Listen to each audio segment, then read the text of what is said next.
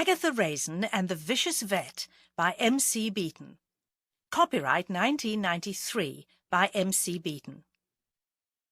This recording of the full-length reading of Agatha Raisin and the Vicious Vet was published by arrangement with Lowenstein Associates Incorporated and was produced in 1999 by Books on Tape Incorporated, which holds the copyright thereto.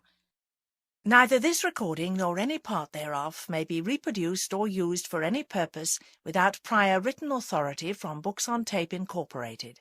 This book is read by Donada Peters. Agatha Raisin and the Vicious Vet by M.C. Beaton. This book consists of 10 chapters and is 199 pages long. The following material appears on the dust jacket of the book. Life in the English Cotswolds hasn't been all Agatha Raisin thought it would be. Retired early from a successful career in public relations, she longs for a little romance and excitement. After all, Carsley must have more to offer than tea with the village ladies. But friendly overtures toward her neighbour, James Lacey, have him running for the door every time. So, when a handsome new veterinarian arrives in town, Agatha sees a chance to give her bruised ego a boost. But something sinister lurks beneath the vet's charming veneer. He has the village ladies riled up over his rough treatment of their pets, and he has the nerve to make a date with Agatha and then not show up. Just when Agatha begins to hear some odd stories about him, he is killed. Now Agatha has more excitement than she bargained for, and James Lacey to help her solve the mystery of the vet's suspicious death. Agatha Raisin is back, and a slew of charming village characters along with her. No one writes a cosy tale of murder like M.C. Beaton. Village life and village mysteries will never be the same. M.C. Beaton is the author of the highly acclaimed Hamish Macbeth mystery series. Agatha Raisin and the Vicious Vet is the second book starring her new sleuth, Agatha Raisin. A native of Scotland, Beaton lives in a cottage in the English Cotswolds. The book's dedication reads, "The author wishes to thank her pet vet, Anne Wombill of Cirencester, for all her help. This book is for Anne and her husband Robin, with love." Chapter 1. Agatha Raisin arrived at London's Heathrow Airport with a tan outside and a blush of shame inside. She felt an utter fool as she pushed her load of luggage towards the exit. She had just spent 2 weeks in the Bahamas in pursuit of her handsome neighbour James Lacey, who had let fall that he was going to holiday there at the Nassau Beach Hotel. Agatha, in pursuit of a man, was as ruthless as she had been in business. She'd spent a great deal of money on a fascinating wardrobe, had slimmed furiously so as to be able to sport her rejuvenated middle-aged figure in a bikini, but there had been no sign of James Lacey. She had hired a car and toured the other hotels on the island to no avail. She had even called at the British High Commission in the hope they had heard of him.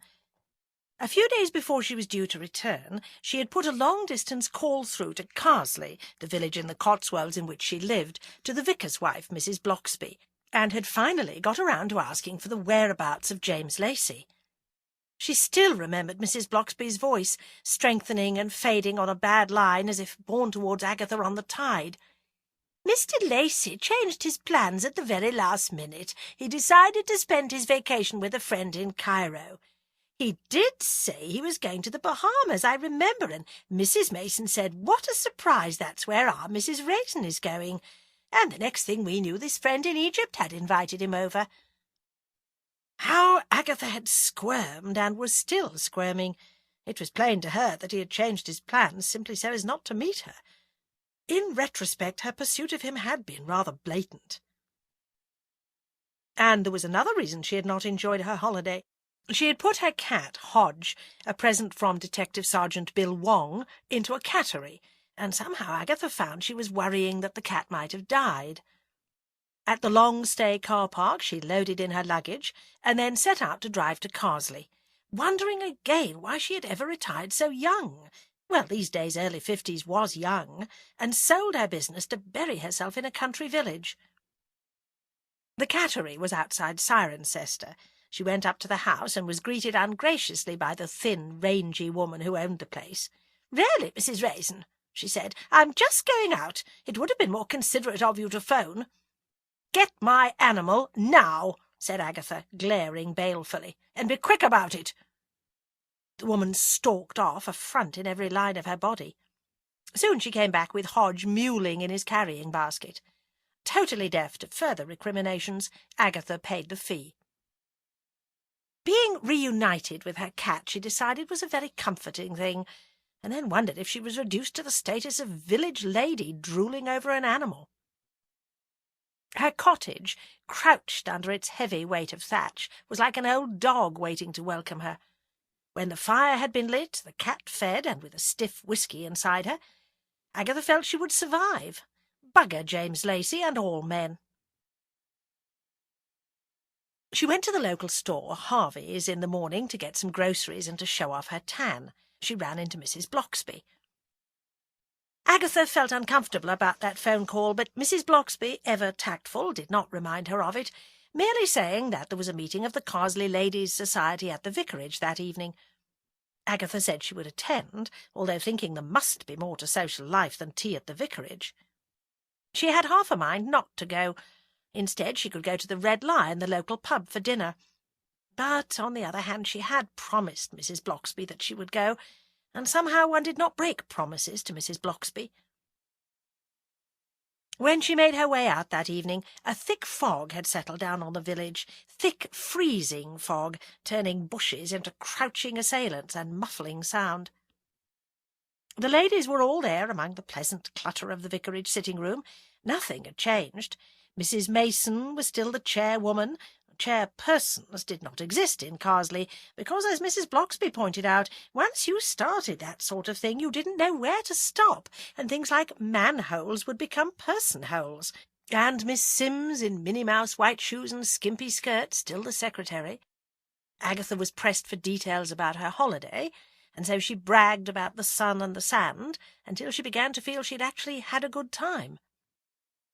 The minutes were read, raising money for Save the Children was discussed, an outing for the old folks, and then more tea and cake.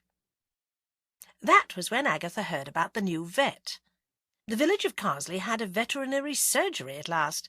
An extension had been built onto the library building. A vet, Paul Bladen, from Mercester, held a surgery there twice a week on Tuesday and Wednesday afternoons. "We weren't going to bother at first," said Miss Sims, "because we usually go to the vet at Morton, but Mr. Bladen's ever so good." "And ever so good-looking," put in Mrs. Bloxby. "Young?" asked Agatha with a flicker of interest. "Oh, about 40, I think," said Miss Sims. "Not married, divorced. He's got these searching eyes and such beautiful hands." Agatha was not particularly interested in the vet, for her thoughts were still on James Lacey. She wished he would return, so that she could show him she did not care for him at all.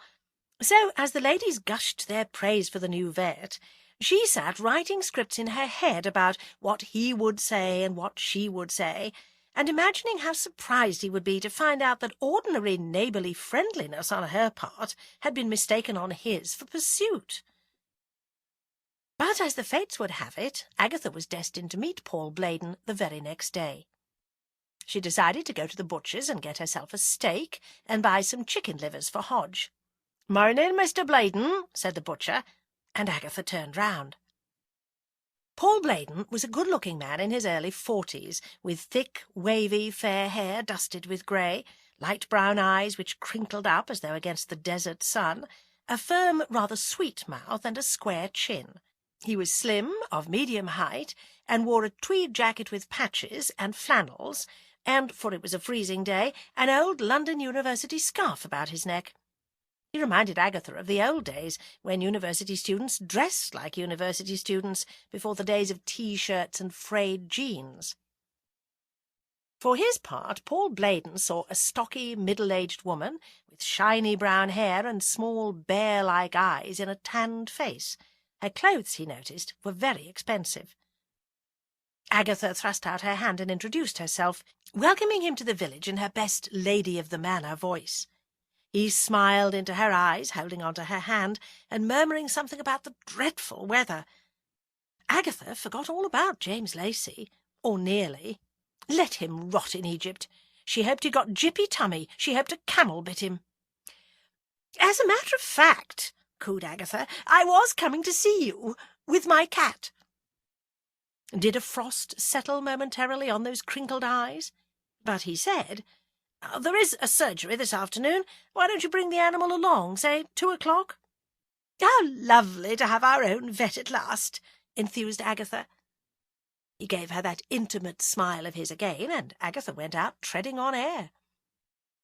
Fog was still holding the countryside in its grip, although far, far above a little red disk of a sun struggled to get through, casting a faint pink light on the frost-covered landscape, which reminded Agatha of the Christmas calendars of her youth, where the winter scenes were decorated with glitter. She hurried past James Lacey's cottage without a glance, thinking what to wear. What a pity all those new clothes had been meant for hot weather. While the tabby, Hodge, watched curiously, she studied her face in the dressing-table mirror. A tan was all very well, but there was a lot to be said for thick make-up on a middle-aged face. There was a pouchy softness under her chin which she did not like, and the lines down the side of her mouth appeared more pronounced since before she had gone away, reminding her of all the dire warnings about what sunbathing did to the skin.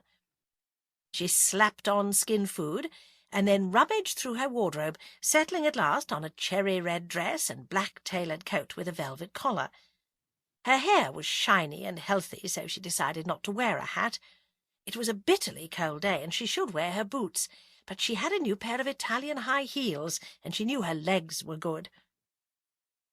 It was only after 2 hours of diligent preparation that she realized she had first to catch her cat, eventually running the animal to earth in a corner of the kitchen and shoving him ruthlessly in the wicker carrying basket.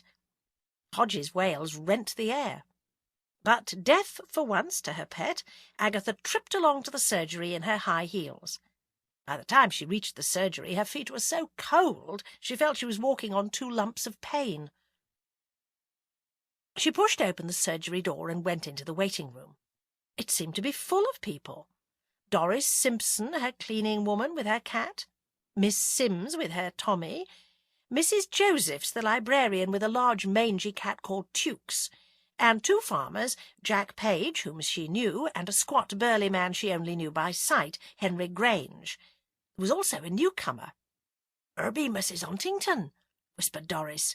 "Bought old Droon's cottage up back. Widow." Agatha eyed the newcomer jealously. Despite the efforts of animal liberation to stop women from wearing furs, Mrs. Huntington sported a ranch mink coat with a smart mink hat. A delicate French perfume floated from her. She had a small, pretty face like that of an enamelled doll, large hazel eyes with false eyelashes, and a pink-painted mouth. Her pet was a small Jack Russell, which barked furiously, swinging on the end of its lead as it tried to get at the cats. Mrs. Huntington seemed unaware of the noise or of the baleful looks cast at her by the cat owners. She was also sitting blocking the only heater. There were no smoking signs all over the walls, but Mrs. Huntington lit up a cigarette and blew smoke up into the air. In a doctor's waiting room, where patients had only themselves to worry about, there would have been protests, but a vet's waiting room is a singularly unmanning or unwomaning place, people made timid by worry about their pets. Along one side of the waiting room was a desk with a nurse-cum-receptionist behind it. She was a plain girl with lank brown hair and the adenoidal accents of Birmingham. Her name was Miss Mabs. Doris Simpson was the first to go in and was only out of sight for 5 minutes. Agatha surreptitiously rubbed her cold feet and ankles. This would not take long. But Miss Sims was next, and she was in there for half an hour, emerging at last with her eyes shining and her cheeks pink. Mrs. Josephs had her turn. After a very long time she came out, murmuring, "Such a firm hand Mr. Bladen does have," while her ancient cat lay supine in its basket as one dead. Agatha went to the counter after Mrs. Huntington was ushered in, and said to Miss Mabs, "Mr. Bladen told me to call at 2. I've been waiting a considerable time." "Surgery starts at 2, that's probably what he meant," said Miss Mabs. "You need to wait your turn." Determined not to have got all dressed up for nothing, Agatha sulkily picked up a copy of Vogue, June 1988, and retreated to her hard plastic chair. She waited and waited for the merry widow plus dog to reappear, but the minutes ticked past and Agatha could hear a ripple of laughter from the surgery and wondered what was going on in there. 3/4 of an hour went by while Agatha finished the copy of Vogue and a well-preserved 1981 copy of Good Housekeeping, and was absorbed in a story in an old Scotch Home annual about the handsome laird of the Scottish Highlands who forsook his ain true love Morag of the Glens for Cynthia, some painted harlot from London. At last Mrs. Huntington came out, holding her dog. She smiled vaguely all around before leaving, and Agatha glowered back. There were only the two farmers and Agatha left. "Reckon I won't be coming here again," said Jack Page. "Waste a whole day, this would." But he was dealt with very quickly, having come to collect a prescription for antibiotics, which he handed over to Miss Mabs. The other farmer also wanted drugs, and Agatha brightened as he reappeared after only a few moments. She had meant to berate the vet on having kept her waiting so long, but there was that sweet smile again, that firm clasp of the hand, those searching, intimate eyes. Feeling quite fluttery, and at the same time guilty, for there was nothing up with Hodge, Agatha smiled back in a dazed way. "Ah, Mrs. Raisin," said the vet, "let's have the cat out. What's his name?" "Hodge. The same as Dr. Johnson's cat." "Who's he? Your partner at Mercester?" "Dr. Samuel Johnson, Mrs. Raisin." "Well, how was I to know?" demanded Agatha crossly, her private opinion being that Dr. Johnson was one of those old farts like Sir Thomas Beecham that people always seemed to be quoting loftily at dinner parties. James Lacey had suggested the name. To hide her irritation, she raised Hodge's basket onto the examining table and undid the latch and opened the front. "Come on now, out you come," cooed Agatha to a baleful Hodge, who crouched at the back of the basket. "Let me," said the vet, edging Agatha aside. He thrust a hand in and brutally dragged Hodge out into the light, and then held the squirming, yowling animal by the scruff up in the air. "Oh, don't do that, you're scaring him," protested Agatha. "Let me hold him." "Very well, looks remarkably healthy. What's up with him?" Hodge buried his head in the opening of Agatha's coat. He's off his food," said Agatha. "Any sickness? Diarrhea?" "No." "Well, we'd best take his temperature. Miss Mabs?" Miss Mabs came in and stood with head lowered. "Hold the cat," ordered the vet. Miss Mabs detached the cat from Agatha and pinned him down with one strong hand on the examining table. The vet advanced on Hodge with a rectal thermometer. Could it be, wondered Agatha, that the thermometer was thrust up poor Hodge's backside with unnecessary force? The cat yowled, struggled free, sprang from the table, and crouched in a corner of the room. "I've made a mistake," said Agatha, now desperate to get her pet away. "Perhaps if he shows any severe signs, I'll bring him back." Miss Mabs was dismissed. Agatha tenderly put Hodge back in the basket. "Mrs. Raisin?" "Yes." Agatha surveyed him with bear-like eyes from which the love-light had totally fled. "There is quite a good Chinese restaurant in Evesham. I've had a hard day and feel like treating myself. Would you care to join me for dinner?" Agatha felt gratified warmth coursing through her middle-aged body. Bugger all cats in general, and Hodge in particular. "I'd love to," she breathed. "Then I'll meet you there at 8 o'clock," he said, smiling into her eyes. "It's called the Evesham Diner. It's in an old house in the High Street. 17th century, can't miss it." Agatha emerged grinning smugly into the now empty waiting-room.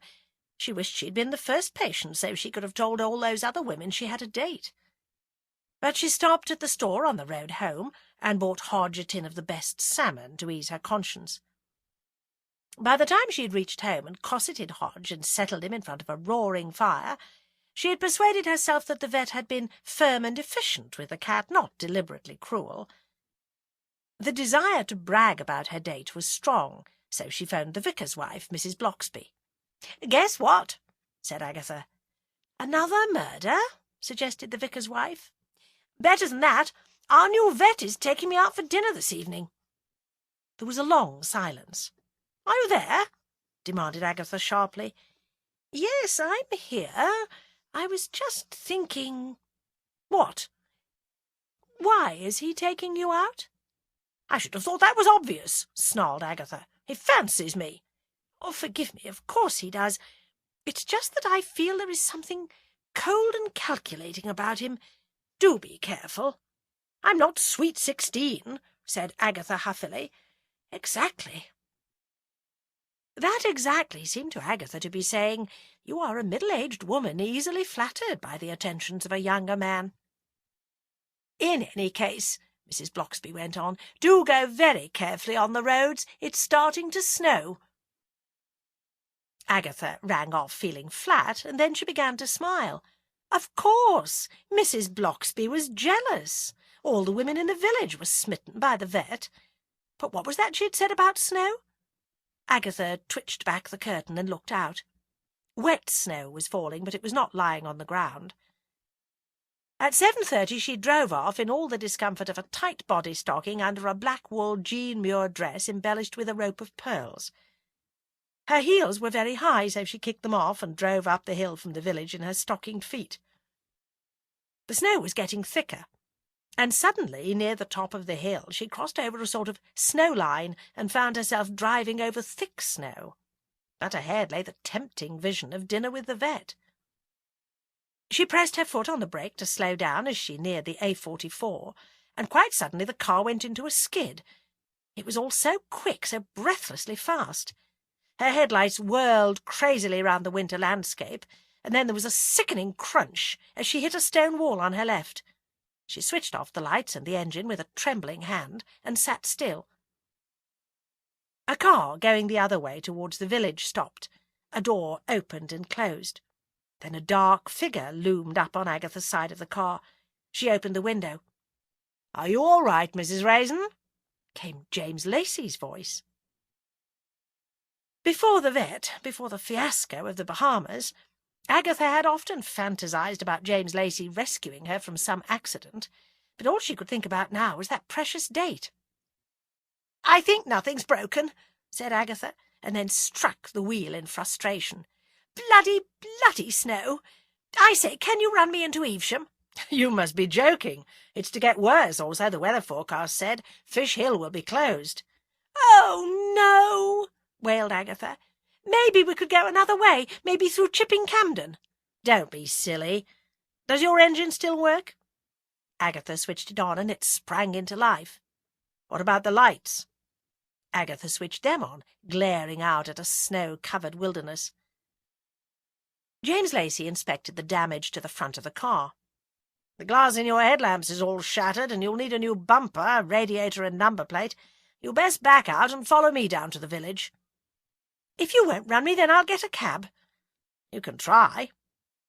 He walked off to his own car, and Agatha heard him starting up. She reversed and followed him. He parked outside his own house, waved to her, and strode indoors. Agatha leaped out of her own car, forgetting she was in her stockinged feet, and ran into the house.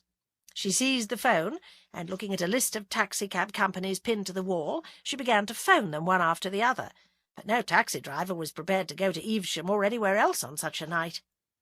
"Damn it!" thought Agatha furiously. "My car still works. I'm going." She pulled on a pair of boots over her wet feet and went out again. But she was halfway up the hill when both her headlamps blew, leaving her crawling along in snowy darkness. Wearily she turned the car and headed back down to the village again. Back indoors she phoned the Chinese restaurant. "No," came a voice at the other end. Mr. Bladen had not turned up. Yes, he had booked a table. No, he had definitely not arrived. Feeling very flat, Agatha phoned Directory Inquiries and got a Mercester number for the vet. A woman answered the phone. "I'm afraid Mr. Bladen is busy at the moment." The voice was cool and amused. "This is Agatha Raisin," snapped Agatha. "He was to meet me in a restaurant in Evesham tonight." You could hardly have expected him to drive in such weather. "Who is speaking, please?" demanded Agatha. "This is his wife." "Oh!" Agatha dropped the receiver like a hot coal. So he was still married after all. What was it all about? But if he were married, then he should not have asked her out. Agatha had very firm views about dating married men. She felt somehow as if he had set out to deliberately make a fool of her. Men! And James Lacey! He had simply gone indoors without calling to see if she were indeed unharmed after her accident. Agatha felt silly, and now she had only a ruined car to show for her dreams of a date with a handsome man. She passed the rest of the evening filling in an accident claim form, the purring Hodge on her lap. The next day dawned foggy as well as snowy. Once more Agatha felt that old trapped feeling. She waited and waited for the phone to ring, sure that Paul Bladen would call her to say something, but it sat there, squat in its silence. At last she decided to pay a visit to her neighbour James Lacey, if only to explain to him subtly that she had not been pursuing him. But although a thin column of smoke rose from his chimney, although his snow-covered car was parked outside, he did not answer the door. Agatha felt well and truly snubbed. She was sure he was in there. Hodge, in the selfish way of cats, played happily in the snow in the garden, stalking imaginary prey. In the afternoon the doorbell went. Agatha peered at herself in the hall mirror, grabbed a lipstick she always kept ready on the hall table, and painted her mouth. Then, smoothing down her dress, she opened the door. "Oh, it's you," she said, looking down into the round, oriental features of Detective Sergeant Bill Wong. "That's not much of a greeting," he said. "Any chance of a cup of coffee?" "Come in," said Agatha, leaning over his shoulder and peering hopefully up and down the lane. "Who were you expecting?" he asked, when they were seated in the kitchen. "I was expecting an apology. Our new vet, Paul Bladen, invited me out for dinner in Evesham last night, but I had a skid at the top of the road and couldn't make it. But as it turned out, he didn't even get to the restaurant. I phoned his home and a woman answered it. She said it was his wife." "Couldn't be," said Bill. "He was separated from his wife for about 5 years, and the divorce came through last year." "What's he playing at?" cried Agatha, exasperated. "You mean who's he playing with? Snowy night, no way of getting to Evesham. Had a bit of fun at home instead." "Well, he should have phoned anyway," said Agatha. "Talking about your love life, how did you get on in the Bahamas?" "Nice," said Agatha. "Got some sun?" "See anything of Mr. Lacey?" "Didn't expect to. He'd gone to Cairo." "And you knew that before you left?" "What is this?" exclaimed Agatha. "A police interrogation?" "Just friendly questions. Glad to see Hodge is happy, looking very fit." "Oh, Hodge is in the best of health." The almond-shaped eyes, studying her so intently, glittered slightly in the white light from the snow coming in the kitchen window. "Then why did poor Hodge have to go on to this vet?" "Have you been spying on me?"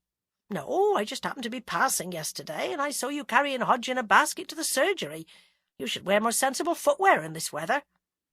"I just wanted to check the cat had all his shots," said Agatha, "and what I choose to wear on my feet is my business." He raised his hands and let them fall. "Sorry. Funny thing about Bladen, though." "What?" "He went into partnership with Peter Rice, the vet in Mercester, some time ago. What a queue of women there were during the first weeks, right out in the street. But then they stopped coming. Seems Bladen is no good with pets. He's a whiz with farm animals and horses, but he loathes cats and small dogs." "I don't want to talk about the man," said Agatha hotly. "Haven't you got anything else to talk about?" So Bill told her all about the trouble with the increase in car theft in the area, and how a lot of the crime was being increasingly committed by juveniles, while Agatha listened with half an ear and hoped the phone would ring to salve her pride. But by the time Bill left, the wretched machine was still silent. She phoned the local garage and told them to come and tow her broken car away and give her an estimate, and then after she had seen her vehicle carried off down the street on the back of a truck, she decided to go down to the Red Lion. There was no reason to dress up any more. For months now she had worn only her best and smartest clothes when passing James Lacey's door.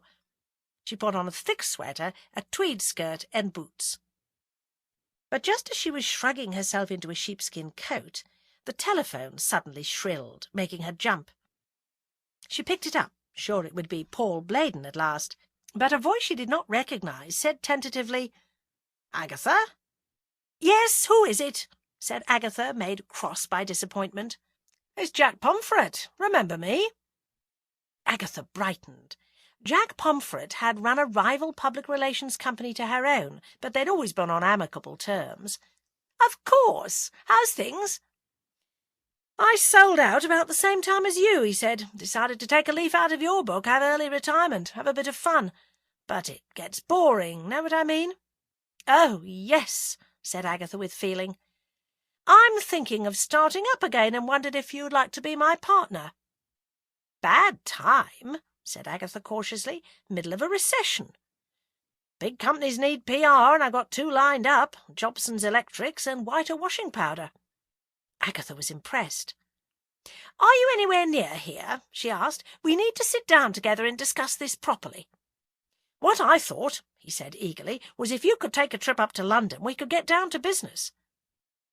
The thought of fleeing the village, of getting away from lost romantic hopes, made Agatha say, "I'll do that. I'll book a place in town. What's your number? I'll call you back." She wrote down his phone number and then, about to phone her favourite hotel, paused. Damn Hodge! She couldn't really dump that poor animal back in the cattery. Then she remembered a block of expensive service flats into which she had once booked visiting foreign clients, and phoned them and managed to get a flat for 2 weeks. She was sure they did not allow pets, but she wasn't even going to ask them. Hodge could survive indoors for 2 weeks. The weather was lousy anyway. Chapter 2. Agatha could not immediately plunge into business affairs, for Hodge, who had kept all his distraction to the outdoors in Carsley, had started to scratch the furniture in the service flat in Kensington, and so Agatha had to buy a scratching post and spend some time crouched on the floor in front of it, raking it with her fingernails to show the cat what to do. Having seen her pet settled at last, she phoned Jack Pomfret, who said he would meet her at the Savoy Grill for lunch. Carsley was whirling away to a small speck in Agatha's mind. She was back in London, part of it again, not visiting, back in business. Jack Pomfret, a slim Oxbridge type, fighting the age battle in denim and hair weave, enthused over Agatha's appearance. Agatha curiously asked him why he had really decided to sell up. "Just like you," he said with a boyish grin. "Thought retirement would suit me. Actually, that's my wife Marcia and I, moved to Spain for a bit, but the climate didn't suit us. Down in the south, too hot. But tell me all about yourself and what you've been doing."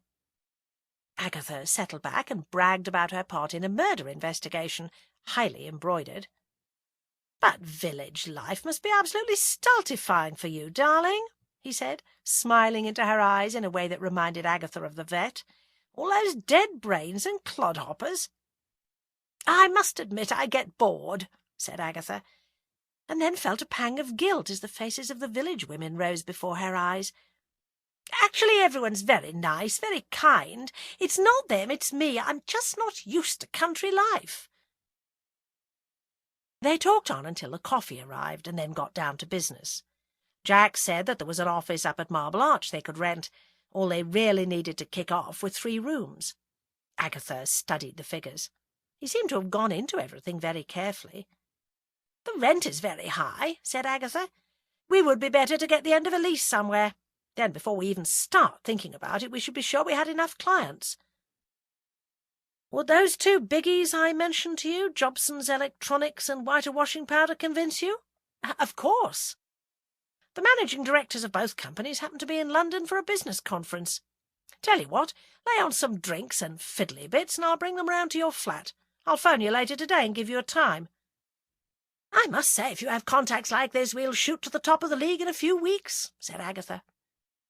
He did phone later. The managing directors came round to Agatha's the following day, and it was a jolly meeting, particularly for Agatha, as both men flirted with her.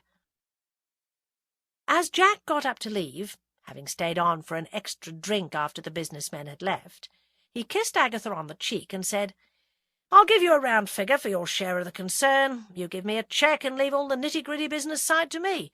You're the whiz with the clients, Agatha, always were. Look the way you had those two eating out of your hand." "How much?" demanded Agatha. He named a figure which made her blink. He sat down again and took out sheaves of facts and figures. Agatha thought hard. The sum he had named would take away all her savings. She still had the cottage in Carsley, but she wouldn't need that any more now she was back in business. "Let me sleep on it," she said. "Leave the papers with me." After he had gone, she wished she had not drunk so much. She stared down at the figures. They needed all the basic things, like computers and fax machines, desks and chairs, party to launch it, paper and paper clips. "I'm not sure," she said slowly. "What do you think, Hodge?" "Hodge?" But there was no sign of the cat. She searched the small flat, under the bed, in the cupboards and closets, but no Hodge. The cat must have slipped out when her guests were leaving. She threw on her coat and went down by the stairs, not the lift, calling, "Hodge! Hodge!" A woman opened a door and said in glacial tones, "Do you mind keeping that noise down?" "Get stuffed," snarled Agatha, sick with worry. "If this were Carsley," said a voice in her head, "the whole village would turn out to help you." She opened the street door. Outside lay anonymous, uncaring London. She trekked round and round the squares and gardens of Kensington, while the traffic often drowned the sound of her frantically calling voice. "If I was you, dear," said a woman's voice at her elbow, "I'd wait till after the traffic dies down. Cat, is it? Well, the traffic scares them." But Agatha ploughed on, her feet cold and aching. She asked in all the shops up the Gloucester Road, but she was just another woman looking for a lost pet, and no one had seen the cat, nor did they look at all interested or concerned. She wandered dismally back into Cornwall Gardens. Someone was tumbling through a Chopin sonata in an amateurish way. Someone else was having a party, a press of people standing shoulder to shoulder in a front room. And then Agatha saw a cat walking slowly towards her, a tabby cat. She advanced slowly, praying under her breath. Hodge was a tabby, striped grey and black, hardly an original-looking animal. "Hodge?" said Agatha gently. The cat stopped and looked up at her. "Oh, it is you," said Agatha gratefully, and scooped the cat up into her arms. "I'm glad someone's picked up that poor stray," said a man who was walking his dog. "I was going to phone the RSPCA. Been living in these gardens for about 2 weeks, in this cold, too. Still, cats are great survivors." "It's my cat," said Agatha, and clutching the animal as fiercely as a mother does her hurt child, she stalked after her flat.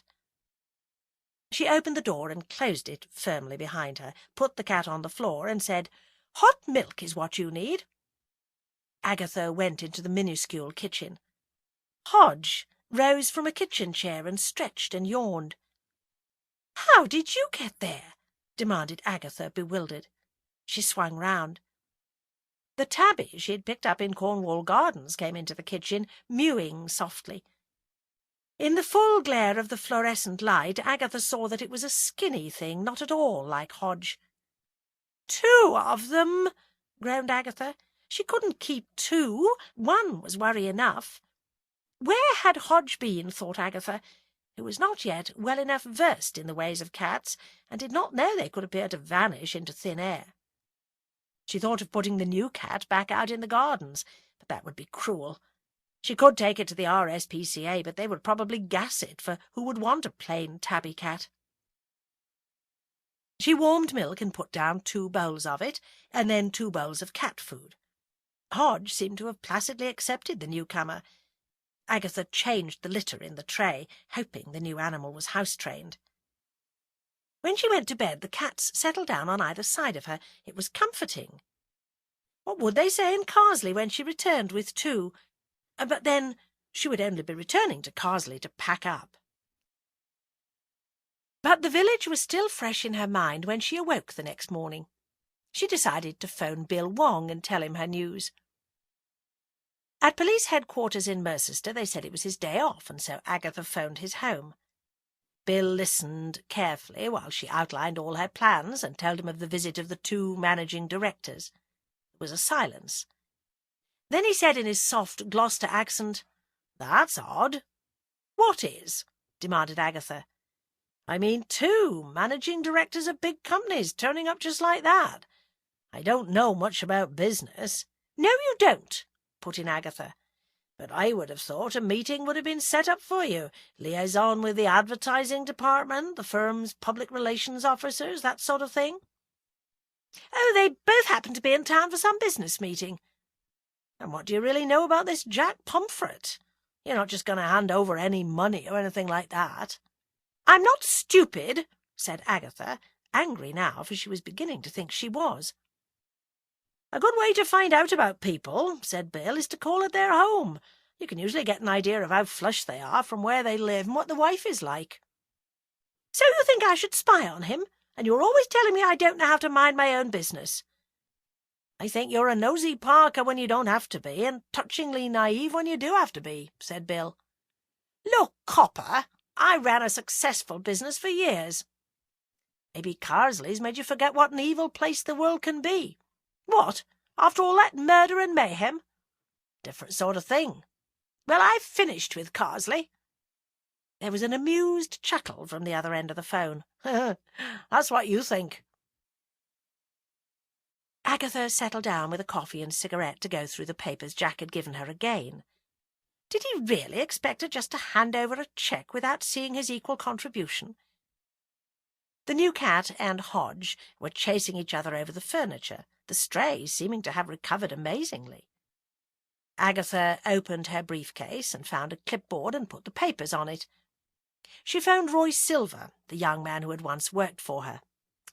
"Aggie, love," his voice lilted down the line, "I was thinking of coming down to see you. What are you up to?" "I need some help. Do you remember Jack Pomfret?" "Vaguely. You wouldn't happen to have an address for him?" "As a matter of fact, I have, sweetie. I pinched your business address book when I left. Don't squawk. You probably have forgotten about it. Let me see. Aha! 121 Kynan's Mews, Kensington. Do you want the phone number?" "I've got that, but it doesn't seem like a Kensington one. Never mind, I'll walk round. It's only round the corner." "How long are you up in London? I gather you are in London. Want to meet up?" "Maybe later," said Agatha. "Did you get married?" "No, why?" "What about that girl, what's-her-name, you brought down to meet me?" "Ran off and left me for a lager lout." "I'm sorry." "I'm not," said Roy waspishly. "I can do better than that. Look, I'll call you. I've got something to deal with first." Agatha said good-bye and put the phone down. Why hadn't Jack said he was living just round the corner? She walked along to the end of Kynan's Mews to 121 and pressed the bell. A thin, tweedy woman answered the door, the kind Agatha didn't like, the kind who wore cultured pearls and green wellies in London. "Mr. Pomfret?" asked Agatha. "Mr. Pomfret no longer lives here," said the woman acidly. "I bought the house from him, but I am not his secretary, and I refuse to send any more letters on to him. All he needs to do is to pay a small amount of money to the post office in order to get his mail redirected." "If you give me his address, I can take any letters to him," said Agatha. "Very well. Wait there, and I'll write it down." Agatha stood in the freezing cold on the frost-covered cobbles of the mews. A skein of geese flew overhead on their way from the round pond in Kensington Gardens to St. James's Park. Her breath came out in a little cloud of steam in front of her face. 2 dog-lovers stood at the entrance to the mews and unleashed their animals, which peed their way down from door to door, and then both squatted down and defecated before the satisfied owners called them to heel. There was no more selfish animal-lover than a Kensington animal-lover, thought Agatha. "Here you are," said the woman, "and here's the address." She handed Agatha a slip of paper and a pile of letters. Agatha thanked her and put the letters in her briefcase, and then looked down in surprise at the address as the woman firmly closed the door. 8A Ramillies Crescent, Archway. Well, there were some mansions in Archway and some rich people left in that declining suburb, but 8A suggested a basement flat.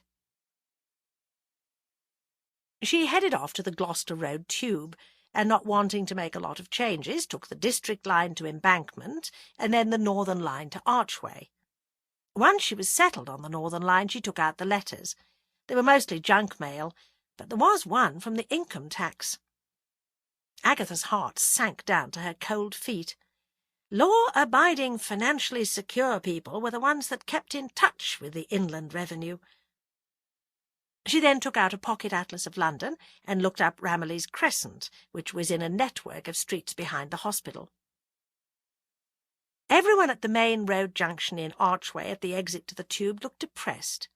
You could, thought Agatha bleakly, take the lot and dump them on the streets of Moscow, and no one would notice they were foreigners. She ploughed up the steep hill from the Tube and turned off towards Ramillies Crescent when she got to the hospital. It turned out to be a run-down crescent of Victorian houses. No one here was obviously feeling the recession, for no one had ever got to any point from which to recess to. The gardens were untended, and most of them had been concreted over to make space for some rusting car. Agatha arrived at number 8. Sure enough, 8A was the basement flat. Edging her way around a broken pram, which looked as if it had been thrown there rather than left to rot, she rang the doorbell. Marcia Pomfret, she vaguely remembered, was a statuesque blonde. At first she did not recognise Marcia in the woman who opened the door to her, a woman with a faded, lined face and black roots, who looked at her without a spark of recognition. "What are you selling?" asked Marcia in a weary, nasal voice. Agatha made up her mind to lie. "I'm not selling anything," she said brightly. "Your name was given to me because I believe you and your husband lived in Spain. I'm doing research for the Spanish government. They would like to know why various British families did not settle in Spain but returned." Agatha scooped the clipboard and papers out of her briefcase and stood waiting. "You may as well come in," said Marcia. "I usually stand talking to the walls here, and that's a fact." She led the way into a dark living room. Agatha's sharp eyes recognised what she called landlord's furniture and sat down on a worn sofa in front of a low glass and chrome coffee table. "Now," she said brightly, "what took you to Spain?" "It was my husband Jack," said Marcia. "He'd always wanted to run a bar. Thought he could do it. So he sold the business and the house, and we bought this little bar on the Costa del Sol. He called it Home from Home. Made it British-like. San Miguel beer and steak and kidney pud. We had a little flat above the bar. Slave labour it was. While he was out chatting up the birds in the bar, I was in the kitchen, wasn't I, turning out those hot English meals when it was cooking hot outside." "And were you successful?" asked Agatha, pretending to take notes. "No, it was just another English bar among all them other English bars. Couldn't get help. The Spanish'll only work for top wages.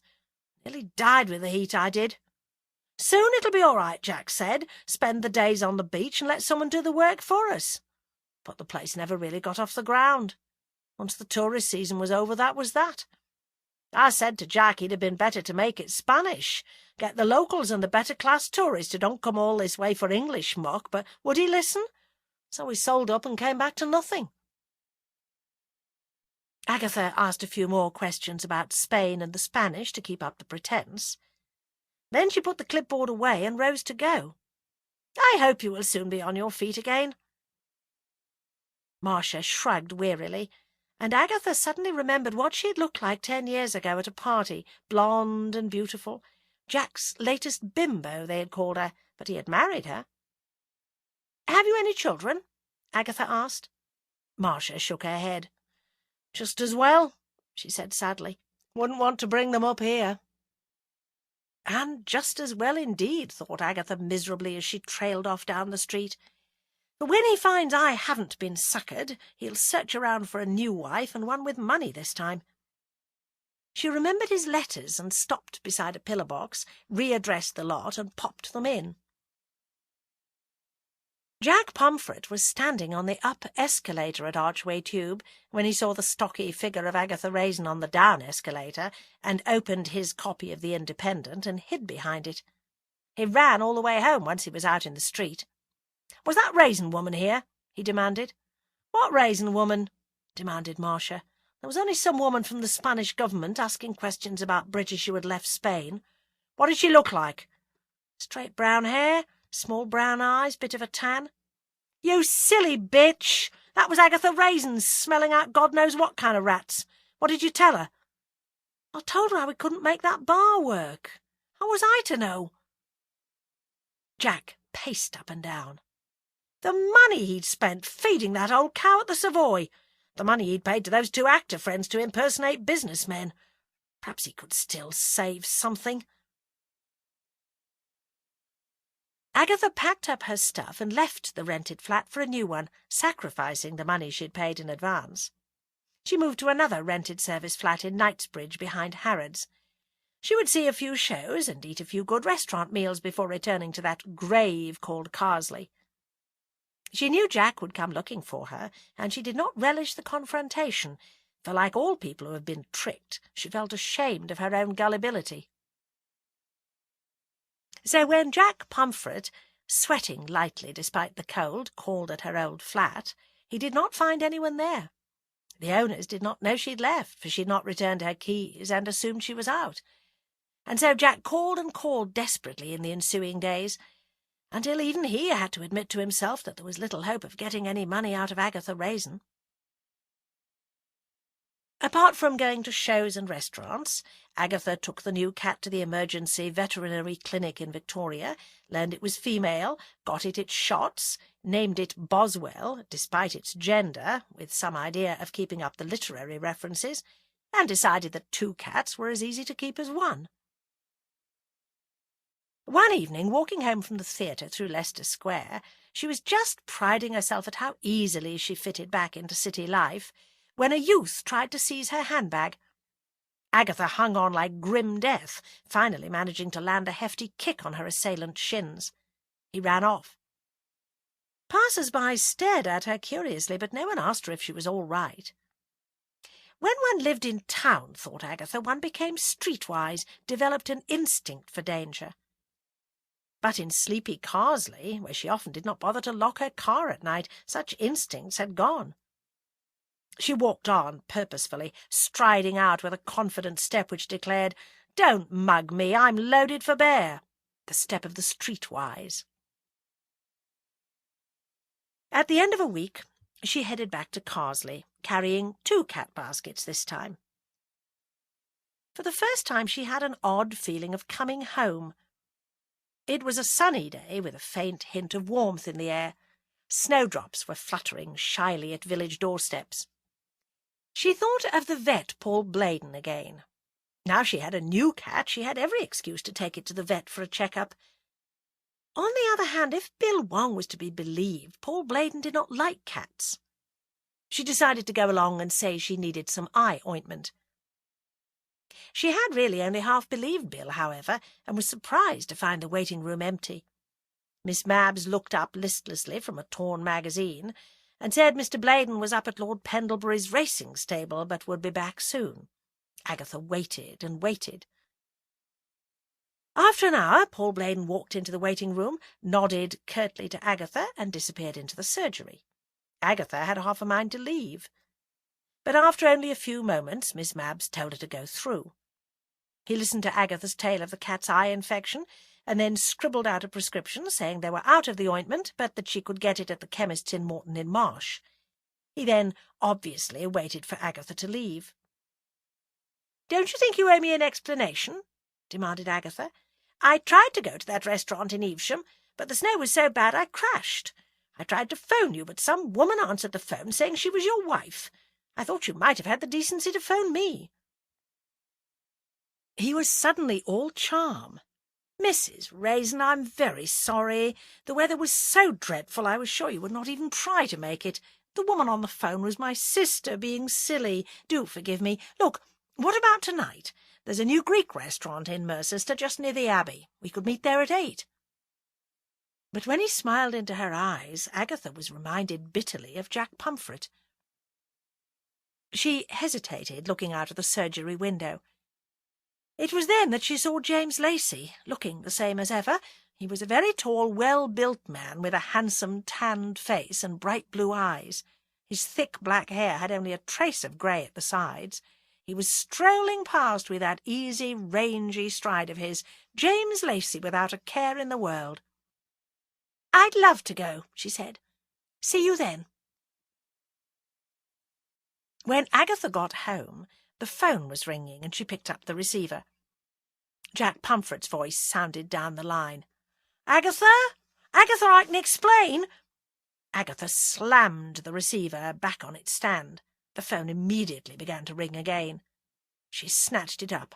"Look, bugger off, you useless con," she snarled. "If you think—" "Mrs. Raisin, it's me, Bill."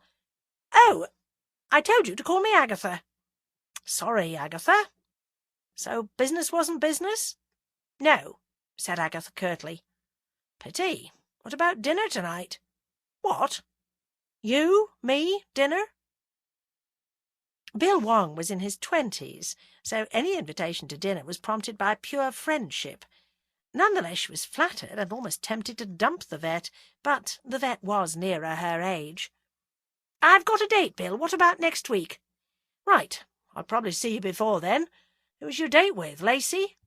"No, the vet." "Out of the frying pan into the fire." "What the hell does that mean? You mean he's after my money? Well, let me tell you, Bill Wong, that a lot of men find me attractive." Sure. I'm talking off the top of my head. See you soon, only joking. He's probably loaded." Chapter 3. Agatha tried on one dress after the other, gave up and changed it to an old skirt and blouse, was about to leave, and hurried back indoors to put on the body stocking, the Jean Muir dress, the pearls, and gummed on a pair of false eyelashes she had bought in London. James Lacey saw her drive off.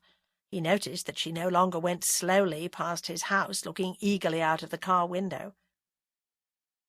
Agatha drove along the fosse to Mercester, an old cobbled town dominated by a great medieval abbey. She found the restaurant without difficulty. It was more like a dingy shop with closed curtains rather than a restaurant, but she was sure all would be warmth and elegance inside. The Stavros restaurant came as a bit of a shock to her when she walked inside. There was cracked linoleum on the floor, and checked plastic tablecloths covered the tables. A few rather dingy enlarged photographs of views of Greece, the Acropolis, Delphi, and so on, stared down from the walls. Paul Bladen rose to meet Agatha. He was wearing his old tweeds and an open-necked shirt. "You look very grand," he said by way of greeting. "I didn't know it would be such a quaint restaurant," said Agatha, sitting down. "The food makes up for the decor." He poured her a glass of Retsina from a carafe, and Agatha took a swig, mentally damning it as lighter fuel, but hoping the alcohol content was enough to give courage. A skinny waitress, with dead-white Return of the Mutant Women make-up, came up with a notebook. "What you want?" she asked laconically. Agatha, who would normally have told her to buzz off and give her time to choose something, had that evening decided to play the feminine and submissive woman, so she batted her false eyelashes at Paul and said, "You choose for me." The dish was supposed to be stuffed vine leaves. Agatha, poking at it after it had arrived at their table with depressing speed, decided the vine leaves were cabbage and the filling was watery rice. She found that by dint of breaking the little packets open and spreading them about her plate, she could actually make it look as if she'd at least eaten some of it. Paul Bladen talked all the while about his hopes to supply Carsley with a really good veterinary service, and ordered another large carafe of Retsina, as Agatha was making up in drink what she was not getting in the way of food. "Now," he said, smiling into her eyes, "tell me all about yourself. How is it that such a sophisticated lady ends up in a Cotswold village?" A sober Agatha might have remembered that the Cotswolds, being fashionable, abound in quite a lot of interesting people, but the tipsy Agatha was flattered, and told him all about her childhood dream of owning a cottage in the country, how she had built up a successful business, sold it, and retired early. "Very early," said Agatha. He reached across the table and took her hand. "You haven't mentioned your husband." Agatha shrugged. "I left him years and years ago. I suppose he's dead." Agatha had never even bothered to get a divorce. Paul's hand was warm and dry and firm. She felt fluttery and breathless, almost as if she were on a first date. "I'm doing all the talking," she said. "What about you?" "I am working on a dream," he said. He released her hand as the waitress came up and put 2 Levantine sticky cakes, oozing watery honey, in front of them, and 2 cups of black sludge masquerading under the name of Greek coffee. "I plan to create a really good veterinary hospital," he said, "but that takes money." "You should ask the Carsley Ladies' Society," said Agatha. "They're terribly good at fundraising."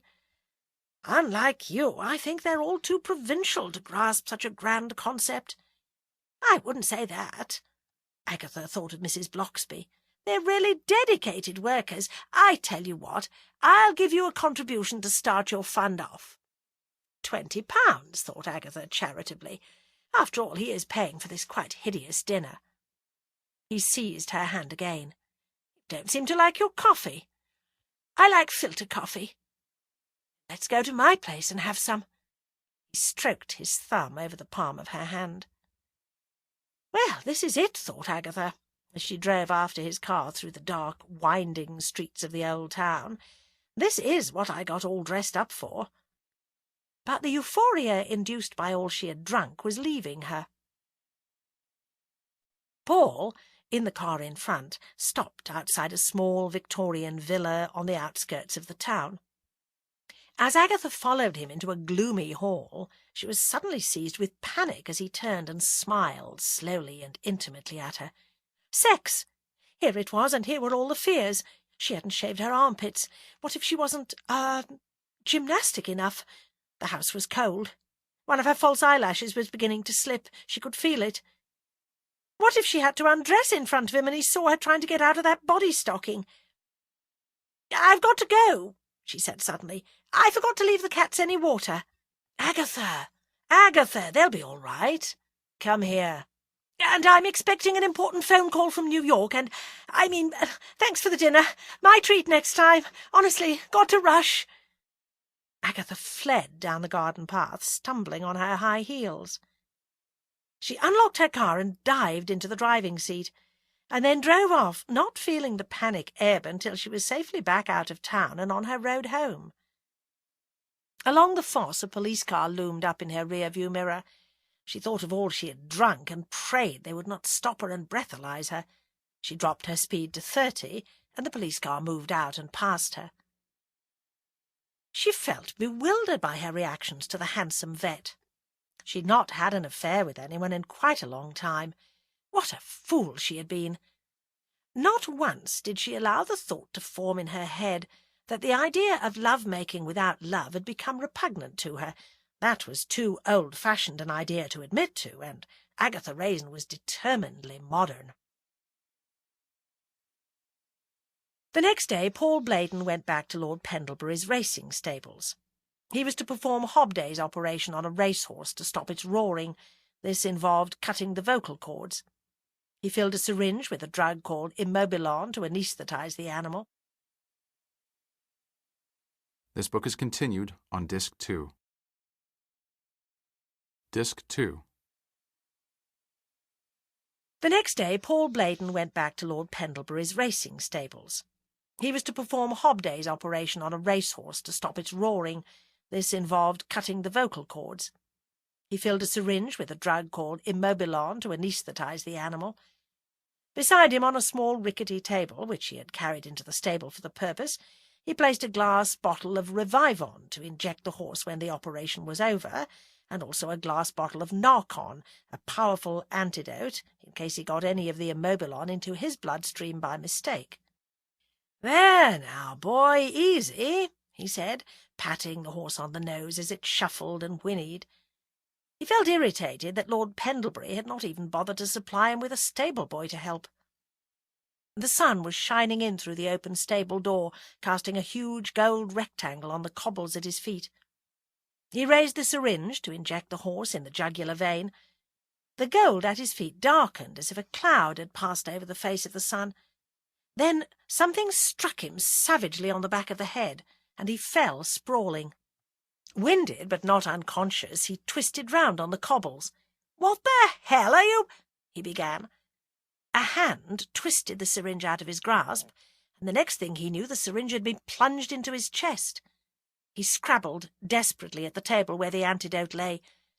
Even Revivon, the drug to revive the horse, would work if he couldn't reach the Narcon, but the table was kicked over, and he died a few seconds later. Agatha heard about his death the following day from Bill Wong, and her first feeling was one of selfish relief that the vet was no longer around to gossip about the way she had fled from his house. Agatha had replaced the electric cooker in her kitchen with an Aga stove. The door of the stove was open, and a wood fire was burning briskly. A jug of early daffodils from the Channel Islands stood on the window ledge. The square plastic table was gone, and now there was a solid wooden one with a scrubbed top. "It was a tragic accident," said Bill. "Some vets won't work with Immobilon. It's deadly. There was a case not long ago where the vet put the syringe full of the stuff in his breast pocket and approached the horse. The horse nudged him on the chest, the syringe pricked the vet, and that was enough. He died almost instantly." "You'd think they'd have some sort of antidote," said Agatha. "Oh, they do, but there's not often time to reach it. In Paul Bladen's case it was on a little table, but either he kicked it over in his death agonies or the horse kicked it over." "You mean it's like cyanide? You writhe about?" "Come to think of it, you don't," said Bill. "Good way to commit suicide, quick and painless. There was one curious thing." "Yes?" Agatha's eyes brightened. "No, not that curious, not murder. But there was a lump on the back of his head. But of course it was assumed he got that striking his head when he fell, although he was found lying on his side. His fingerprints were on the edge of the table as if he'd made an attempt to get to the antidote." "And he was all alone?" "Yes. The reason for that, reading between the lines of old Lord Pendlebury's statement, is that he high-handedly demanded help. Lord Pendlebury said his stable staff were all too busy, and then made sure they were. That was an operation to stop the horse roaring. A lot of the racehorses make a roaring sound on the course. Seems brutal.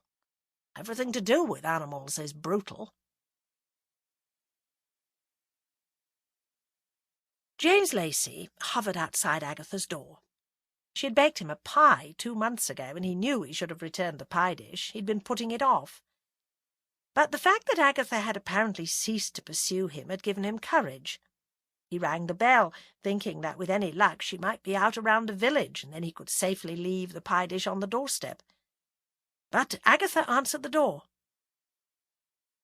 "Come in and have coffee," she said, taking the pie dish. "We're in the kitchen." That "we" encouraged James Lacey to step inside.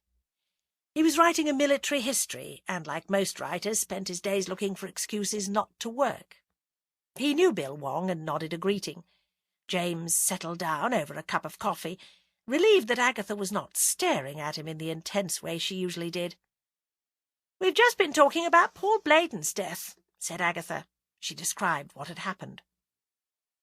The retired colonel despised what he called women's gossip, and would have been amazed had anyone pointed out to him that he was just like the rest of the human race, a gossip himself.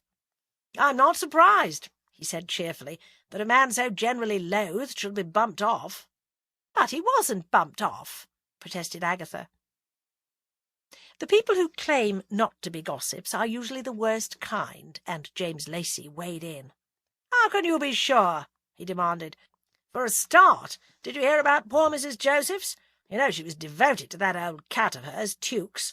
Well, she kept going to Bladen with one excuse or another. One day asked her to leave the cat with him for a full examination. When she went back to collect her beloved pet, he'd put it to death. He said the cat was too old and needed to be put out of its misery. Mrs. Josephs was distraught. Then there was Miss Sims. She kept going along on one pretext or another. The last time she went, she said, and I believe her, it was because the cat had a genuine complaint. It was scratching and scratching. Bladen told her coldly the cat had fleas and not to waste his time and be more thorough with her housekeeping. She took her cat back to her former vet, who told her the animal had an allergy. Miss Sims returned to Bladen and ripped him up and down. You could hear it all over the village. But then Bladen had told Jack Page, the farmer, that he was sick of those women and their dreary pets. He only had time for working animals. "This must have all happened when I was in London," said Agatha. "I mean, they all went to him when he first came." "They were all in love with him," said James. "Then for some reason he started to get nasty to a few of them. There are still some who think he's the best vet ever, or was." "Who are they?" asked Bill. "Mrs. Huntington, the pretty newcomer with the Jack Russell, Mrs. Mason, the chairwoman of the Carsley Ladies' Society, Mrs. Harriet Parr from the lower village, and Miss Josephine Webster, who runs that shop which seems to sell nothing other than dried flowers." "How did you learn all this?" exclaimed Agatha, and then turned pink, for she realized in that moment that he was every bit as much pursued by the village women as Paul Bladen had been. "Oh, people talk to me," he said vaguely. "You had a dinner date with Bladen," said Bill Wong, looking at Agatha. "The night before his death, in fact, for I asked you out for dinner and you told me you couldn't go because you had a date with him." "So what?" demanded Agatha. James Lacey looked at her curiously. She was quite attractive, he supposed, in a pugnacious sort of way. In fact, now that she was not oiling all over him, he could see that she did have certain good points. She had a trim, if rather stocky figure, excellent legs, rather small, intelligent brown eyes, and shiny, healthy brown hair, worn straight but cut by some no doubt expensive hairdressing master. "So I'm interested," Bill was saying. "Where did you go for dinner?" "That new Greek place in Mercester." "Horrible dump," said James. "Took someone there for dinner myself. Never again." Agatha wondered immediately whom he had taken for dinner, but she said, "I didn't find out all that much about him. Oh, he said his dream was to open a veterinary hospital." "Aha!" said Bill maliciously. "Tried to get money out of you, did he?" "No, he did not," yelled Agatha, and added in a quieter voice, "It may come as a surprise to you, but he fancied me." "I'm glad about that. I mean, you'd suffered enough already with that chap in London trying to cheat you," said Bill. "More coffee?" said Agatha, glaring at him. "Yes, please," said James Lacey. "Not for me," said Bill. "Back to work." And he left the kitchen too quickly for James to change his mind and escape. Determined to be as remote and cool as possible, Agatha served James with another cup of coffee, and then sat at the far end of the table from him. More for something to say than because she was interested, she said, "So you think someone might have murdered Paul Bladen?" "Did cross my mind," he said. "I mean, it would be so easy to do. Creep up on him when he had a syringe full, knock him on the head. No, that won't do. He hadn't been knocked on the head." "But he might have been," said Agatha. "I mean, he had a lump on his head. They decided he might have got it falling on the floor, but he was lying on his side." "I suppose the police know what they're doing," said James. "I mean, if anyone else had been around Lord Pendlebury's racing stables, he or she would have been seen. This is the country. You can't sneak around places quietly like you can in the city."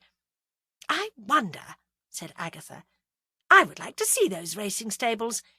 Do you know Lord Pendlebury?" "No. But all you have to do is go up there and ask him to contribute to one of those charities you're always raising money for.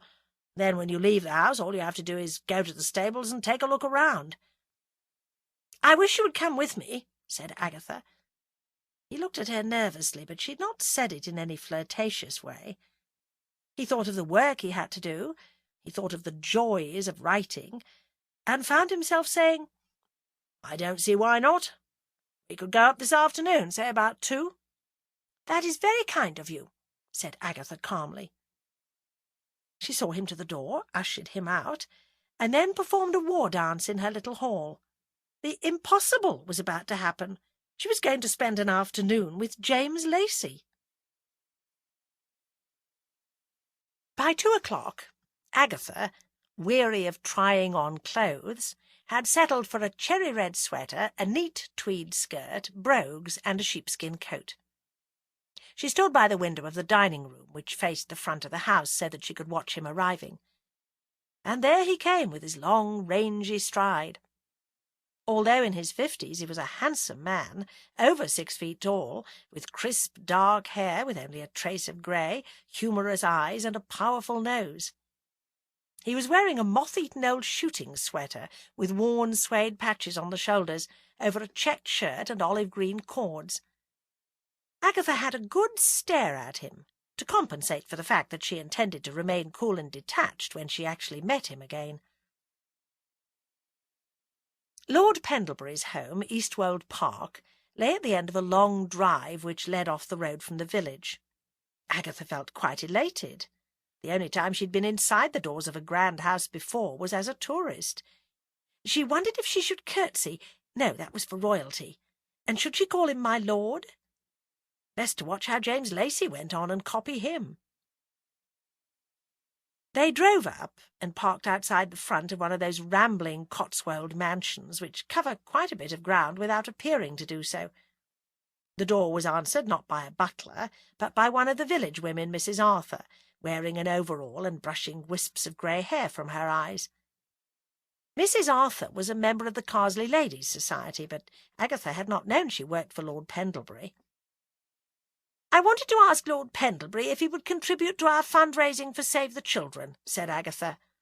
"You can ask," said Mrs. Arthur. "No harm in asking, I always say." She stayed put. "Why don't you ask Lord Pendlebury, then, if we may see him?" demanded James Lacey. "On your own heads be it," said Mrs. Arthur. "He's in the study over there." She jerked a thumb towards a door at the end of the hall. It was all very disappointing, thought Agatha, as she followed James Lacey across the hall. There should have been a butler to take a visiting card on a silver tray. But James was already holding open the study door for her. Lord Pendlebury was seated in a battered leather armchair before a dying wood fire. He was fast asleep. "Well, that's that," whispered Agatha. James crossed to the window. "The stable block is out the back," he said, not bothering to lower his voice. "You can see it from here." "Shh!" urged Agatha. The room was so silent, book-lined, dim, with 2 walls of calf-bound books, a large desk, bowls of spring flowers on odd little tables, and the solemn tick of clocks intensifying the silence. "Who are you?" Lord Pendlebury was awake now and staring straight at her. Agatha jumped and said, "I am Agatha Raisin from Carsley. The gentleman there is Mr. Lacey." She longed to call him Colonel, but was sure James would object. "I'm collecting money on behalf of the Carsley Ladies' Society for Save the Children." Like an American swearing the oath of allegiance, Lord Pendlebury put an arm across his chest, no doubt to protect his wallet. "I've already given money to cancer research," he said. "But this is Save the Children." "I don't like children," said Lord Pendlebury petulantly. "Too many of them. Go away." Agatha opened her mouth to blast him, but James Lacey said quickly, "Fine-looking stables you have, sir. Mind if we walk over and take a look?" "Doesn't matter if I mind, does it?" said Lord Pendlebury. "A landowner no longer has any privacy. It's not busybodies like you, it's those damn environmentalists, walking over my land with their rucksacks, eating health food, nut bars and farting. Do you know what causes the damage to the ozone layer? It's health fanatics, eating ghastly bran and nut bars and farting about the landscape, sending out poisonous gases and wind, or to be put down." "Quite," said James indifferently, while Agatha glared at Lord Pendlebury. "You don't seem a bad sort of chap," said Lord Pendlebury, peering at James in the gloom of the study. "But that woman looks like one of those hunt saboteurs slavering on about the darling foxes." "Listen, you," said Agatha, advancing on him. James took her firmly by the arm and guided her towards the door. "Thank you for your kind invitation, Lord Pendlebury," he said over his shoulder. "We shall enjoy seeing your stables." "Rude old bugger!" raged Agatha when they were out in the hall. James shrugged. "He's old. Leave him be. We get to see the racing stables, and that's why we came." But Agatha was still smarting. She felt she had been grossly insulted. Worse than that, she thought Lord Pendlebury had been able to see right through her expensive sheepskin and sweater, right down into her working-class soul. "I'm going to have a firm talk with Mrs. Arthur," said Agatha as they walked together towards the stable block. "She could probably earn more working in a factory or a supermarket." "She and her husband work for Lord Pendlebury," pointed out James Lacey. They get a rent-free cottage on the estate and all the free vegetables they want from the market garden. Anyway, you want to persuade Mrs. Arthur to leave to get your revenge on the old man because he thought you were a flatulent fox-preserver." That was the truth, and so Agatha decided James was really quite an uninteresting and charmless man after all. The other thing that was irritating was that although James Lacey had spent less time in and around the village compared to herself, he seemed to know a remarkable number of people. He hailed Lord Pendlebury's trainer, Sam Stodder, and introduced him to Agatha. "Lord Pendlebury said we could take a look round the stables, Mr. Stodder," said James. "Sad thing about that vet's death, wasn't it?" "Sad for sure. Happened right over there. He were doing that operation to stop Sparky roaring." "And no one else was about at the time?" "No. Lord Pendlebury had a new filly out in the paddock and took us all off to have a look. It was all talking and smoking and admiring the filly, because it's not often the old man lets us slack. Devil for work he is. Then Bob Arthur, him what does for my lord, he strolls off and says he's going for to see how the vet is getting on, and next thing he comes out yelling and crying that Bladen is dead. Looks like someone's done for him, he says, so his lordship says for to call the police." "And it was in here?" asked Agatha, approaching the right wing of the stable block. Both men followed her in. There was nothing to be seen. The row of loose boxes stretched off into the gloom, the horses' heads poking out. "Oldest bit of the stables," said Sam. "In the rest of it, the loose boxes open right out onto the courtyard, not inside like here." Agatha stared at the floor, but there was nothing to be seen, not even a sliver of glass. "Why did Mr. Arthur say that it looked like someone had done for him?" she asked. "Reckon he weren't none too popular like. Wizard with horses, mind. Lord Pendlebury thought him a cheeky sort and wanted Mr. Rice, Bladen's partner from Mercester, but Mr. Rice don't like Lord Pendlebury, and that's a fact, and so he do make excuses not to come." "I don't suppose anyone likes Lord Pendlebury, horrible old man that he is," said Agatha. "You're entitled to your opinion, I'm sure," said Sam, "but don't expect none of us here to say a word against the old man. Of course, you haven't been as long in these parts as Mr. Lacey here, or you know that criticism of his lordship is not welcome. No, that it's not." "I've been here a considerable time longer than Mr. Lacey," said Agatha huffily. "Well, there's folks that fit in and folks that don't," said Sam. "Afternoon." Touched his cap and strolled off. "What a feudal peasant," said Agatha. "Sam's a good man, and we're the peasants in this case. What? Vulgarly poking our noses in where they don't belong. What on earth are we doing here, Mrs. Raisin? Agatha! Agatha! The man died because of an unfortunate accident." "I'm not so sure," said Agatha, more out of a desire to be contrary than because she believed it. They strolled round to the front of the house where Agatha's car was parked. It looked new and shiny after all the expensive repairs. Lord Pendlebury came towards them. His tall, thin, heron-like figure loped up to them. "What do you think you're doing?" he said angrily. "There's an open day once a year on June 1st. Otherwise, keep off private property." "It's us," said James Lacey patiently. "You gave us permission to go and look at your stables." His pale, watery eyes blinked at them and then focused on Agatha. "Ah, the hunt saboteur," he said. "The people one has to put up with these days."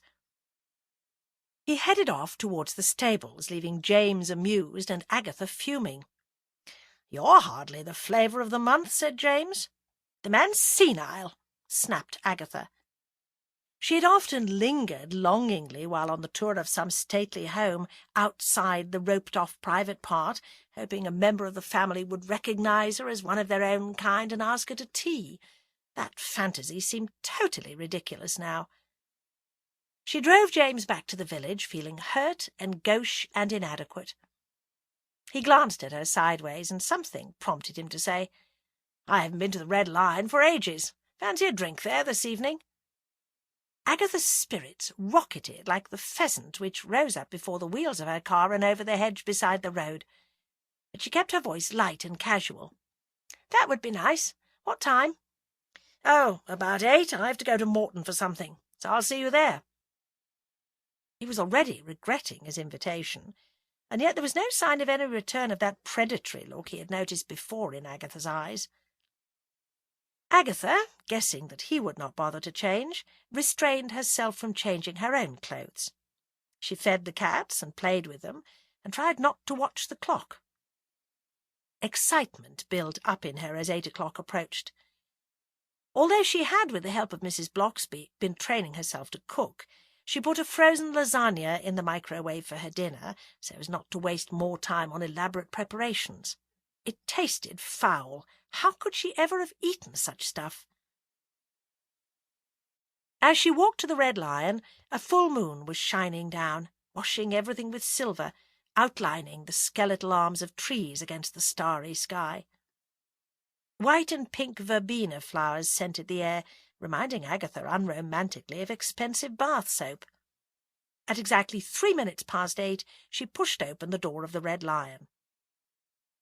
James Lacey was there, in the low-raftered pub, standing at the bar talking to the landlord. "What'll you have?" he asked by way of greeting. "Gin and tonic," said Agatha, settling herself happily on a bar stool. "I was wondering," he began as he paid for her drink. But Agatha was never to know what he was wondering, for the pub door opened, and the yapping of a Jack Russell and a heavy smell of French perfume heralded the arrival of Mrs. Huntington, Carsley's newest incomer. To Agatha's dismay, James said, "Evening, Frida. What'll you have? Do you know Agatha Raisin? Agatha, this is Frida Huntington." So it was Frida, was it? Thought Agatha gloomily. The widow was wearing a cherry-red sleeveless jacket over a black cashmere sweater and short black wool skirt. Her legs in fine black stockings were very good. "Let's sit at that table over there," said James, after he had bought Frida a whisky and water. "Perhaps Frida is meeting someone," suggested Agatha hopefully. "No," she said in a husky voice, "all on my lonesome. Thought I might find you here, James. How's the writing going?" James! Frida! Rats! Agatha plumped herself down at the table by the log fire, and tried not to let her bitter disappointment show on her face. "The writing's not going at all well," said James. "I look for every excuse not to get started. This morning I defrosted the fridge. This afternoon Mrs. Raisin—" "Agatha, please. Sorry. Agatha and I went to see Lord Pendlebury." "Isn't he an old duck?" murmured Frida. "Quite one of the old school." "How do you know him?" asked Agatha. "I talked to him outside the church last Sunday," said Frida. "I found him quite charming." "I don't think Agatha found him at all charming," said James. "He mistook her for a hunt saboteur." Frida Cunningham laughed merrily. Her dog peed against the leg of the table, and she said, "Tut, tut," and picked up the revolting, yapping creature and cuddled it on her lap. "Have you seen the latest Star Trek movie, James?" asked Frida. She lit a cigarette and blew a cloud of smoke in Agatha's direction. "I haven't seen any Star Trek movie, let alone the latest," replied James. "But you should. They're tremendous fun. The new one's on at Mercester.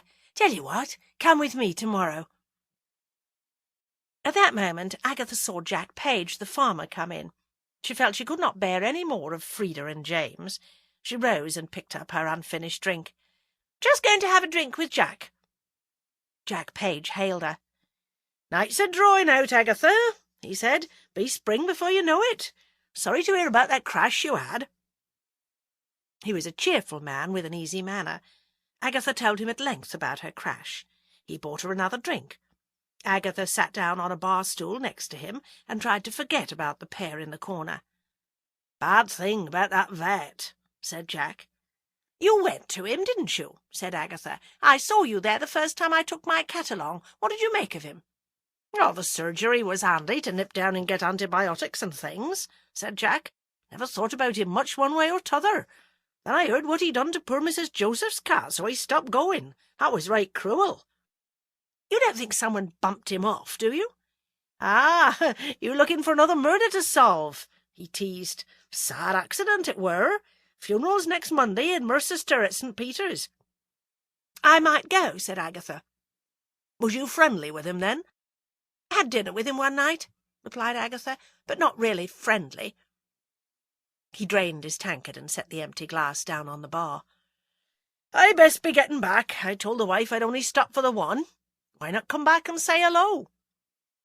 Agatha had a sudden longing to turn round, but Mrs. Huntington let out a trill of laughter, and her dog gave a volley of barks. "I'd like that," said Agatha, picking up her handbag. She turned at last and gave a casual wave to James before leaving with the farmer. James Lacey watched her go with some surprise, and he had thought she was pursuing him. Chapter 4. Snow was falling as Agatha entered the church of St. Peter in Mercester the following Monday. She was already wishing she had not come. A doggedness to find out something about the vet's death had prompted this visit. So long as she was worrying about the vet's death, Agatha did not need to worry about James Lacey. The church was very old, with fine stained-glass windows and a dreadful 17th-century altar of some dark wood. Agatha took a pew at the back, unhitched the hassock from its hook, knelt in pretended prayer, and then studied the congregation. But all she saw was backs of heads. There seemed to be quite a number of women present. One turned her head. Mrs. Huntington. And then Agatha recognised the solid bulk of Mrs. Mason, the chairwoman of the Carsley Ladies' Society, 2 pews in front of her. She changed her seat and went to sit next to her. Mrs. Mason was clutching a damp handkerchief in her hand. "So sad," she whispered to Agatha. "Such a fine young man." "Hardly young," said Agatha, and received a look of reproach. The coffin was carried in and placed in the aisle in front of the altar. "That's Mr. Rice, Mr. Bladen's partner," said Mrs. Mason, "the one on the left at the front." Among the men who had carried in the coffin, Agatha saw a burly middle-aged man with curly ginger hair. "Who is here from the village, apart from us and that Mrs. Cunningham?" asked Agatha. "Over there to the right, Mrs. Parr and Miss Webster." Agatha leaned forward. Both women were crying. Mrs. Parr was small and quite pretty, and Miss Webster of an indeterminate age, possibly late 30s. She recognised Miss Webster as the woman who ran the dried flower shop. "I'm surprised you're all so upset," whispered Agatha, "after what he did to Mrs. Joseph's cat." "What he did was right," muttered Mrs. Mason fiercely. "That cat was too old for this world." "I hope no one thinks that about me," said Agatha. "Shh!" said a man in front, waspishly. The service began. Mr. Peter Rice paid a tribute to his dead partner, the vicar quoted St. Francis of Assisi, hymns were sung, then the coffin was raised up again, and the congregation filed out after it to the graveyard. It was strange, thought Agatha, but one never thought of people being buried in old church graveyards any more. A short service in a crematorium was more what was expected.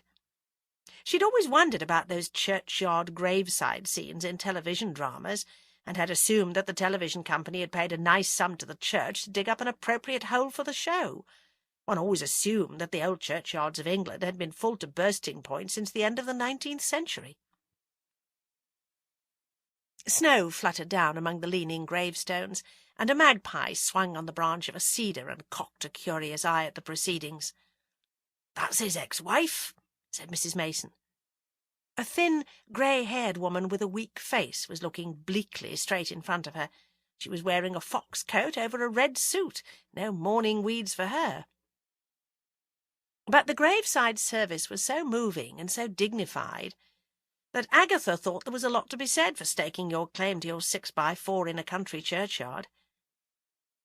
But when the service was over, she muttered a goodbye to Mrs. Mason and set out in pursuit of the vet's ex-wife, catching up with her at the lich gate.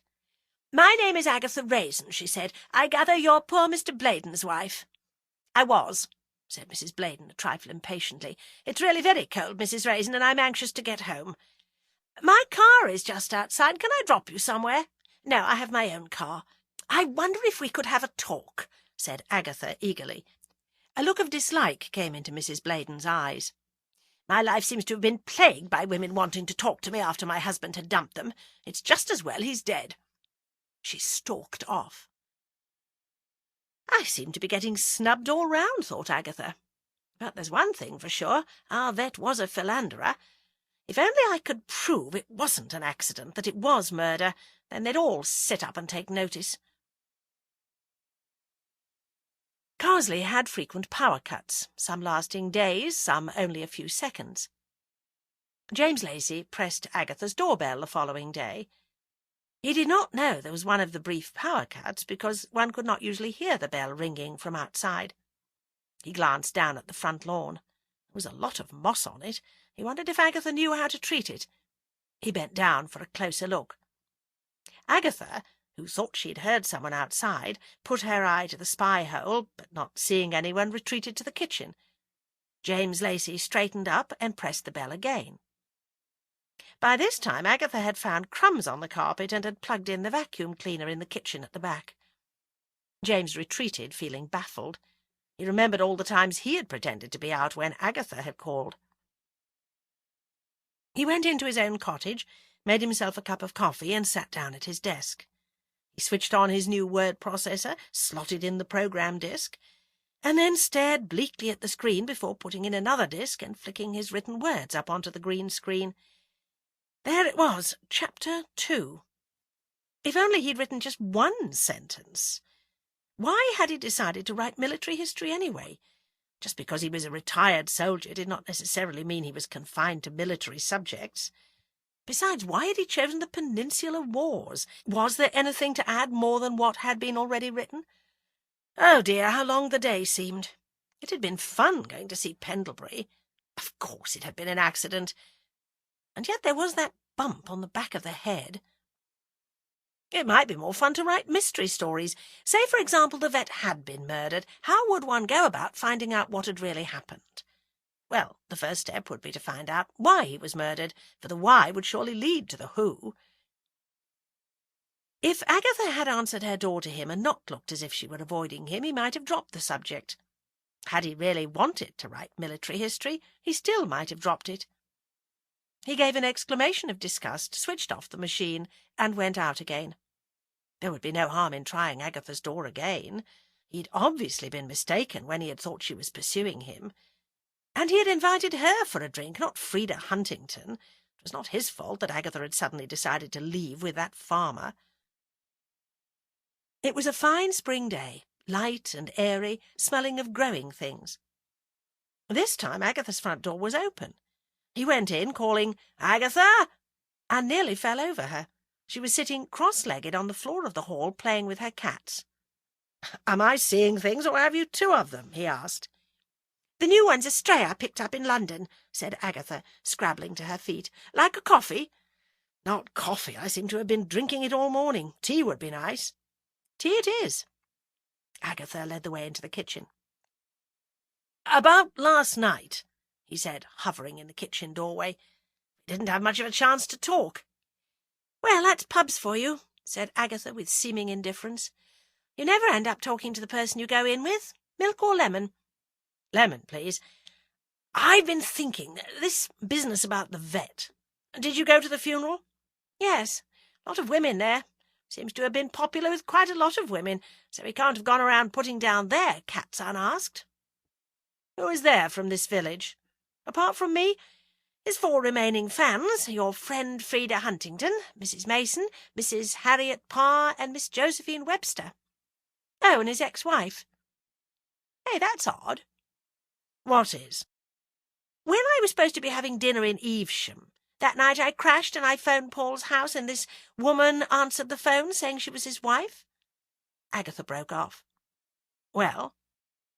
"Well, Paul Bladen told me afterwards that the woman who answered the phone was his sister being silly or something. But no one else has mentioned his sister. I forgot to ask for her at the funeral." "We could drive into Mercester and find out," he volunteered. Agatha turned away quickly and fiddled with the kettle to hide the sudden look of rapture in her eyes. "Do you think it's murder, then?" she asked. He sighed. "No, I don't. But it might be fun to go through the motions. I mean, ask people just as if it were." "I'll get my coat." Agatha nipped smartly upstairs, gazing in the glass at her outfit of sweater and trousers. But there was no time to change, for if she did not hurry up, he might decide to call the whole thing off. "Just going to get some money," he called up the stairs. Agatha cursed under her breath. What if he were waylaid in the short distance between her house and his? She went down the stairs and out of the door.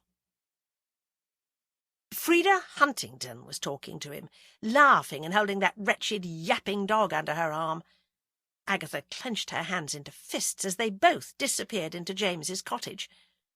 She stood there in her own front garden, irresolute. What if he forgot about her? But he emerged with Frida after only a few moments. Frida was tucking a paperback into her pocket.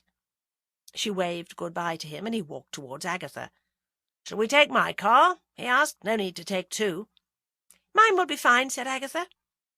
Climbed into the passenger seat. As Agatha drove past Frida, she turned and stared at them in surprise. Agatha gave a cheerful fanfare on the horn and drove fast round the corner out of the lane. "What did the merry widow want?" she asked. "Frida? She'd lent me a paperback and had come to collect it."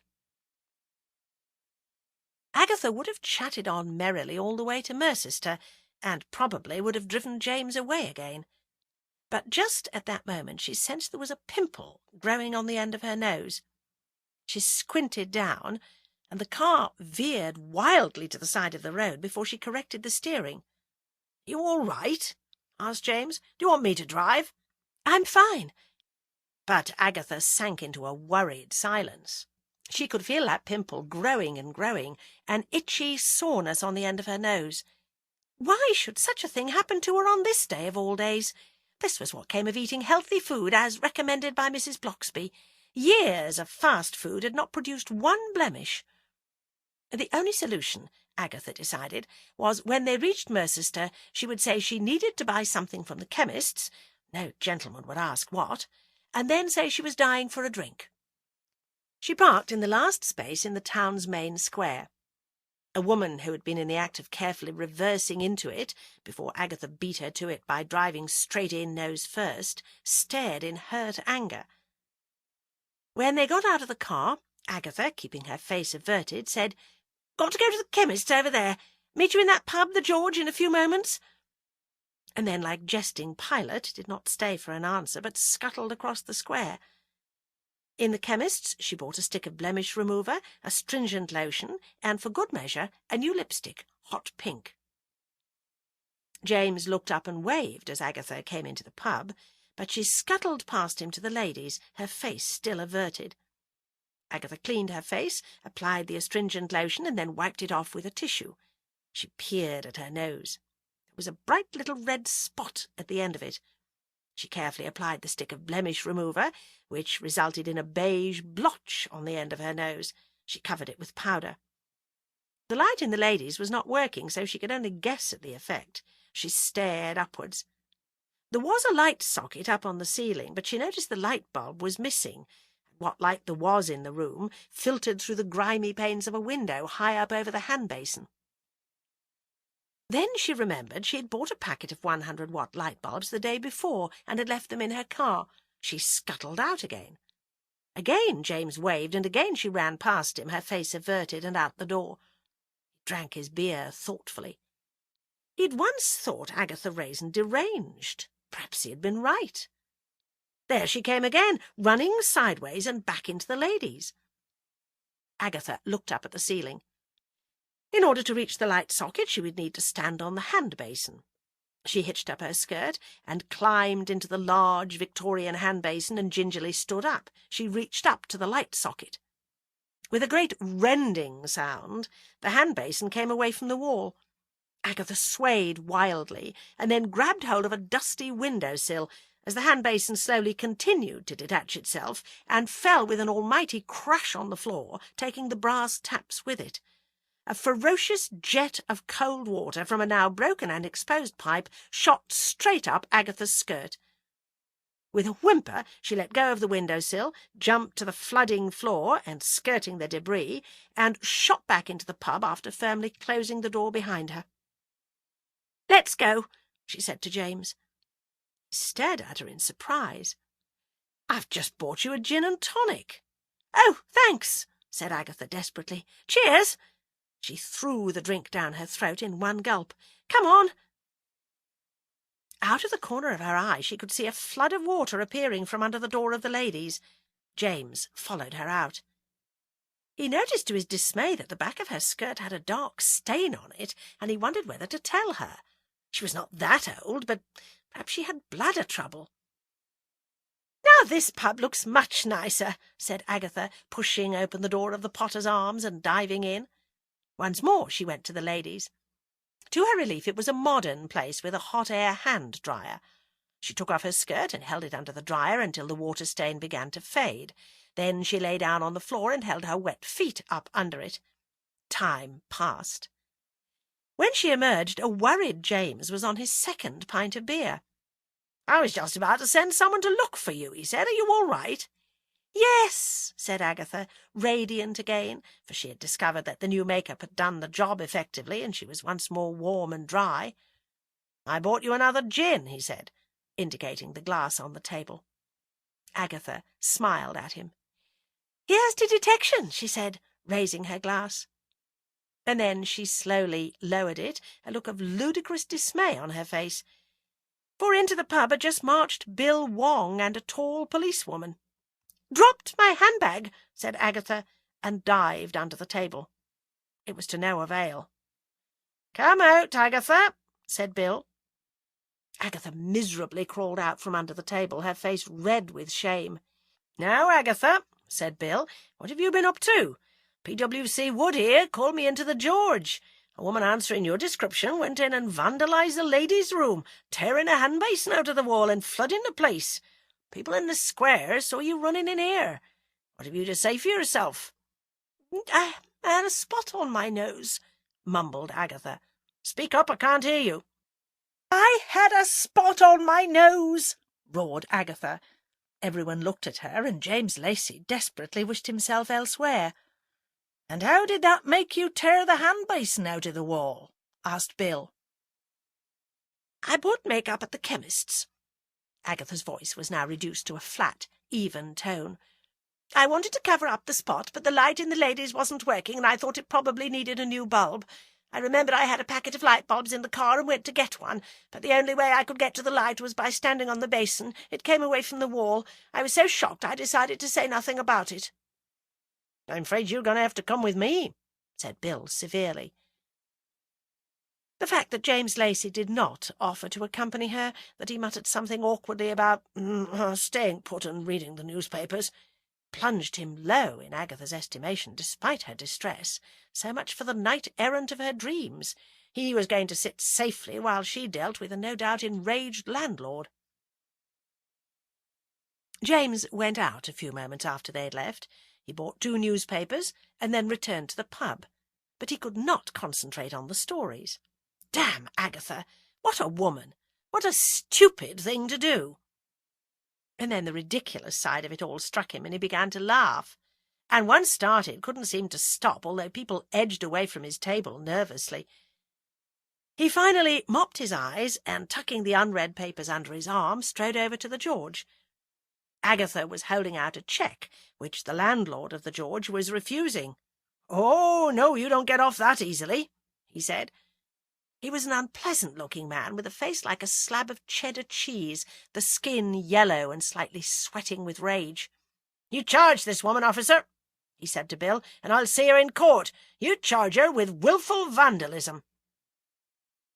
James twitched the cheque out of Agatha's fingers and blinked slightly at the large sum. "You can't afford this," he said to Agatha. "A lady like yourself, existing on a widow's pension, cannot afford a sum like this. Declare yourself bankrupt, and then even if he takes you to court he won't get a penny. I know a good solicitor just around the corner." "My dear," said Bill, "you need a solicitor anyway. He'll want to know why there was no light bulb in the ladies in the first place, why the basin fell away from the wall so easily. The wiring in this pub had better be checked too." "I'll take the cheque," growled the landlord desperately. "You'll take another cheque," said James firmly. "Agatha, get your cheque-book and write one out for half this sum." The cheddar cheese looked ready to explode again, but a steely look from James silenced him. Agatha wrote out the new cheque while James tore up the old one. When they were all outside in the square, Bill said, "If that had been a nice, respectable landlord, I might have charged you, Agatha. Anyway, thanks to Mr. Lacey, it's all sorted out. What about dinner tonight?" Agatha hesitated. She had originally thought her day with James might end in an intimate dinner. On the other hand, better to continue to play it cool. "Yes, that would be nice. Where do you live? I know your phone number, but not your address." "It's number 24, The Beeches. You go out of town on the Foss and take the first left along Camden Way until you come to a set of traffic lights. Turn right, then take the first left, and that's The Beeches. It's a cul-de-sac." Agatha scribbled the information down on the back of a gas bill. "What time?" 6 o'clock. We eat early." "We?" "My parents. You forget I live at home. You come too, Mr. Lacey." "Please, please, please, God," prayed Agatha. James looked surprised, but then said, "I'd like that. I'd more or less decided to have the day off. Is it all right if I come dressed like this?" Bill looked amused. "We're not formal," he said. "See you then." He moved off with the tall and still silent policewoman walking beside him. "I think we need something to eat now," said James. "What about a beer and a sandwich, and then we'll decide who we ask about the sister. We should have asked Bill Wong. Still, we can always do that this evening." He did not mention the ruined toilet, and Agatha was grateful for that, but she felt obliged to say gruffly, "I'm hardly penniless." "I know," he said amiably, "but the minute that landlord thought you were broke, then he was glad to take any money." Once they had eaten, he drew out a notebook and pen and said, "Why don't we pretend it's murder and start by writing down all the names of the people we should speak to?" "I think the ex-wife would be a good idea," said Agatha, although she wasn't very friendly. "I know, we can call at the vet's here, his partner, Peter Rice. He'll know whether Bladen had a sister, and that would be a start." Mr. Peter Rice was a pugnacious man with a large bulbous nose, small eyes, and a small mouth. The ugly nose which dominated his face was disconcerting, rather like a face pressed too close to a camera lens. His thatch of thick red curly hair looked as if someone had dropped a small wig casually on the top of his rather pointed head. His neck was thick and strong, as were his shoulders. In fact, his body seemed too strong and broad for his small head, as if he had thrust his head through a strong-man cardboard cutout on a fairground. He was not pleased to learn that they had queued up in his surgery not to consult him about some animal, but to ask him questions about his dead partner. "Sister?" he said in answer to their questions. "No, he didn't have a sister. Got a brother somewhere in London. Fell out a time ago. Brother didn't bother turning up for the funeral." His hands, covered in thick red hair like fur, moved restlessly over a shelf of small bottles, as if looking for a label that said "Vanish." "Now, if that's all—" "Was he a wealthy man?" asked James. "No." "Oh, how do you know?" "I know because he left everything to me." "How much was that?" asked Agatha eagerly. "Not enough," he said. "Get out of here and leave me to deal with my customers." "So he inherits and not the brother. Now there's a motive," crowed Agatha when they were outside. "Who would know how much money was involved?" "The lawyer, but I doubt if he would tell us." "Let's try the local newspaper editor," said James. "They pick up all sorts of gossip."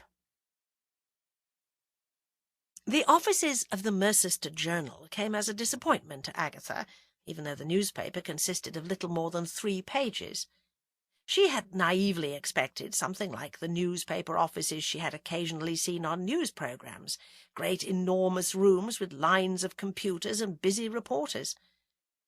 Time and printing changes had passed the Mercester Journal by. The offices consisted of several dark rooms at the top of a rickety staircase. A pale young woman with straight lank hair was pounding an old-fashioned typewriter, and a young man with his hands in his pockets was standing by a window whistling tunelessly and looking down into the street. "May we see the editor?" asked James. The pale girl stopped typing.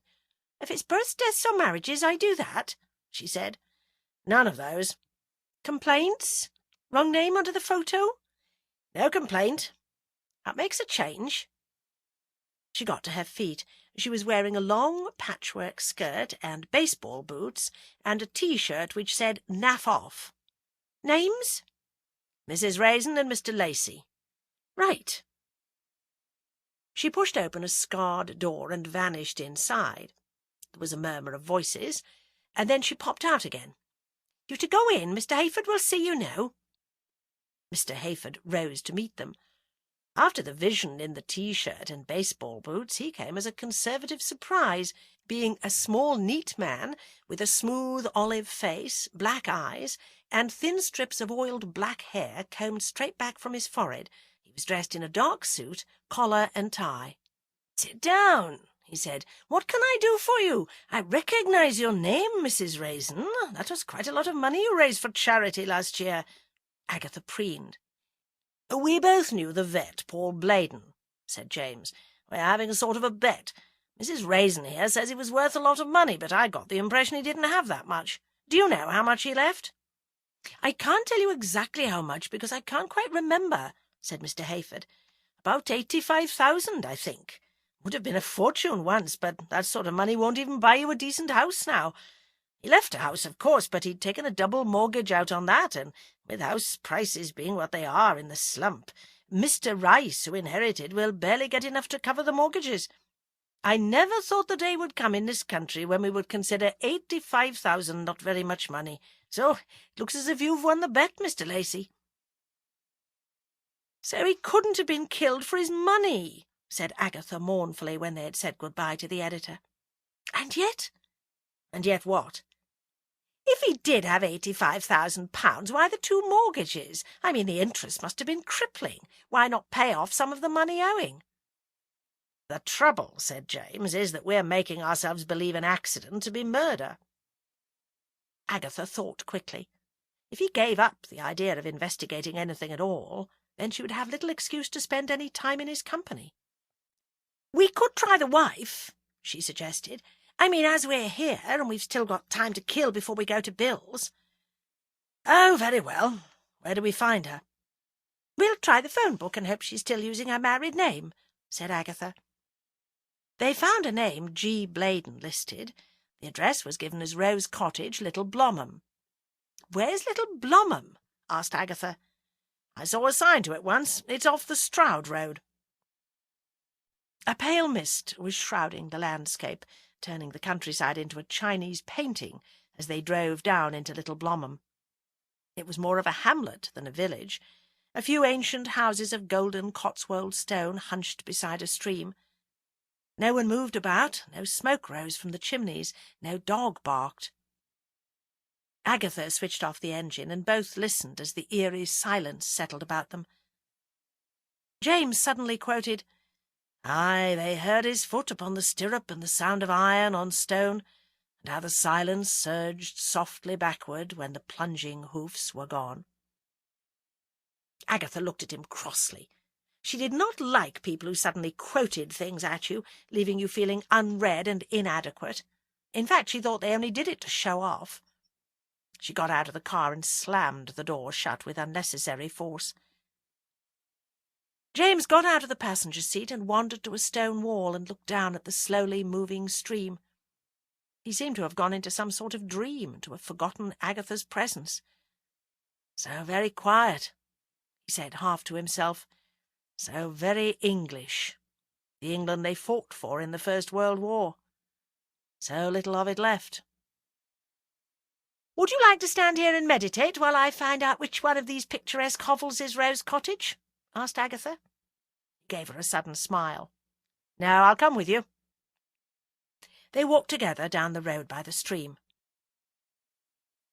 "Let me see, this one has no name, and the next one is called End Cottage, although it's not at the end. Perhaps one of the ones further on." They nearly missed Rose Cottage. It was set well back from the road at the end of a thin, narrow, tangled, unkempt garden. It was small and thatched, with the walls covered in thick creeper. "Looks more like an animal's burrow than a house," commented James. "Well, here we go. We can't say we think he was murdered. We'll offer our sympathy and see where that gets us." He knocked on the door and waited. They stood wrapped in the silence of the dream countryside. Then, as if a spell had been broken, a bird suddenly flew up from a bush near the door, a dog barked somewhere high and shrill in the road outside, and Mrs. Bladen opened the door. "Why, I believe she's older than I," thought Agatha, looking again at that grey hair and at the telltale lines on the thin neck. Mrs. Bladen looked past James to Agatha, and her face settled in lines of dislike. "Oh, it's you again." "Mr. Lacey wished to offer you his sympathy," said Agatha quickly. "Why?" she demanded harshly. "Why should someone come all this way to offer sympathy for the death of a man I've been divorced from?" "We're very neighbourly people in Carsley," said James, "and wondered if we could do anything to help." "You can help by going away." James looked helplessly at Agatha. Agatha decided to take the bull by the horns. "Are you sure your husband died a natural death?" she asked. Mrs. Bladen looked amused. "Meaning someone killed him? It's more than likely. He was a thoroughly nasty man, and I'm glad he's dead. I hope that satisfies you." She slammed the door in their faces. "That's that," said James as they walked down the weedy path. "We got something," said Agatha eagerly. "She didn't laugh in our faces when I suggested murder to her, now did she?" "You know what I think," he said, holding the gate open for her. "I think we're two retired people with not enough to do with our time." "Just because you can't get started writing," said Agatha shrewdly, "don't take it out on me." "This is a lovely little place," he said, to change the subject. "So quiet and peaceful. I wonder if there's anything for sale here." "Oh, you wouldn't want to live here," said Agatha, alarmed. "I mean, Carsley's bad enough, but there's nothing here, not even a shop or a pub." "What's up with that in this age of the motor car?" "Oh, look, that sign there. The Manor House. I didn't notice it before. Let's go and have a look." Agatha followed him silently up a winding drive. She did not want to look at any manor houses, because manor houses belonged to James Lacey's world and not to hers. The drive, edged with rhododendron bushes, opened up, and there stood the manor house. The mist had thinned, and pale sunlight washed the golden walls. It was low and rambling and settled and charming, exuding centuries of peace. Even Agatha sensed that wars and conflicts, plague and pestilence had passed this old building by.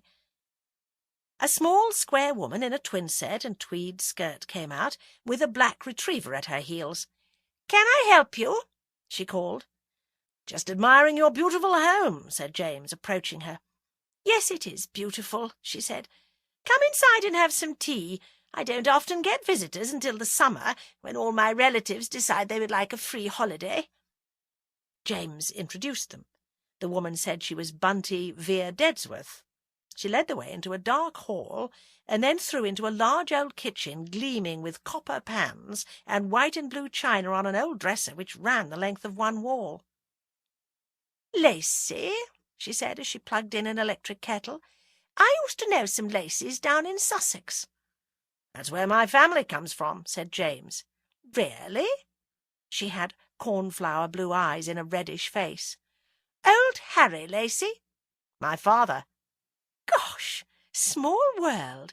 Do you ever see the—" Agatha, excluded from that intimidating conversation of the upper classes, which consisted of names and exclamations of recognition thrown back and forth, moodily sipped her tea and felt James moving out of her sphere.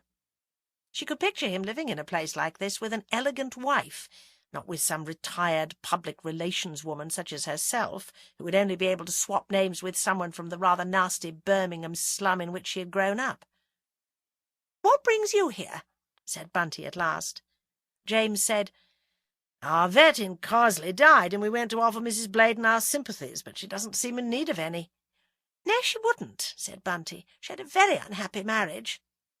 "Other women?" suggested Agatha. "I think it was more a question of money, or the lack of it. Greta Bladen was a wealthy woman when she married Paul, and he seemed to spend a great deal of her money. When she left him, that dingy little cottage was all she could afford. She really hated him. I heard how Bladen died. Now, if he'd been found dead because someone had biffed him with a frying pan, that someone being Greta, I wouldn't have been at all surprised. But you'd really need to know about veterinary things to shove a syringe full of deadly stuff in him. I mean, think of it. How many of the population would know that stuff was deadly? Maybe his partner wanted the business for himself. And Bunty laughed. James looked at his watch. "I really must go." "Must you?" Bunty smiled at Agatha. "Then do come back and see me. I'd like that." Agatha smiled back, feeling all her social inadequacies fade away, feeling welcome. "She had a point," said Agatha as she drove out of the village. "I mean about rice. Surely it would need to be someone with a knowledge of veterinary medicine." "Not necessarily," he remarked. "That story about the vet who died last year when the horse nudged his breast pocket with a syringe in it and caused his death was in all the local papers. I read it. Anyone could have read it and got the idea." "But it would need to be someone who knew where he was going and what he was doing on that day." "Any of his lady friends might know." "What are you doing tomorrow, Paul?" "Oh, I'm cutting the vocal cords of one of Pendlebury's horses, that sort of thing." "Yes, but say he'd said that to me. I wouldn't immediately think of Immobilon." "No, but a vet might talk about it, saying how deadly it was, and talking about the accident of the previous year. I've got a feeling a woman did it." Agatha was about to exclaim, "So you do think it was murder?" decided to remain silent in the hope of more days of investigation together. Bill's home came as a surprise to Agatha. She had naively expected something, well, more oriental and exotic. This book is continued on Disc 3. Disc 3. Bill's home came as a surprise to Agatha. She had naively expected something, well, more oriental and exotic. The Beeches was one of those closes designed by builders, each house different, with trim suburban lawns, oozing respectability and dullness. Agatha knew that Bill's father was Hong Kong Chinese and his mother from Gloucestershire, but she had not expected him to live somewhere so ordinary. Bill's house was called Clarendon, the name being poker-worked on a wooden sign hung on a post at the gate. They went up a trim path between regimented flower-beds and rang the bell, which played a chorus of Rule Britannia. Bill himself answered the door. Come in," he cried. "I'll just put you in the lounge and go and get the drinks. Ma's in the kitchen getting dinner ready." Agatha and James sat in the lounge, not looking at each other. There was a three-piece suite, shell-backed in a nasty sort of grey wool material. There were Venetian blinds drawn down over the picture windows and ruched curtains. The fitted carpet was in a noisy geometric design of red and black. The wallpaper was white and gold Regency stripe. There were little occasional pie-crust tables on spindly legs. A display cabinet full of Spanish dolls and little bits of china stood against one wall. A gas fire with fake coals and logs burned cheerfully, but threw out very little heat. Agatha longed for a cigarette, but could not see an ashtray. Bill came in with a small tray on which were 3 tiny glasses of sweet sherry. "You're honoured," said Bill. "We don't use this room much. Keep it for best." "Very nice," said Agatha, feeling strange and awkward at seeing her Bill, chubby and oriental as usual, in these cold English suburban surroundings. "May I use your toilet?" she asked. "Top of the stairs, but don't go standing on the hand-basin." Agatha climbed up thickly carpeted stairs and pushed open the door of a bathroom which contained a suite in Nile green. The toilet had a chenille cover. A flowery notice on the back of the bathroom door stated, "When you've had a tinkle, please wipe the seat." She tugged at the toilet roll to get a piece of tissue to blot her lipstick, and started in alarm as the toilet roll holder chimed out the Bluebells of Scotland. "Dinner's ready," said Bill, when she arrived downstairs again. He led them across the hall and into another small room, the dining-room, where at the head of the table sat his father, a small, morose Chinese gentleman with a droopy moustache, a grey, baggy cardigan, and large checked carpet slippers. Bill performed the introductions. Mr. Wong grunted by way of reply, picked up his knife and fork, and stared at the polished surface of the laminated top of the table. Agatha looked down at a placemat depicting Tewkesbury Abbey and wished she had not come. A hatch from the kitchen shot up, and a Gloucester accent said shrilly, "Bill, soup!" Bill collected plates of soup and passed them round. "Have you got that bottle of Liebfra milk, Ma?" he called. "In her fridge." "I'll get it." Mrs. Wong appeared. She was a massive woman with a discontented, suspicious face and appeared to resent having guests. Bill poured wine. The soup was canned oxtail. Little triangles of bread were passed around. Even James Lacey seemed stricken into silence. "Roast beef next," said Bill. "Nobody does roast beef quite like Ma." "That's for sure," said Mr. Wong suddenly, making Agatha jump. The roast beef was incredibly tough, and the table knives were blunt. It took all their concentration to hack pieces off. The cauliflower was covered in a coat of thick white sauce, the carrots were overcooked and oversalted, the Yorkshire pudding was like salted rubber, and the peas were those nasty processed kind out of a can, which managed to turn everything on the plate green. "Days are drawing out," said Mrs. Wong. "That's for sure," said Mr. Wong. "Soon be summer," pursued Mrs. Wong, glaring fiercely at Agatha as if blaming her for the seasons. "I hope we get another nice summer," said James. Mrs. Wong rounded on him. "You call last summer nice? Did you hear that, Father? He called last summer nice." "Some people," muttered Mr. Wong, taking more cauliflower.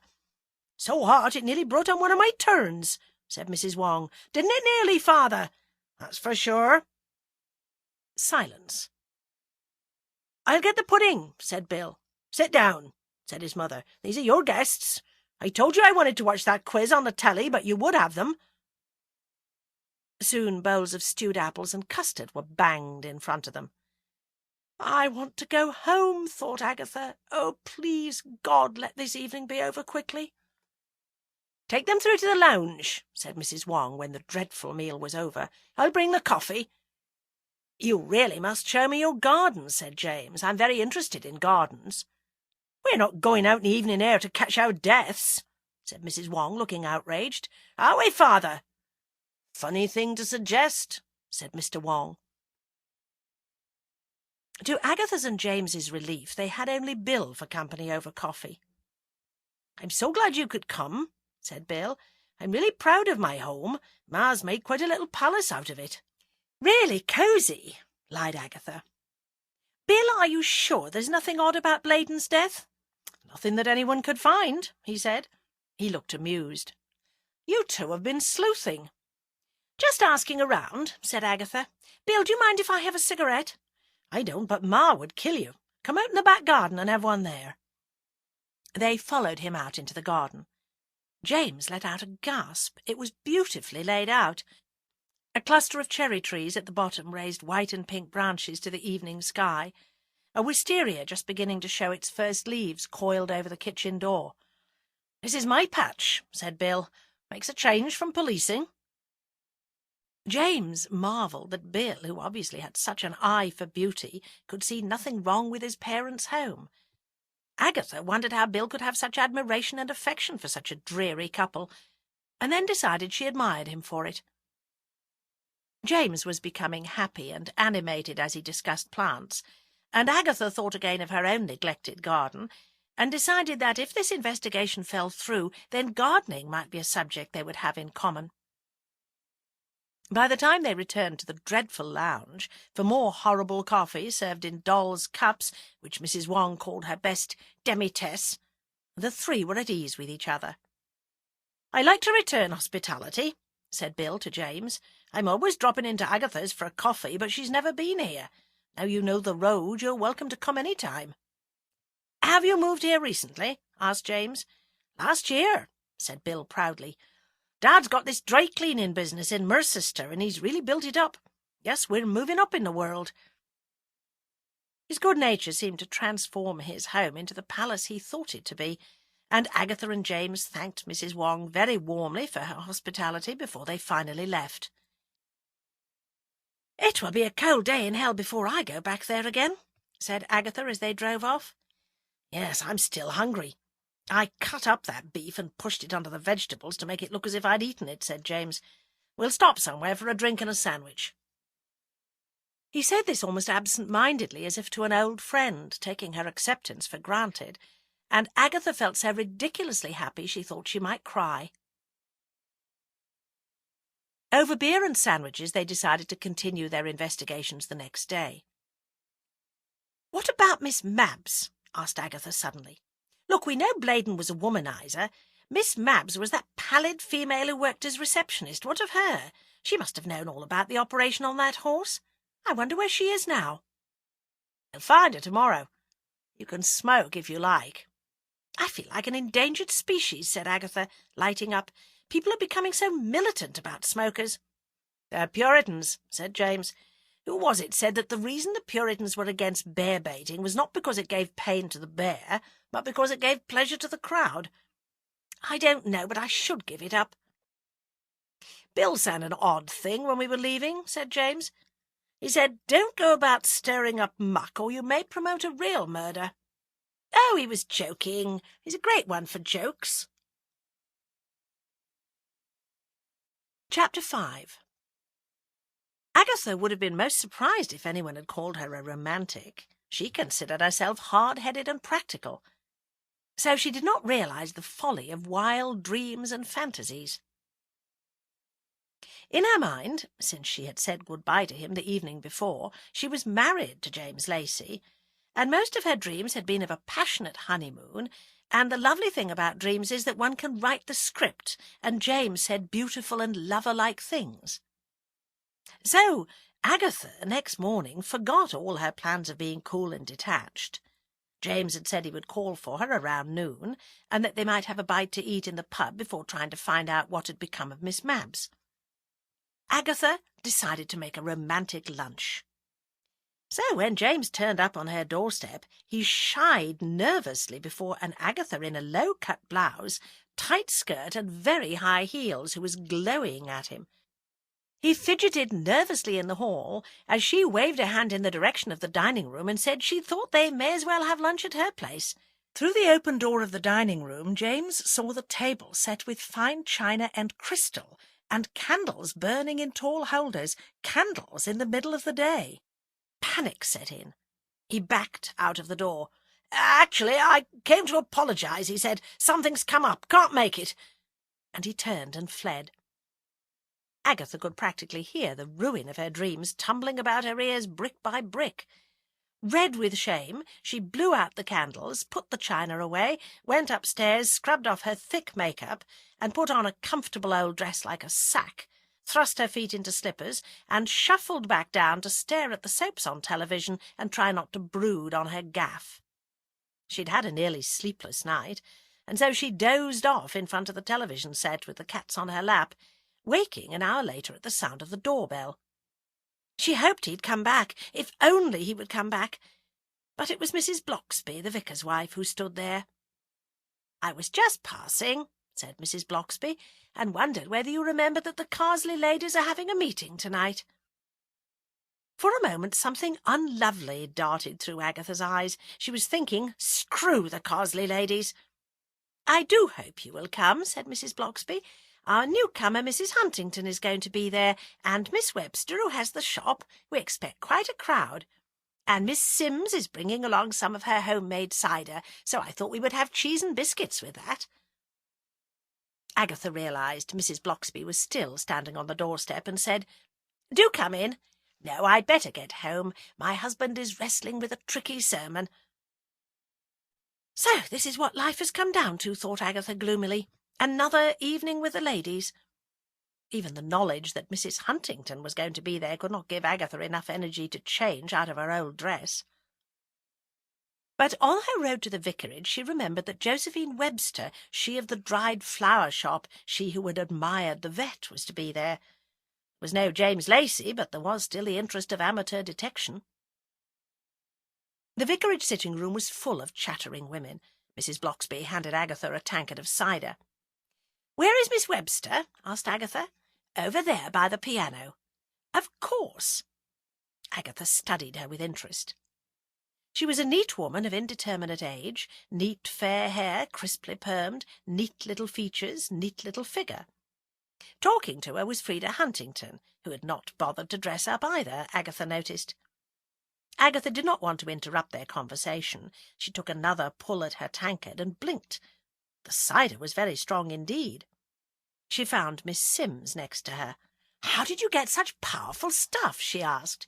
Miss Sims giggled and whispered in Agatha's ear. "Let you into a secret. I thought I would spice it up a bit." She waved her own tankard towards a firkin on a table, "so I poured a bottle of vodka into it." "You'll get us all drunk," said Agatha. "Well, some of us need cheering up.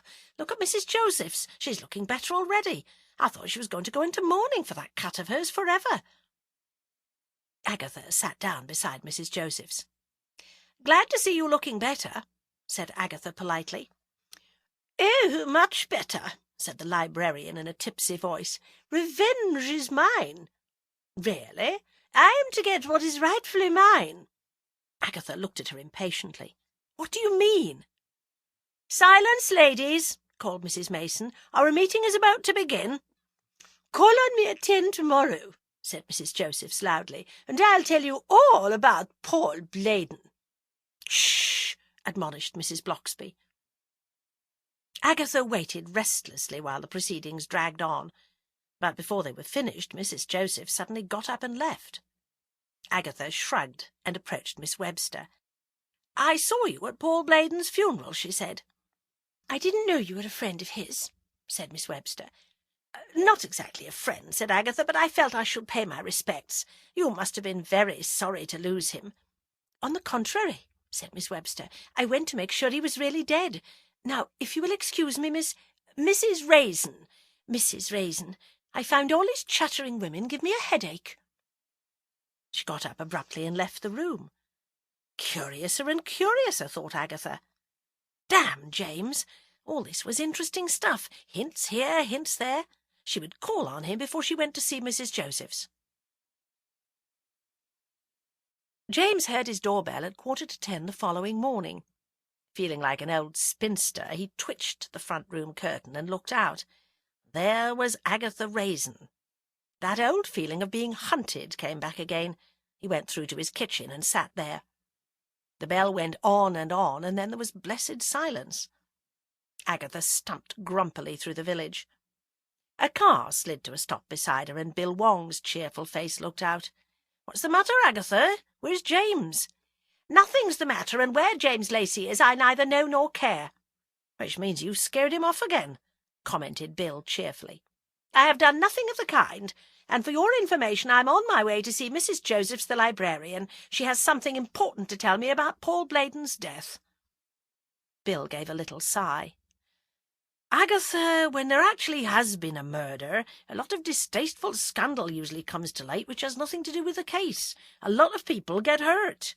Now, if you're going to dig around an English village trying to make an accident look like murder, it will have the same effect and without any justification.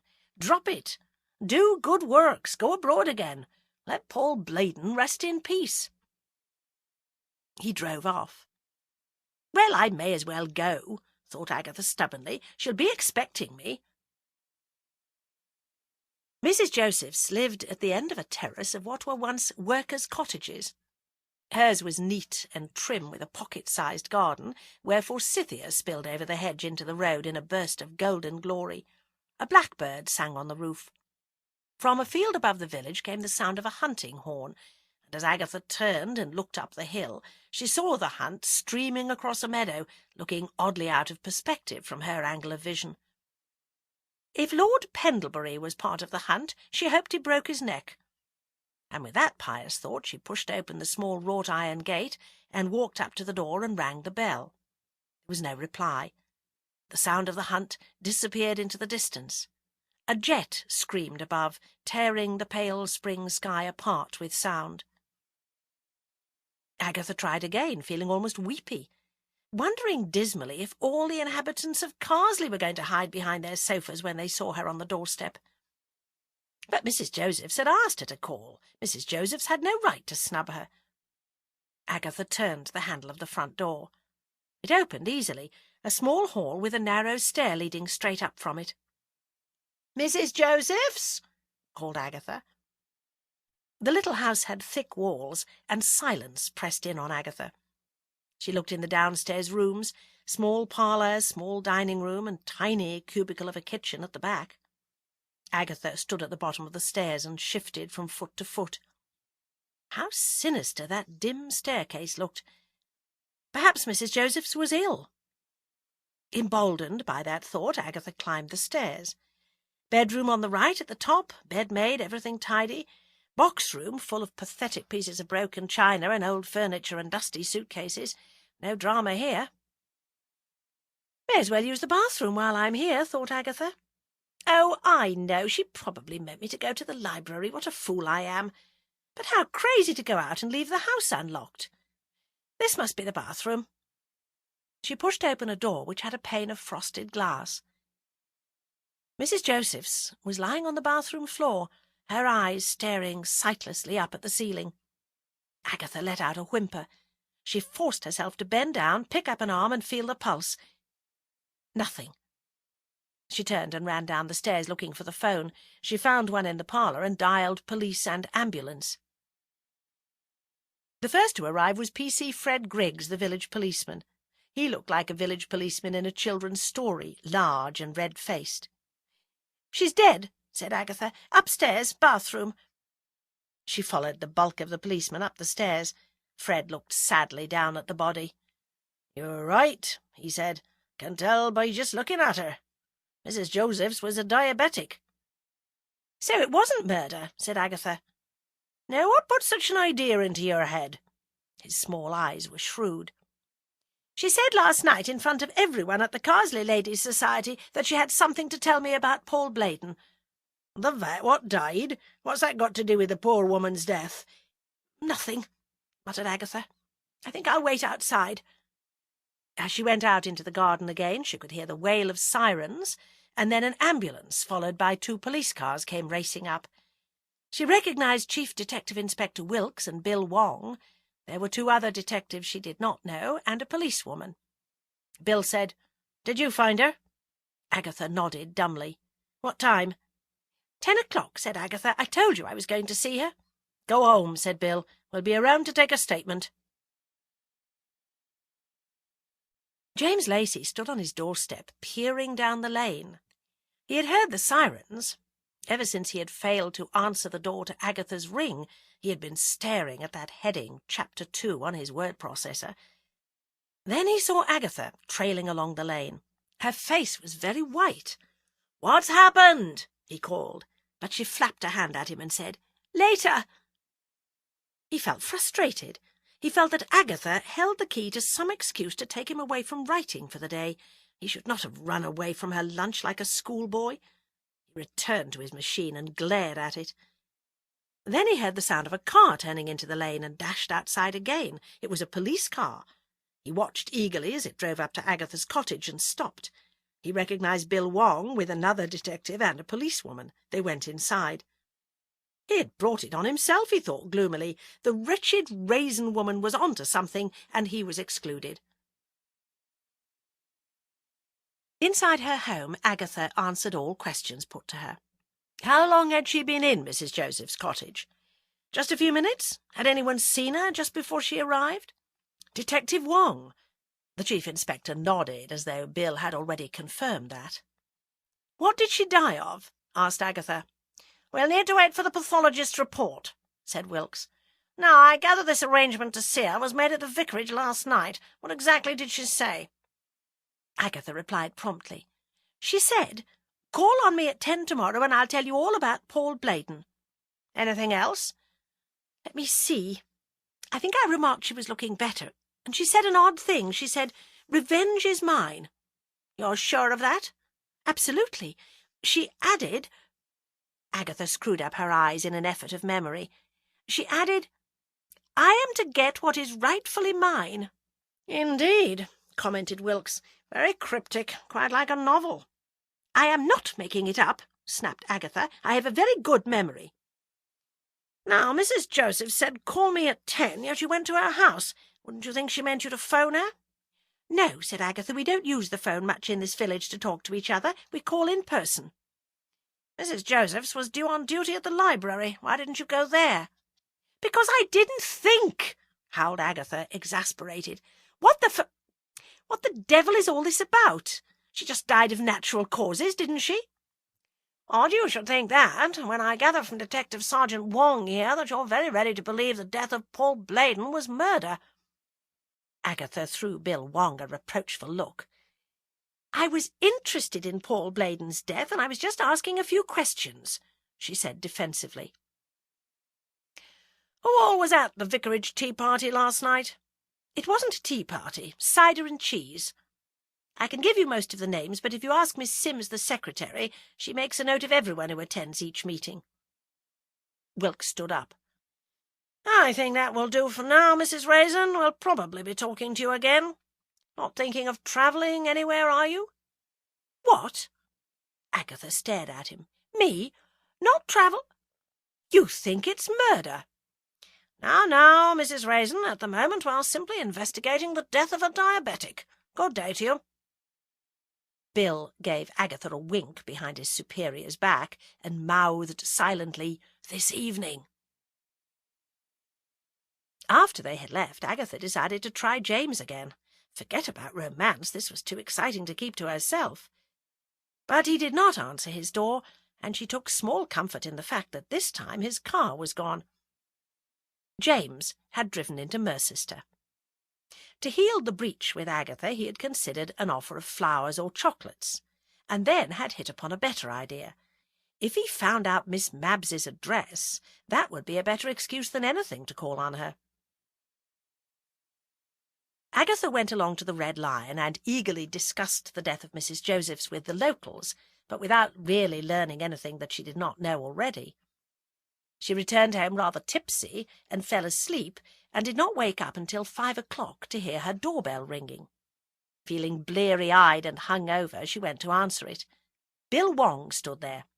Come in, cried Agatha. "Tell me all about it, but let me get a cup of strong coffee first. I had too much to drink in the pub."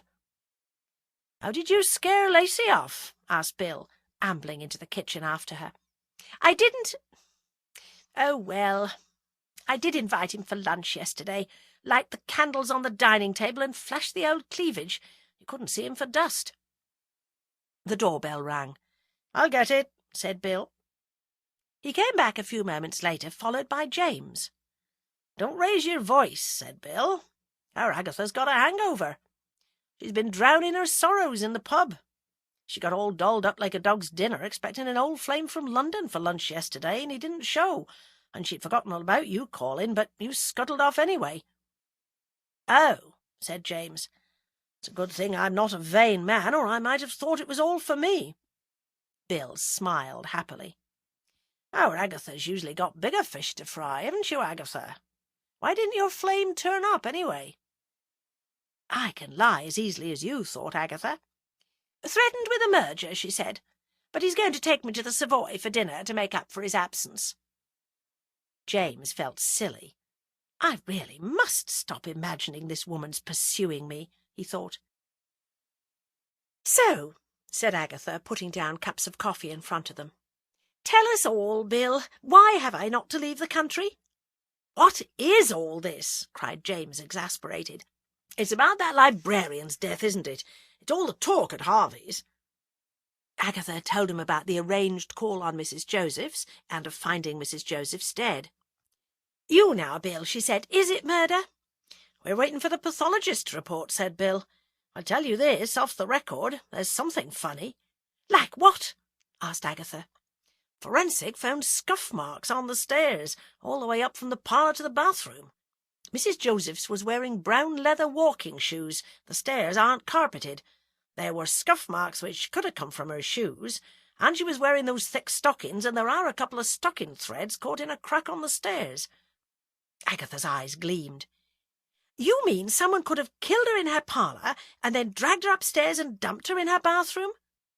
"I don't understand that," said James. "If someone's going to kill her, why bother dragging the body up to the bathroom?" "I'm speculating," said Bill. "I'm going out on a limb, and neither of you must breathe a word of this to anyone."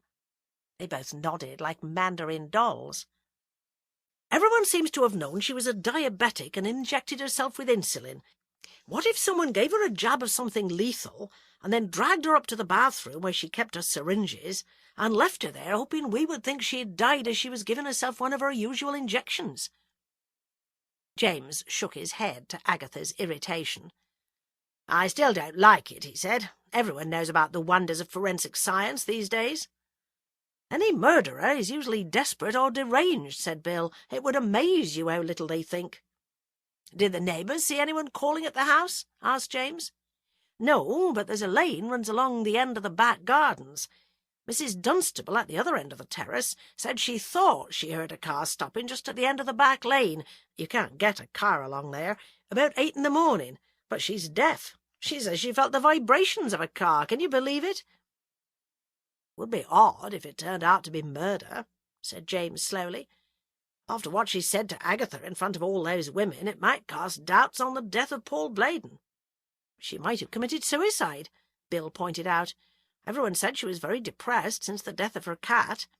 Scuff marks could have been made when she dragged herself upstairs. That's the news so far. I got to get back to work. Thanks for the coffee, Agatha. When Bill had left, Agatha returned and sat down at the coffee table and closed her eyes. Want me to go? Asked James. No, I'm thinking.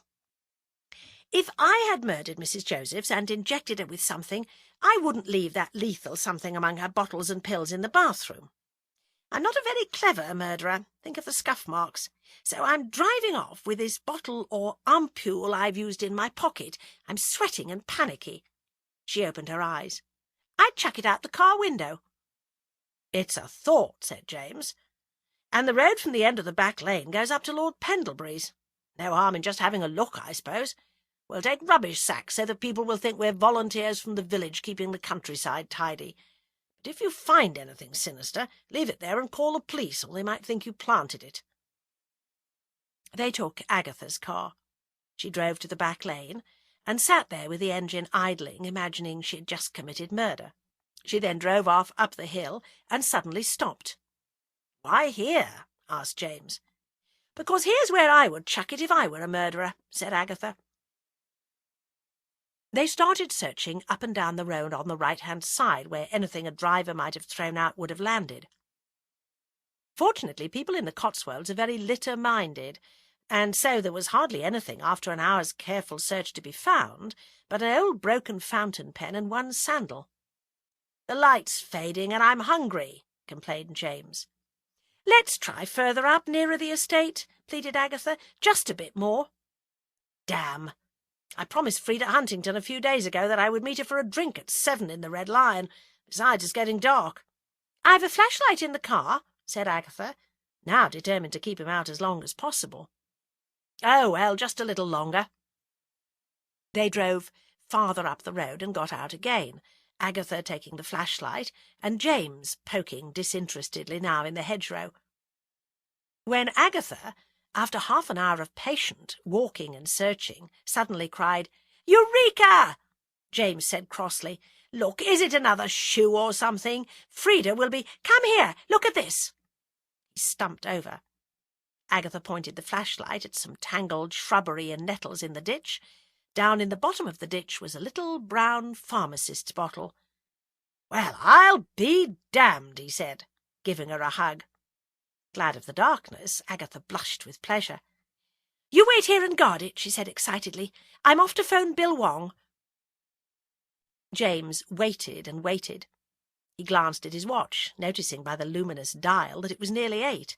Then he thought, "I don't really need to stand here." He took a stick which he had cut earlier from the hedgerow to help him in poking around, stabbed it down into the ditch beside the bottle, and tied his handkerchief like a flag to the top of it. Now he could go safely off to the pub, and the police and Agatha would easily find his marker. He strode off down the road. Agatha waited on her doorstep, biting her nails. Bill had said, "Wait right where you are," and so she'd done just that, but James must be wondering what had happened. With a sigh of relief, she saw the police car nosing round into the lane and ran out to meet it. Bill and another detective were in the car. "Hop in," he said, "and take us to this clue of yours. We couldn't raise Fred Griggs. It's his night off." Agatha could not believe it as they drove up the road and found no sign of James. Worse than that, she could not remember exactly where they had found the bottle, and so they searched up and down the roadside for quite a long time before Bill finally found the stick with the handkerchief on top. "At least he's marked the spot," said Bill, squatting down. He shone a powerful flashlight down beside the stick. "There doesn't seem to be anything there, Agatha." Agatha peered over his shoulder. "But it was there!" she cried. "Oh, where is James? If he just calmly went off to the pub to meet that tart, I'll kill him." Bill and the other detectives searched slowly and carefully, but there was no sign of that bottle. Finally straightened up with a sigh. "Do you think Lacey's in the pub?" "Oh, I'm quite sure he is," said Agatha viciously. It was a busy evening at the Red Lion. The whole village seemed to be crammed into the pub. James was surprised when he received a tap on the shoulder and a voice murmuring, "Police, would you step outside, Mr. Lacey?"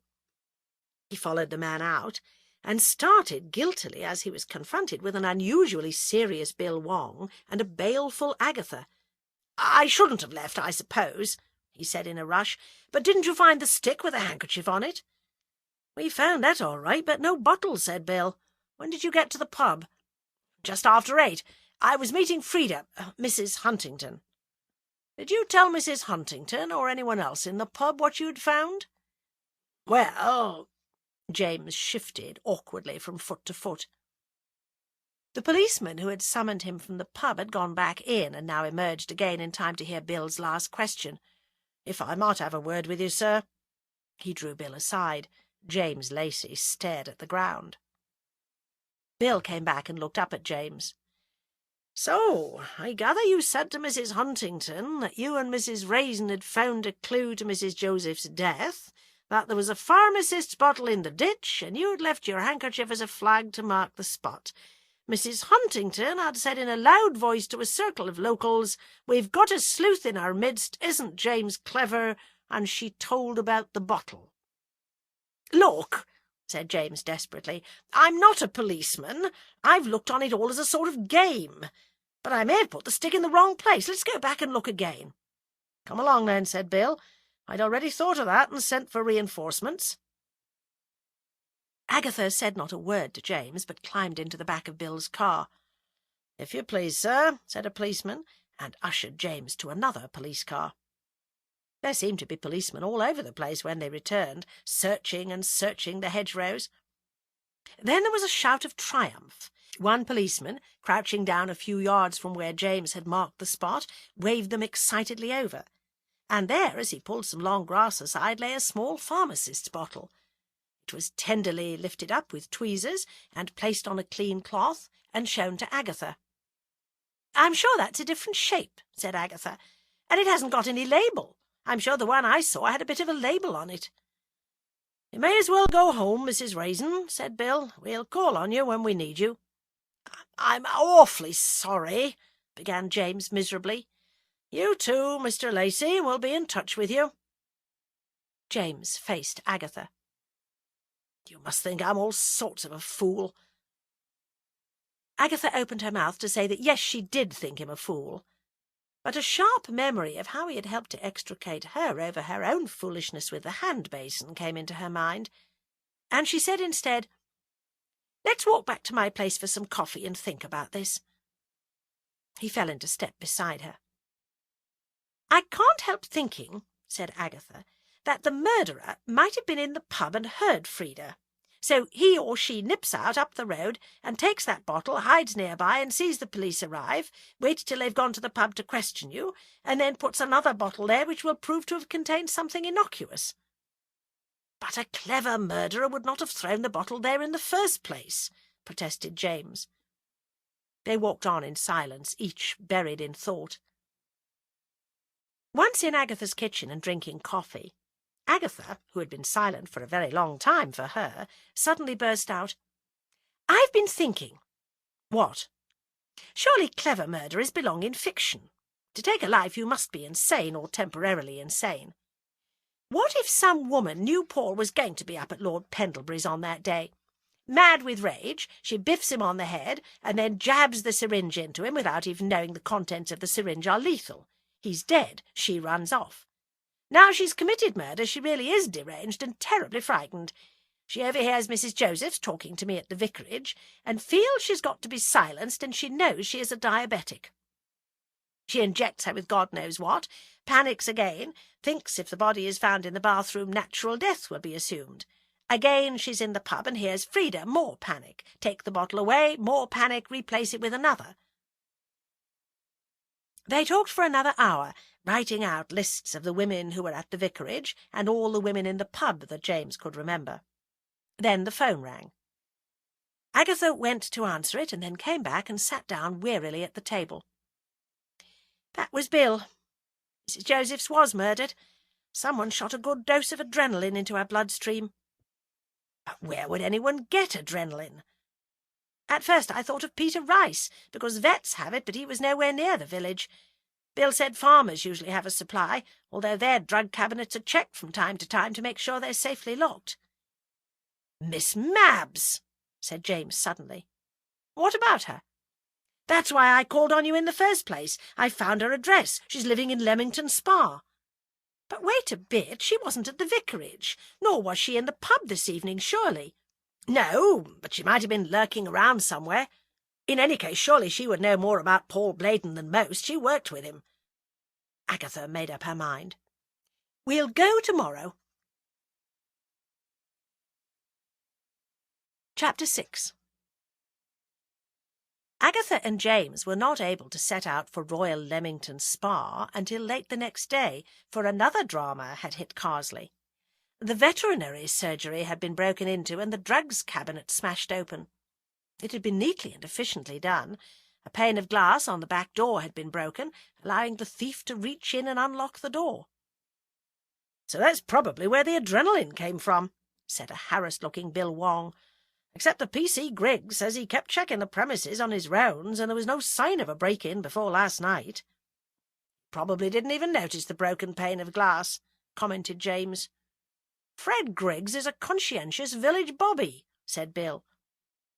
"Then do you think someone meant the police to think the adrenaline came from there?" asked Agatha. "That could be the case, but how unnecessarily complicated. And this throws suspicion on the death of Paul Bladen. No one we can think of wanted Mrs. Josephs dead." Then statements were painstakingly taken from Agatha and James about the finding of the bottle. "They analysed the one we eventually found, and it contains traces of a tranquilizer.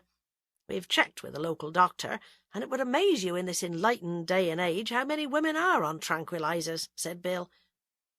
"Now, I have something to say to both of you. The police, at times, seem very slow and plodding, but it's a safer way of doing things than having amateurs running around stirring things up. Please do not interfere again." "If we had not interfered, as you put it," said Agatha hotly, "you would have gone on thinking Paul Bladen's death was an accident. And Mrs. Josephs might still be alive. Leave it to us, Agatha." After the police had gone, James said reluctantly, "It seems we're not exactly popular." "Yes, I suppose we'd better drop it." Agatha looked reluctant. "Perhaps I should think about some gardening." "Your lawn at the front could do with treatment," said James. "Come and I'll show you what I mean." Agatha was first out of her front door. She glanced down the lane and saw Frida Huntington standing on James's doorstep, and retreated so quickly she bumped into him. "I've changed my mind," she said, slamming the door and leading the way back to the kitchen. "Have another cup of coffee and I'll tell you about it." "Now," she began when they were seated, "the way I look at it is this." Her doorbell rang, sharp and peremptory. "Aren't you going to answer that?" he asked. "I suppose so." Agatha got reluctantly to her feet. She peered through the spy-hole. Frida was standing on the step. Agatha returned to the kitchen and sat down. "Double-glazing salesmen," she said. "They're so pushy. Not worth answering the door." The bell shrilled again, and Agatha winced. "I'll go," said James, rising. "No! Sit down, please. I think we should go to Leamington and question Miss Mabs. How can that be called interfering? Just a few questions. If we knew more what Paul Bladen was like, then we might know what lies behind his death. After all, what makes someone kill? Passion, said James. One of his jilted ladies. Or money, said Agatha, thinking of her unfortunate experience in London. But James, secure in the comfort of a private income and an army pension, shook his head. He hadn't much to leave, not by today's standards. The doorbell rang again. No, said Agatha sharply. Just wait, and whoever it is will go away. Whereabouts in Leamington does Miss Mabs live? He took out a notebook and flipped the pages. Here we are.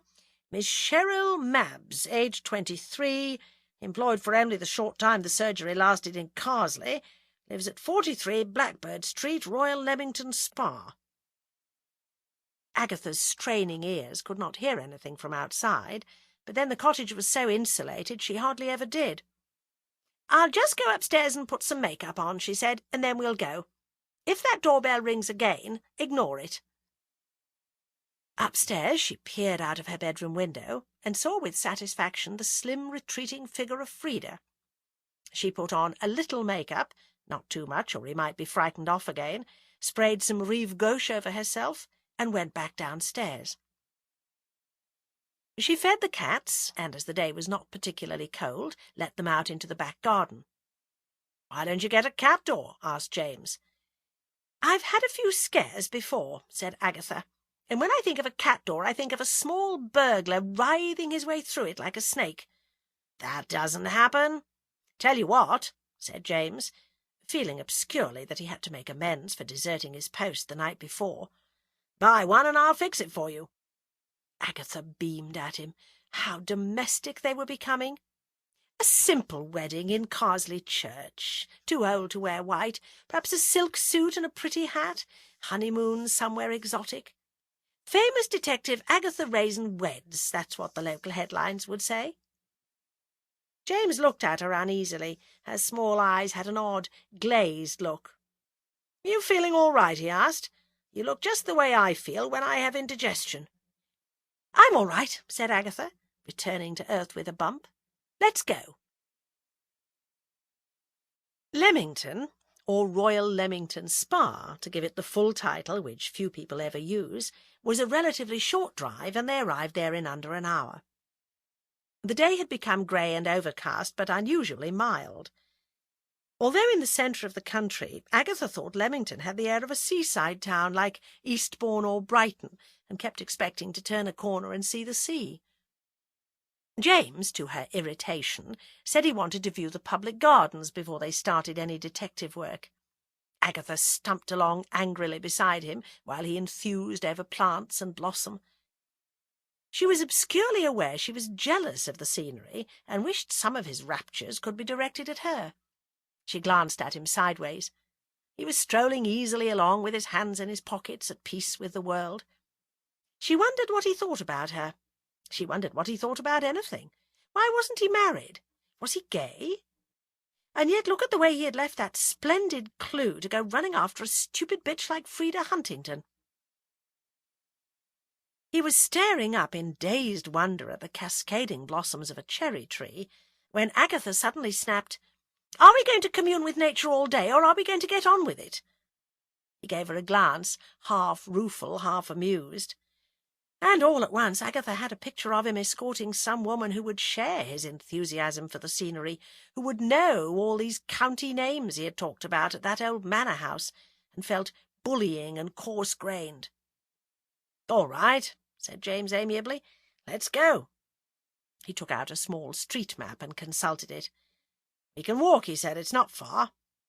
They set off. "Where does she work?" asked Agatha. "Oh, and how did you find out about her?" "I don't know where she works, but I got her address from Peter Rice in Mercester. She isn't a veterinary nurse, simply a sort of receptionist." Agatha began to wonder if they were ever going to get there, James's idea of not far not being her own. But they finally arrived at a long street of shops with flats above them. The shops had probably always been shops. The buildings were Georgian and run down, with cracked stucco and grimy fronts, dating from the days before the Clean Air Act, when soot fell on everything. It was 6 o'clock, Most of the little shops were closed and the street was quiet. Agatha could remember the days when a street such as this would resound with the cries of children, children playing hopscotch, children playing ball, children playing cowboys and Indians. Now they were probably all indoors, watching television, videos, or playing computer games. Sad. Number 43 turned out to be a staircase between two shops leading to flats above. At the top of the staircase was a battered wooden door, and beside it a row of bells with names on cards beside each bell. There was no Mabs listed. "Must have the wrong address," said James. "I didn't walk all this way for nothing," said Agatha impatiently, for her feet were sore. She pressed the nearest bell. After a few moments the door was opened by a thin, anemic-looking girl with blonde hair gelled up into spikes. "What do you want?" she asked. "Miss Cheryl Mabs," said Agatha. "She's on bell 4, said the girl, "but you won't find her in. She and Jerry's gone out." "Where?" asked James. "How should I know, mate? They usually has fish and chips and goes to the disco." "Where is this disco?" James smiled at the girl, who smiled back. "Not your style," she said. "It's down the road. Rave on disco, can't miss it. Wait till later and you'll hear the noise." "Well, that's that," said James, as they emerged out into the street again. "No, it's not." Agatha looked up at him. "We could have a bite to eat and then go to the disco ourselves." He shied slightly and looked off into the middle distance. "I really think I would rather go home, Agatha. As the young lady there pointed out, discos are not my style." Agatha glared at him. "Hardly mine either," she said, feeling her feet throb. He stood there looking down at her in polite embarrassment and obviously waiting for her to give in. "Dinner and think about it?" suggested Agatha. "I suppose I am hungry. It's a bit early for dinner. We'll find a pub." Over drinks, followed later by a modest dinner in an Indian restaurant, Agatha reflected that the more time she spent with James, the less she seemed to find out about him. He seemed to have an endless fund of impersonal topics to talk about, from politics to gardening, but what he really felt or thought about anything he did not say. But he agreed to try the disco. Back along Blackbird Street they went. They heard the thud, thud, thud of the disco music as they approached. The disco was called Rave On and was a club, but they got inside easily after paying a modest entrance fee. "Enjoy yourself, Grandma," said the bouncer to Agatha, who glared at him and said, "Get stuffed," and then realised that James's face had taken on that shuttered look again. Inside it was full of bodies writhing under strobe lights. Following closely behind James, Agatha shouldered her way to a black plastic padded bar in the corner. James ordered a mineral water for Agatha because she was driving, and a whiskey and water for himself. "How much is that?" he shouted at the barman, a white-faced youth with a pinched, spotty face. "On the house, officer," said the barman. "We're not police officers. In that case, pay up, Gov. £3 for every drink. 6 quid, squire." "Do you know Cheryl Mabs?" asked James. "We're friends of hers." He pointed. "Over there in that booth, with the orange and pink hair." Through the stabbing strobe lights and shifting, gyrating bodies, they could make out a gleam of orange and pink in a far corner. "Drink up," said James, and tossed his back. "I leave mine," shouted Agatha above the din. "I never did like Nat's piss anyway." His eyes had that blank look which Agatha had come to interpret as a sign of disapproval, but he said, "We'd better dance our way over, less conspicuous." He joined the gyrating figures, cheerfully waving his arms in the air and dancing like a dervish. Agatha tried to follow suit, but felt ridiculous. Teenagers were stopping their own dancing to cheer James on. "Inconspicuous," thought Agatha with a groan. "The whole damn place is looking at us."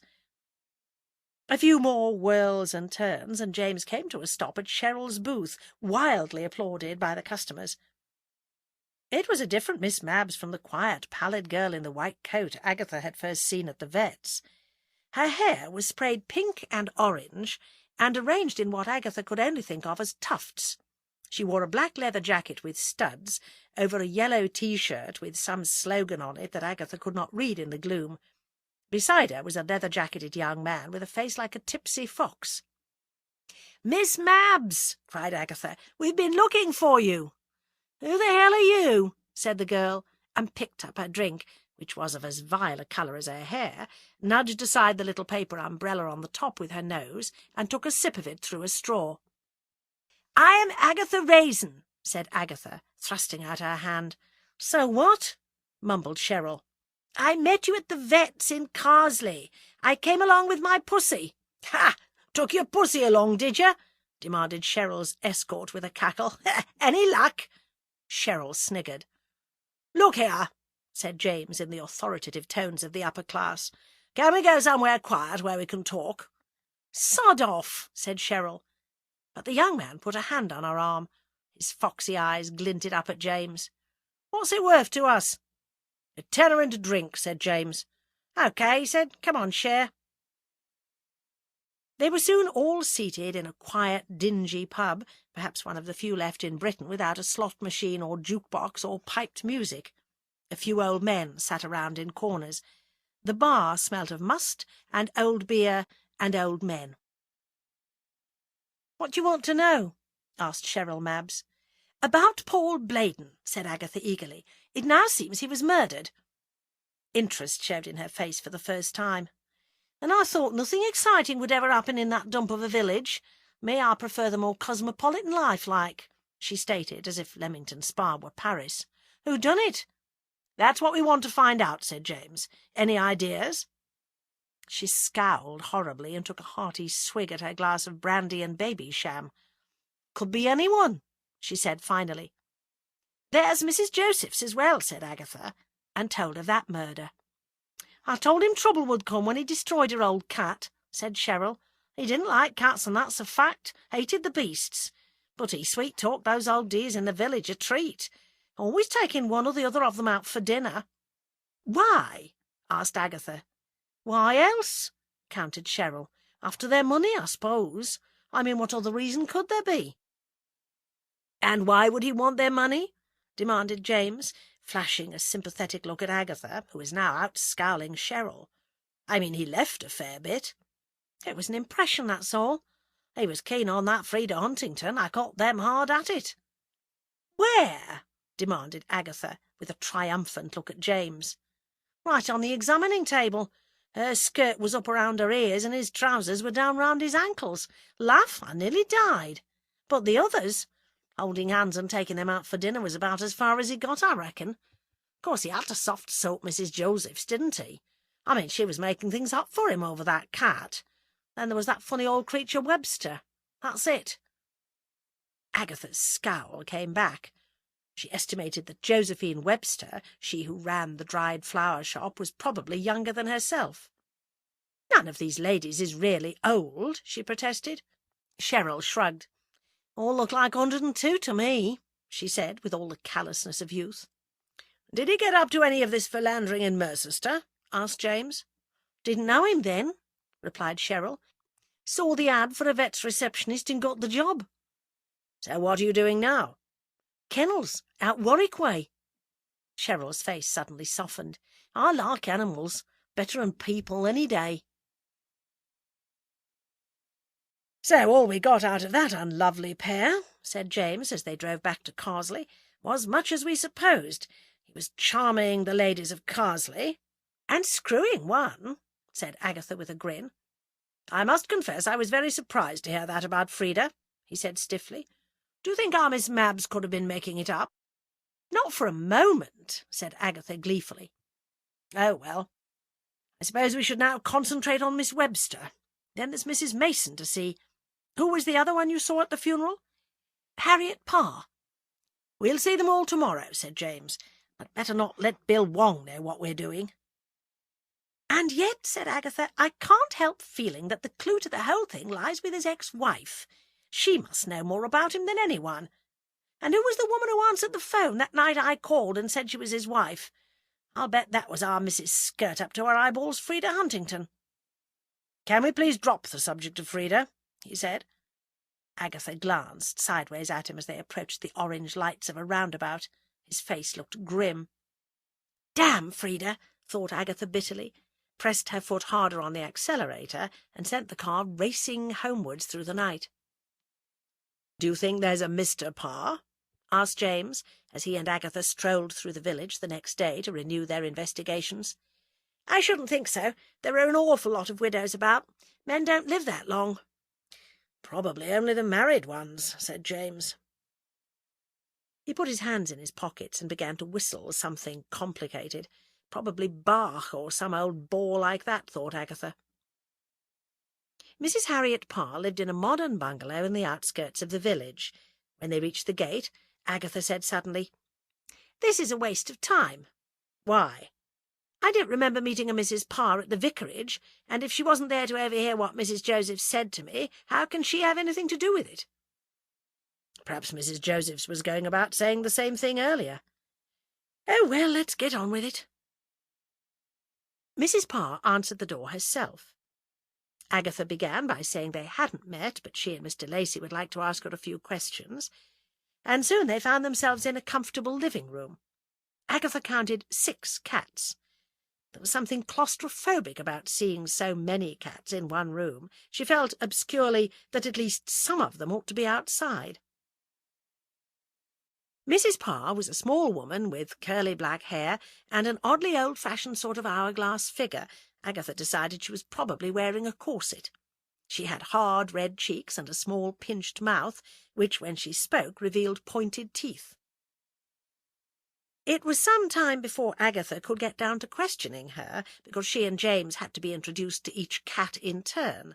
Then Mrs. Parr fussed over James, asking him if he were comfortable, plumping cushions at his back, before rushing off to fetch tea and some of my special scones. "No, Mr. Parr," whispered Agatha. "Might be out at work," said James.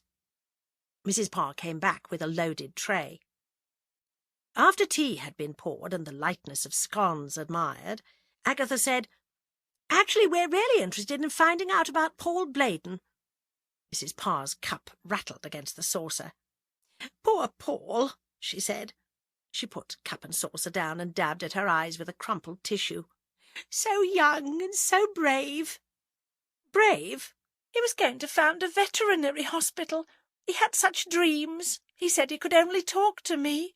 I was the only one with enough imagination to share his vision." Then they heard the front door open. "My husband," whispered Mrs. Parr. "Don't—" The door of the living-room opened, and a tall, thin, middle-aged man with a grey face and a prominent Adam's apple bobbing over a rigid shirt collar came in. "People from the village, dear," said Mrs. Parr. "Mrs. Raisin and Mr. Lacey. They both live in Lilac Lane. They've just been admiring my scones." "What brought you here?" asked Mr. Parr bluntly. This book is continued on Disc 4. Disc 4. The door of the living-room opened, and a tall, thin, middle-aged man with a grey face and a prominent Adam's apple bobbing over a rigid shirt collar came in. "People from the village, dear," said Mrs. Parr. "Mrs. Raisin and Mr. Lacey. They both live in Lilac Lane. They've just been admiring my scones." "What brought you here?" asked Mr. Parr bluntly. "We've just started asking a few questions about Paul Bladen. You know the vet that was found dead?" "Get out of here!" hissed Mr. Parr. He held the door wide open. "Out!" "We were only—" said Agatha, but that was as far as she got. "Get out!" he shouted at the top of his voice this time, his thin, tired face working with rage. "Never come here again! Leave us alone!" "Very sorry we upset you so much," said James politely as he and Agatha edged past the infuriated husband. "Fuck off, you upper-class twat!" yelled Mr. Parr, and spat full in James's face. There was a horrified silence, punctuated only by the sound of Mrs. Parr's weeping. James slowly cleaned his face with a handkerchief. Mr. Parr was now trembling, looking appalled at the enormity of his own behaviour. James put his large hands on Mr. Parr's shoulders and shook him backwards and forwards. He punctuated each shake by saying, "Don't ever do that to me again." Then he abruptly released him and strode out, with Agatha at his heels. "We're really stirring up mud, Agatha," he sighed. He looked back at the neat bungalow. You know, sometimes when I was coming home on leave, I would look out at little houses like that from the train and imagine secure and cosy lives. What awful emotional dramas lurk behind the facades of all the houses called comfortable names like Mon Repos and Shangri-La. What breeding grounds for murder!" "Oh, it's quite a lively place, the country," said Agatha cheerfully. "I feel we're getting somewhere. Mrs. Parr must have been having a fling with Bladen. Let's try Josephine Webster." "Perhaps before we get to her, we should call on Frida Huntington." "What? That floozy? How can you bear to look at that slut without blushing?" demanded Agatha. He stopped and looked down at her, leaning back, hands in his pockets and rocking slightly on his heels. A faint gleam of malice shone in his eyes. "On the contrary, Agatha, I find the idea of a Frida Huntington with her skirt around her ears quite delectable." Agatha walked on. Well, they would call on Frida, because Agatha was suddenly sure, had a sudden gut feeling, that Frida was the murderer.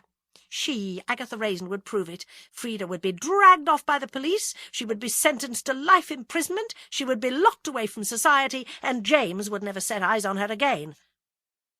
"Why are you racing along?" demanded James plaintively from somewhere behind her. "I thought you weren't all that keen on seeing the woman." "I've decided that after all I do want to visit dear Frida," snapped Agatha. Droon's cottage, which Frida had bought, was at the back of the village on a rise. It was a Georgian cottage with a splendid wisteria hanging over the Regency doorway, its purple blooms just beginning to show. "The bell doesn't work," said James, and Agatha scowled horribly at this sign of his knowledge of the workings of Frida's house. The door was opened by Doris Simpson, who cleaned for Agatha. "What are you doing here?" demanded Agatha, who felt that this excellent cleaning woman was her sole property, although Doris only came 1 day a week now. "I does for Mrs. Huntington, Agatha," said Doris, and Agatha thought that Doris should at least have addressed her as Mrs. Raisin in front of James. "Is she in?" asked James. "No, James, her is up at Lord Pendlebury's. Got a horse, and he's keeping it in his stables for her. Oh, and Bert thanks you for the loan of the books." "We'll go up to Pendlebury's and have a word with her there," said James. "I didn't know you knew Bert and Doris Simpson," said Agatha. "I sometimes have a drink with them in the Red Lion. Should we walk to Pendlebury? It's a fine day." "Oh, all right," said Agatha ungraciously, thinking, trust Frida to ingratiate herself with the aristocracy.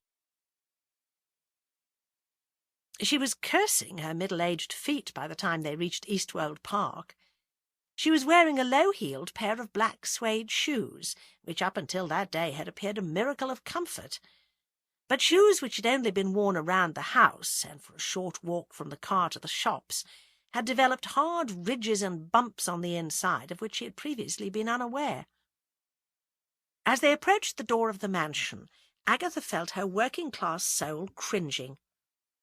This was intensified by a smell of baked beans coming from the kitchen, which vividly brought back memories of the shabby streets of Birmingham, squalling babies, large belligerent women, and a small Agatha who nursed a dream of one day having a home in the Cotswolds. The food of the poor, remembered Agatha, had always seemed to be tinned baked beans or fish and chips. Mrs. Arthur opened the door. "He's got company," she said. "He's over at the stables." "We'll find him there," said James. Agatha limped after him towards the stables. Frida and Lord Pendlebury were standing outside talking. Frida was wearing a tweed hacking jacket, jodhpurs, and new riding boots. She looked as if she had stepped out of a glossy advertisement in Country Life. "James!" she cried when she saw him. She ran forward and kissed him on the cheek. Agatha wished she had not come. Lord Pendlebury sloped over. "What's this, young man? I was just enjoying the company of this pretty lady before you came along." And he gave Frida a doting look. Then he saw Agatha. "Good God!" he exclaimed. "Is that woman back again?" Frida giggled and hung on James's arm, smiling up at him. "We've been asking questions about Paul Bladen's death," said Agatha harshly and loudly. "We gather you were having it off with him." "Really?" Frida looked at Agatha with distaste, and then her eyes appealed silently to the two gentlemen for help. "Go away, you horrible woman! Shoo!" said Lord Pendlebury. "Too blunt, Agatha," murmured James. "Why don't you go home and leave this to me? I'll call in on you later." Face red, Agatha wheeled round and stalked off. She could feel them all looking at her. Why had she been so blunt? Damn Frida! James would probably drop the investigation, and all because of that floozy. Her feet hurt and her head hurt, and she was glad to get home to the undemanding affections of her cats. She felt she should forget about James and go and ask Josephine Webster a few questions. The phone rang. To her outrage and amazement, she recognised Jack Pumfret's voice. "Look, Agatha," he wheedled. "OK, I went about things the wrong way. Yes, you guessed it, I went bust in Spain, but I've got a nice little earner lined up, and—" Agatha dropped the phone. She found she was trembling with outrage. How dare he? She felt almost frightened that he should persist in trying to get money out of her. Think of something else. Think of Josephine Webster. And then there was Mrs. Mason. She had been at the funeral. But somehow she was too upset to think clearly. She thought about pouring herself a drink and then decided against it. She was not going to end up one of those people who poured themselves a drink the minute anything upset them. So she switched on the television and stared blindly at an American soap, gradually feeling herself relax. An hour later, when her doorbell went, she jumped nervously, almost frightened that Jack Pumfret had pursued her to the country. But it was James who stood on the doorstep. "Sorry about that," he said, "but you were too blunt. Frida knows you don't like her, and so she's not going to take kindly to being questioned by you." "So did you get anything at all out of her?" asked Agatha. "When I got rid of the doting Pendlebury, I had a talk with her. She says she had a bit of a fling with Bladen, but that was all. She pointed out, rightly, that she's free and single and can do what she likes. She was quite open about the whole business." "But why in the surgery?" demanded Agatha. "They've both got the privacy of homes and beds. Doesn't that suggest passion rather than a casual affair to you?" "Well," he said awkwardly, "Frida's quite a girl. Middle-aged woman, rather. Let's not quarrel about Frida. I don't think there's anything there to worry about. Let's try Josephine Webster." Glad of an excuse to be with him again and get away from the phone, Agatha set off with him to Josephine Webster's shop. It was not a proper shop. It was a terraced house on the main street, and she used what would normally have been the living room to display her wares. The shop was dark and heavy with the ginger and cinnamon smells of herbal soaps and perfumes. Bunches of dried flowers hung from the beamed ceiling. Straw hats ornamented with dried flowers hung on the walls. Neat Miss Webster was sitting at a desk in the corner of this room doing accounts. Determined to be more tactful, Agatha bought a cake of sandalwood soap, talked about the Carsley Ladies' Society, the weather, and then finally got around to the subject of Paul Bladen. "A most unfortunate death," said Miss Webster, peering at Agatha over a pair of gold-rimmed spectacles. "Such a sad accident." James stepped in. "But now, in view of Mrs. Joseph's murder, the police are beginning to think that someone might have murdered Paul Bladen." "That's ridiculous. I can't believe that." "There's a mobile police unit being set up outside the village," said James, "and I don't think it's all because of Mrs. Joseph's." Her face had a pinched, closed look. "I'm very busy. If you do not wish to buy anything else, please leave." "But you must have been very close to Paul Bladen," pursued Agatha. "I saw you at his funeral." "I was there to pay my respects, although I did not like him," she said. "Us village people went to pay our respects. Outsiders like you no doubt went along out of vulgar curiosity, and if you take my advice, leave investigations to the police." "So that's us with a flea in both ears," commented James outside. "All we seem to be getting are insults. What about Mrs. Mason?" "At least we'll get a welcome there," said Agatha. "She lives on the council estate." "How are your feet?" "Fine now. I changed my shoes." Mrs. Mason indeed gave them a warm welcome. More tea and scones, gossip about the village. But Agatha began to shift nervously. A big murder investigation was taking place in the village. Surely it was odd that Mrs. Mason should not mention that. "Lot of police around?" ventured Agatha. "Yes, poor Mrs. Josephs. I find it hard to believe. I think she took her own life. She was so upset about her cat." "That was a wicked thing of Bladen to do," put in James. "Of course the police now think he was murdered." There was a long silence while Mrs. Mason stared at him, her matronly figure rigid. "That's ridiculous," she said at last. "No one would kill Mr. Bladen. Why? He wasn't the kind of person who gets murdered. He was a man of purpose and vision, a kind man. Not very kind to kill Mrs. Joseph's cat. That was a mercy killing. He told me the old cat was in agony." Agatha leaned forward. "Just think for a moment, Mrs. Mason. Just suppose someone had murdered Paul Bladen. Can't you think of any reason why?" "No, I really can't. I wouldn't get involved in all this, Mrs. Raisin. I really wouldn't. It's not decent. Perhaps it's the way people go on in the city, but don't you even want to know who killed Mrs. Josephs?" "Yes, but that's a job for the police." They couldn't get anything else out of her, and retreated to Agatha's cottage. "I would like to have a go at that ex-wife, Mrs. Bladen, one more time," said Agatha, "but no doubt she would just slam the door in our faces." "You know," said James, "we could go back and see Bunty Vere Deadsworth at the Manor House. She might help us in getting Greta Bladen to talk." "Then let's go," said Agatha eagerly, frightened that if they waited in Carsley any longer, Frida would arrive on the doorstep. Chapter 7. They were just about to leave when the phone rang. Agatha started and looked at it as if it were a hissing snake. Was it Frida? Or was it Bill Wong asking them to mind their own business and leave the investigation to the police? He'd always had a nasty way of knowing what she was up to. She picked up the receiver and gave a tentative, "Hello?" "Look here, Agatha," said Jack Pomfret's voice sternly.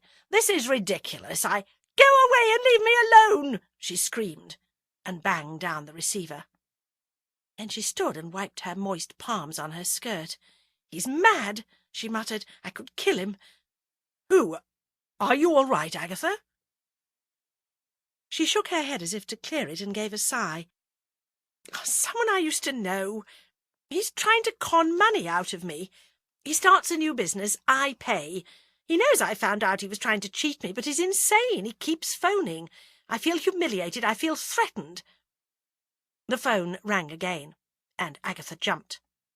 "Allow me," he said. He picked up the receiver and listened.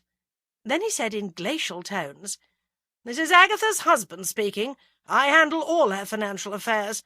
One more call from you, and I will suggest to the police that they take a close look at your business transactions." James looked at the receiver before putting it down and smiled. "What did he say?" demanded Agatha.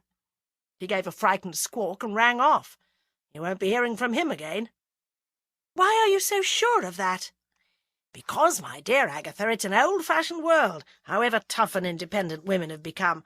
He now thinks he has an irate husband to deal with. Come along. You look too rattled to drive." As she climbed into his car, Agatha felt a warm glow permeating her body.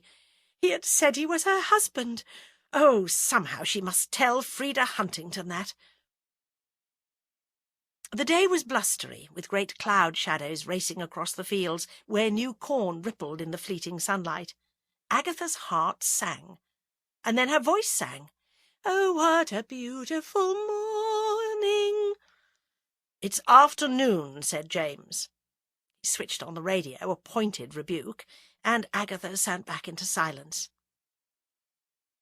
The manor house looked as it had done before, calm and benign, part of the landscape rather than some building thrust upon it. "So you're back," said Bunty, looking pleased. "I was just going to have some coffee." "We need your help," said James, when they were all seated in the comfortable kitchen. He succinctly outlined all that had happened, and explained they were sure that Greta Bladen could help them. Bunty listened carefully, her eyes bright with interest. "As I told you before, I know Greta," she said. "We all know each other in this little village. I'll phone her and ask her to come up." She went off and came back shortly to say that Greta was on her way. "You'd better let me do the talking," said Bunty. "She can be prickly." And prickly was what Greta looked as she entered the kitchen and stopped short at the sight of Agatha and James. "Now you can't run away from people asking questions about Paul's death," said Bunty firmly. "You didn't like the man, but surely you don't want a murderer to be left to roam the Cotswolds in peace. Sit down, Greta, and have coffee. You see, we all feel that if we knew a bit more about Paul Bladen, then we might be able to guess which of the suspects might have done it." "Including me," said Greta bitterly, but she sat down and shrugged off her short coat. "Well, it's a dreary story," she said. "As you probably realise, I was 10 years older than Paul when I met him. He was working as a vet in Leamington Spa, where I lived. I had a dog then I was devoted to, the way only the unloved can become devoted to animals." Agatha, who had been thinking of her cats, stared down into her coffee cup. "I took my dog to the vet for some shots. Paul was charming. I could not believe my luck when he asked me out. My parents had died and left me a house and a comfortable amount of money. It was what the romances call a whirlwind courtship. Shortly after we were married, I found my dog dead one morning. The animal had been fit and healthy the day before. Paul was all sympathy and did an autopsy. He said the dog had died of heart failure. Only in later years did I suspect he had poisoned it. Strange in a vet, but he had hatred of dogs and cats. He told me about his dream of a veterinary hospital. He said he would name it after me. I gave him a considerable amount of money to get started. During the following year he regaled me with stories of the plot of land he had bought and how the builders had started work. I was excited and asked to see it, but he said he wanted it to be a surprise. I said, "At least tell me where it is," and he said, "Chimley Road on the outskirts of Mercester." He started to come home very late. He said he was always going over to the building site when he finished work. Then he said we were moving to Mercester to be near the new hospital. He did not ask me for money. He said he had a house all ready, but I was to promise not to go near Chimley Road until he was ready to surprise me. Greta sighed. I was so much in love with him. That was until I met his partner Peter Rice at a party. I'd known Peter before, by the way, we were old friends. So I thought it all right to ask him if they would still run the surgery when the new veterinary hospital was opened. He asked me what veterinary hospital. I told him. He gave me a pitying look and said, why didn't I go out to Chimley Road and have a look? Alarmed, I set out the next day. It was a long row of terraced houses. No building site. I taxed Paul with it. He began to say that things hadn't worked out there, so the building site was in Leamington. And when I didn't believe him, he finally came out with the truth. He was a gambler, a dedicated gambler. Not only had he spent all the money I had given him in gambling, but he needed more to pay his debts. I refused. He grew ugly. He told me he had only married an old bat like me for my money. Yes, I could have killed him then. But I wanted free of him, and so I made him agree to a separation and subsequent divorce. If he did not agree, I said I would tell Peter Rice all about him. So, said James, one of his ladies could have murdered him because he conned money out of them. Surely that's hardly a reason for murder, protested Bunty. Oh, yes, it is, said Agatha, thinking of Jack Pomfret. So now you've got what you want from me, said Greta in a tired voice. May I go? Of course, my dear, said Bunty, but you must realise how essential it is to find out who did this terrible thing. Greta stood up. Why? Why is it so important? He died painlessly. He was cruel and useless. But there is the murder of Mrs. Josephs, said Agatha quietly. You must have read about that. Yes, but what's that got to do with Paul? She said she was going to tell me all about him, said Agatha, and the next day she was dead. Greta shook her head in bewilderment. I cannot bring myself to believe that Paul's death was anything other than an accident. I don't know this Josephs woman. I didn't know her. Possibly her death is unrelated. Her voice shook. I've done what I can for you. Please don't trouble me again. There was a long silence after she had left. Then, poor woman, said Bunty. Perhaps. Agatha laced her fingers tightly round the coffee mug. On the other hand, she surely had the most reason to kill Paul. She would know about Immobilon. Perhaps she would have access to adrenaline if he had left any of his drugs behind when he left her. "You're forgetting about the break-in at the surgery," James pointed out. "The police seem to think that might have been done after Mrs. Joseph's death." "So many women, so many suspects," mourned James. "But we've taken up enough of your time, Bunty."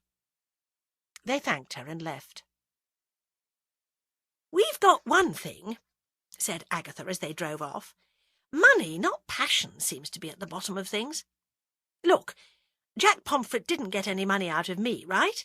But the very fact that he tried to trick me, the fact that he has the gall to phone me up, makes me want to murder him, gives me a mad hatred and fear of him. Can you understand that?" "Yes, I think so. If any of these women, I mean any of our suspects, apart from Greta, paid up, there would be a motive. We could go to Mercester and ask Peter Rice what happened to Paul Bladen's deposit book." Agatha agreed, delighted at an opportunity of more time in his company.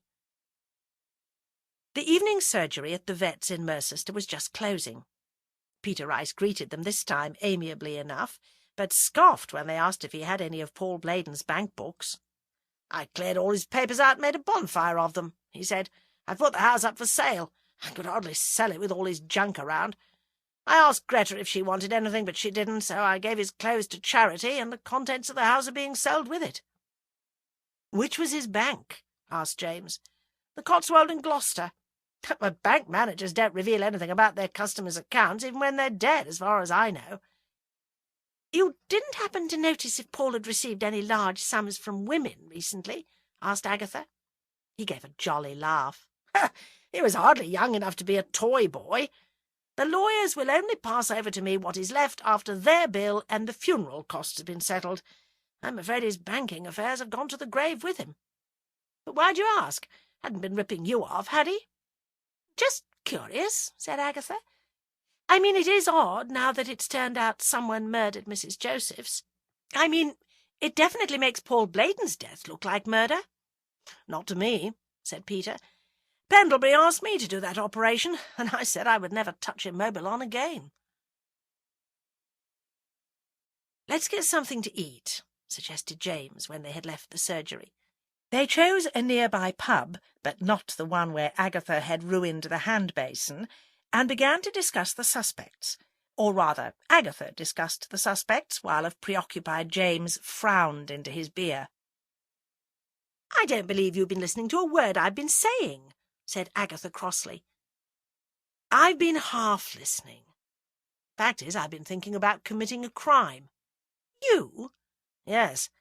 I've been thinking about breaking into the Cotswold and Gloucester Bank." "But that's impossible. There'll be sophisticated burglar alarms and laser beams and pressure pads and God knows what else." "Perhaps not. Let's finish our food and drink and go and take a look at it." The bank was a converted shop in a side street, where old Tudor buildings with overhanging eaves crowded out the night sky above.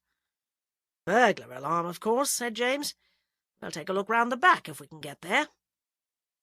They found a lane which ran along the back of a row of shops and the bank. There were a series of lock-ups, garages, and tall wooden fences, all having a closed, impregnable air. James counted along. "This is the back of the bank," he said, "what used to be the garden. Surely they wouldn't wire up this wooden door in the wall." He took a small wallet of credit cards out of his pocket. Agatha bit back the impatient remark she was about to make, that apart from in the movies she'd never seen anyone open a lock with a credit card. He selected one. Agatha turned away and looked along the lane, which was lit with sodium lamps, making everything look unreal, and, she thought more practically, probably making her lips look purple. There was a click, and she swung round. The door in the wall was standing open. "Amazing," said Agatha. "Let's get inside before someone sees us," whispered James. Agatha followed him in. He closed the door behind them and took out a pencil torch. "You've done this before," accused Agatha. He didn't reply, but led the way up a narrow path between two strips of lawn. "Look," he murmured, "there's a kitchen at the back." What does a bank want a kitchen for? Make tea for the staff, left over from when it used to be a shop. Now, let me see. The thin beam of the torch flicked up and down the building. I don't see any sign of an alarm here, he said. I'm going to have a go. Be prepared to make a run for it. But we might not hear any alarm, said Agatha in an agony of nerves. It might just ring inside the police station. Where's your sense of adventure? He mocked. He took out the card again. Agatha prayed that he would not be able to get the door open. She imagined police cars swooping up the lane, police with loud hailers, the reproachful eyes of Bill Wong. But all she heard was James's voice saying softly, "It's open. Come on." Now Agatha's heart was hammering so hard she felt sure it could be heard for miles. The kitchen door closed behind them. The torch beam flickered rapidly to right and left. James opened a door leading out of the kitchen and led the way through. They found themselves in a square room full of desks and computers. "The office," said James, "which is all we need. Just as well look at that door over there. That's the one into the bank proper, where the money is." Agatha shivered. There was an alarm box over the door, and a steady red light glared down on them like an infuriated eye. "Now," he said, "make yourself comfortable. This might take some time. There are no windows in this room except for that one through to the main bank, which is just as well, for the light from the computer screen could have been spotted from outside." Agatha sat down in a dark corner and waited, too frightened to watch what he was doing, although she was aware of a computer screen flickering into life and the soft sound of drawers being opened and shut. It had been a long day, and extreme fear had the effect of making Agatha feel sleepy. Her eyes closed. She awoke with him shaking her shoulder and cried, "We've been caught! The police!" "Shh! I've found his account," hissed James. "Good. Can we get out of here?" "Yes, I've taken notes. Quietly now."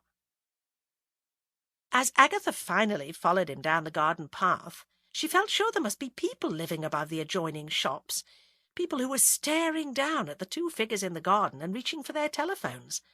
But when she shot one frightened look back, everything was as dark and silent as before. Only when they were safely outside did she realize that fear was affecting her physically. "I must find a lady's. Quick!" she gasped. "Are you feeling sick?" "No, I've got to pee," said Agatha. "There's a tide of pee rising up to my eyeballs." "Go back to the pub," he said. "It isn't far." Agatha cursed her own crudity, but she almost ran back to the pub. "Now what?" she asked, elated because her fright was over and she had used the services of the pub's toilet. "Don't you want to know what I found out?" "Oh, yes." "Listen to this. In the short time Paul Bladen was in Carsley, he had deposits in his account, one of £20,000, one of £15,000, then £9,000, one of £4,000, 4 deposits of £5,000, and one for £500. That's apart from his pay." "Who paid him?" "There's the rub, didn't say. I've been thinking. I would like to get inside that house of his. We could do it tonight." "Last orders, please, ladies and gentlemen, if you please," called the barman. "As late as that?" exclaimed Agatha. "Well, we could start out tomorrow early and—" "No, tonight." He looked at Agatha's cherry-red coat. "We need some dark clothes." "What monster is this I have unleashed?" thought Agatha, looking at his animated face. She could tell him to go on his own, and yet there would be all the excitement of the adventure, which might lead to— They fumbled around in the dark of Paul Bladen's house. "What's that?" he cried, clutching hold of Agatha. "Nothing," he murmured, still holding her. "Your perfume smells divine. Oh, Agatha!" And he bent his lips to hers. "Agatha, stop daydreaming and let's get on," said James sharply. And Agatha blinked the rosy vision away, obscurely irritated that he had snapped her out of it before he had kissed her. Back at her cottage, Agatha changed into a pair of black slacks and a black sweater. She wondered whether he meant her to blacken her face. Better wait and see. He rang her bell at 1 in the morning. He too was wearing a black sweater and black trousers. "We'll be causing no end of a scandal," he said cheerfully. "I only hope no one sees me calling on you at this hour of the night." And Agatha thought of Frida and fervently hoped that someone had. James, who had been drinking mineral water during their last visit to the pub, elected to drive again. Agatha snuggled down in the passenger seat and dreamt they were racing off on their honeymoon. "Just to be on the safe side," said James, "we'll park a street away and walk." Paul Bladen's house stood quiet and shuttered in a row of Victorian villas. Agatha remembered her last visit and was glad now she had run away. James looked up and down the quiet street, which was lined with cherry trees in full bloom. A breeze blew down the street, and blossom cascaded about them. "Isn't it sad," mourned James, "that such beauty should be so fleeting?" "Too true," said Agatha edgily, "but if you stand here for much longer admiring the blossom, then someone's going to see us." He gave a little sigh, and Agatha wondered whether he were wishing he was with someone who could share his love of beauty. "I think as there is no one around, we should go straight up to the front door," he whispered. "There's a dark porch, and once we're there, we'll be pretty much shielded." "Why bother about dark clothes if we're not going to sneak around the back?" asked Agatha. "Because it might take me a bit of time to get the door open, and so long as we're dressed in black, there's less chance of us being noticed from the street by any passer-by." When they were in the shelter of the porch, he flicked the beam of his pencil torch at the door, and then switched it off. "Yale lock," he said with satisfaction. "Lovely stained-glass panel on the door. I wonder if Peter Rice knows you can get money these days for Victorian stained glass." "Get on with it," said Agatha, looking nervously over her shoulder. And then they heard the sound of slow footsteps coming along the street, and stiffened. "Stand very still in the corner and turn your face away from the street, and don't move," hissed James. They froze. The footsteps came nearer, stopping every once in a while. "Come on, Spot," said a man's voice irritably. Someone walking the dog. Agatha could feel sweat trickling down her face.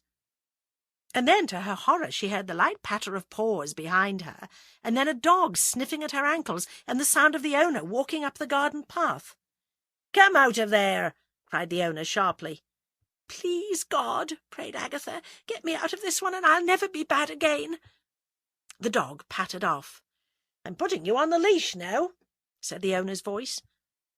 This was followed by a metallic click, and then those footsteps slowly retreated out of the garden and off down the street.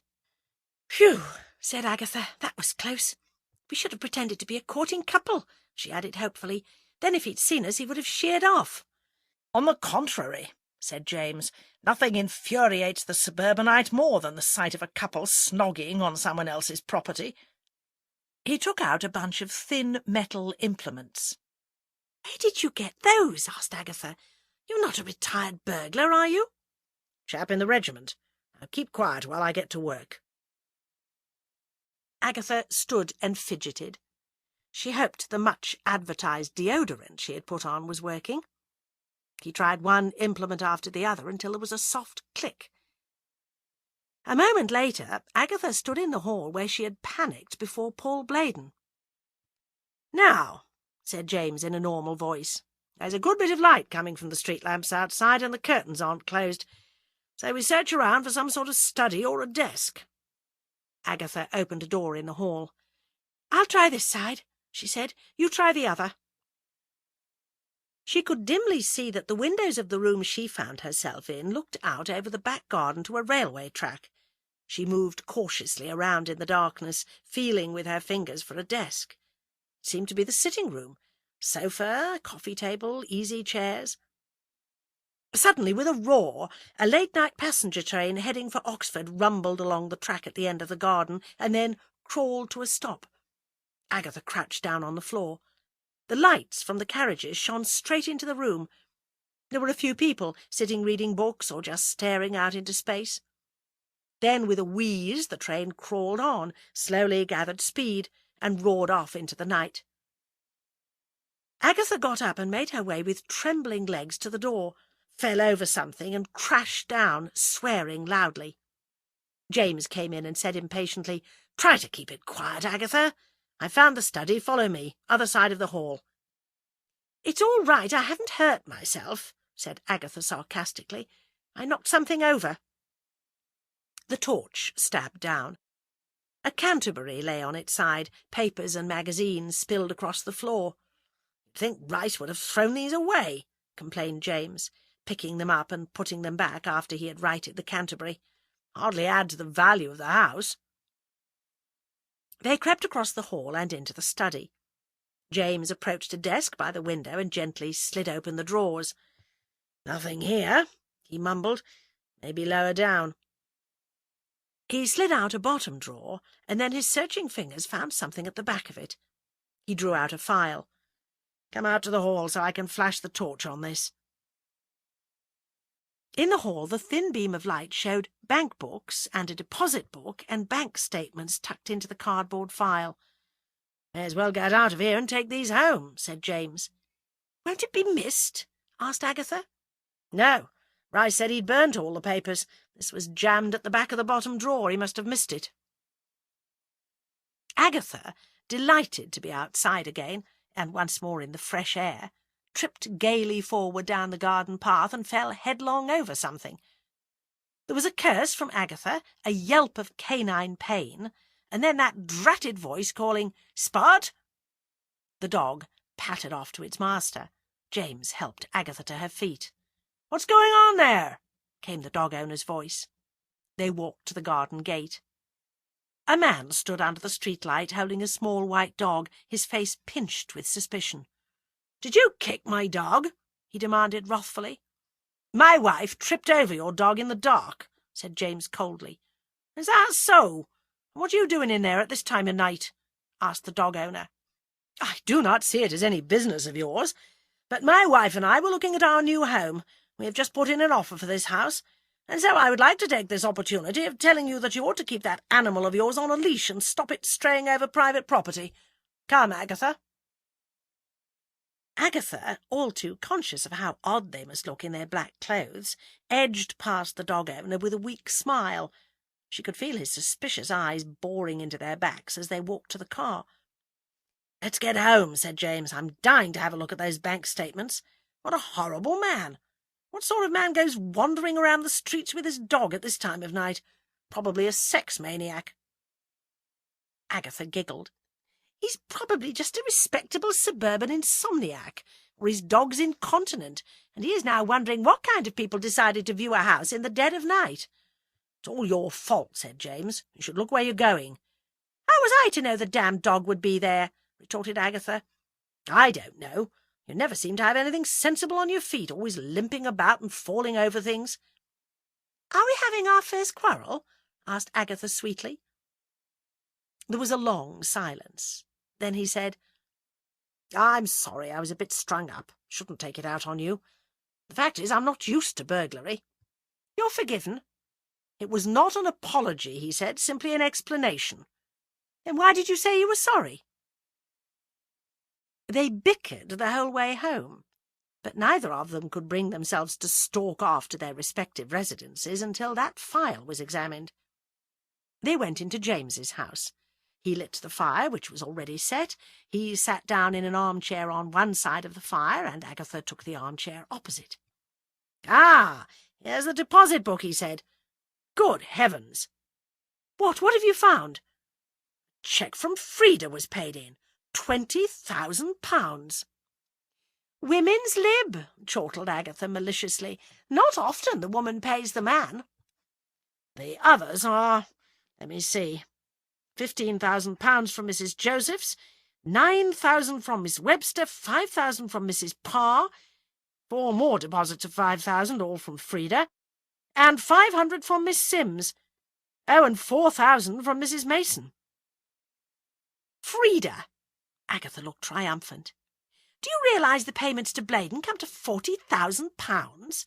Now, any woman cheated out of that amount of money would feel like murder." He looked uncomfortable. I know Frida pretty well. She seems to be awfully rich." "No one's that rich," put in Agatha. He stretched and yawned. I'm tired. Better leave it for tonight. Should we turn this lot over to the police tomorrow?" Agatha looked horrified. "And have to explain how we came by it?" We could say we were viewing the house, and the estate agents would point out that we never approached them. All right, we'll tackle these women tomorrow. You'd best leave Frida to me. Agatha thought furiously about how she might be able to dissuade him from seeing Frida alone, but decided to sleep on it. But as it turned out, she was the one to tackle Frida after all. She struggled from a deep sleep the following morning with the sound of her own doorbell ringing in her ears. She pulled on a dressing gown and thrust her feet into slippers and went to answer the door. Frida stood there, her noisy dog cradled in her arm. "James here?" she asked brightly. "I can't get any reply at his house." "No," said Agatha, "but come in, and keep that dog of yours away from my cats." "Yes, I think I want a word with you." Frida followed Agatha through to the kitchen. Agatha caught a glimpse of herself in the hall mirror, tousled hair, unmade-up face. Frida was as cool and fragile as a figure in a Fragonard painting. She sat down at the kitchen table, put her dog on the floor, and crossed her long legs. Agatha opened the back door and let her cats out into the garden. "You've been running all over the place with James," said Frida. "He's a bit of a softy. You shouldn't take advantage of his good nature." "And just what's that supposed to mean?" "He's been plagued by every old bat in the village, has he not? I warned him that these frightening menopausal women often get the wrong idea. Give him a break." "Listen, you murderess," hissed Agatha. "Just because you let Paul Bladen screw you on the surgery table doesn't make you Cleopatra. Besides, you had to pay for that, did you not? £40,000, to be exact." The doorbell rang, and Frida was up like a shot and running to answer it, her dog yapping at her heels. Agatha followed in time to see Frida throw herself weeping into James's arms, sobbing, "This dreadful woman! She's accusing me of murder." "Now then," he said, "no one's accusing you of anything." He detached himself from her grasp. He looked at Agatha. "Did you ask her about the money?" Frida let out a gasp. "You have no right to poke about my private affairs. I shall tell the police." She ran out of the door and down the lane, with her dog scurrying at her heels. "What did you say, Agatha?" demanded James. "She started by insulting me. She said—" Agatha bit her lip. She did not want to put the idea into James's head that she was one of those menopausal women with fantasies. "Anyway, she was vile. So I taxed her about the money, then you rang the bell and she went to answer it. Damn! You'd better get dressed, Agatha, and we'd best go and look at that house of Bladen's officially, and then take the file along to Bill Wong as if we've just found it." As they drove to Mercister, Agatha said suddenly, "Was Bladen blackmailing them? I mean, all payments are relative. £500 from Miss Sims, well, that's a fortune for her. Yes, but she's single, and so is Miss Webster, and Frida is a widow. Frida seemed quite unfazed by the fact we found out she'd been having an affair with Bladen, so how could he blackmail her?" At the estate agent's, instead of giving them the keys, a young girl called Wendy said she would accompany them. She was a cheerful Sloane Ranger type, and talked non-stop to Agatha and James as they walked around the rooms of the house, wondering how to get rid of her so that they could pretend to find the file. At last James said, "We would like to be alone to have a private discussion." And to Agatha's relief, Wendy said, "Right-ho, drop the keys back at the office when you're finished," and shot off. They decided to have a thorough search of the house in the hope of finding letters or documents, but there was nothing. Out in the back garden there was an old oil drum with holes banged in its sides, which had obviously been used for burning garden rubbish. James poked moodily at the contents with a stick. "This is where Rice burnt the papers," he said, "but we're out of luck. He did a thorough job. Not even an edge of paper left uncharred and legible. Oh, well, let's go and see Bill Wong." At police headquarters, Bill Wong studied the bank papers and deposit book, and then looked up at them, his eyes shrewd. "A man phoned in a report in the middle of the night that two people dressed in black were in Paul Bladen's house and told him they bought it. That wouldn't have been you pair, now, would it?" "Us?" exclaimed James. "Had it been us, and had we found this file, then we would have brought it straight along. I wonder," You must stop interfering. Yes, I know, I'm grateful for this, and these women will all be interviewed by the police. If I find you've been continuing with your amateur investigations, then I will really have to inquire more closely into the identities of that couple who was seen at Bladen's last night. Do I make myself clear?" "Yes, very," said Agatha huffily. "So that's all the thanks we get," she complained as James drove them back to Carsley. "I'm relieved in a way," said James. "Oh, well, back to that writing." There was a long silence. Then Agatha said, "I have to pay my subscription to the Carsley Ladies' Society, and that means calling on Miss Sims. Like to come along? I mean, Bill can't stop us asking a few questions in a neighbourly way. Damn it, he can't stop us talking to the villagers at all." "And how's he to know?" said James. "I mean, everyone calls on everyone else in Carsley." "Miss Sims will be at work until this evening," said Agatha. "Let's try Mrs. Mason first." Chapter 8. It was one of those typically English days. Steady rain drummed down, and fallen cherry blossom bobbed along in the rivulets running between the old cobbles in Lilac Lane.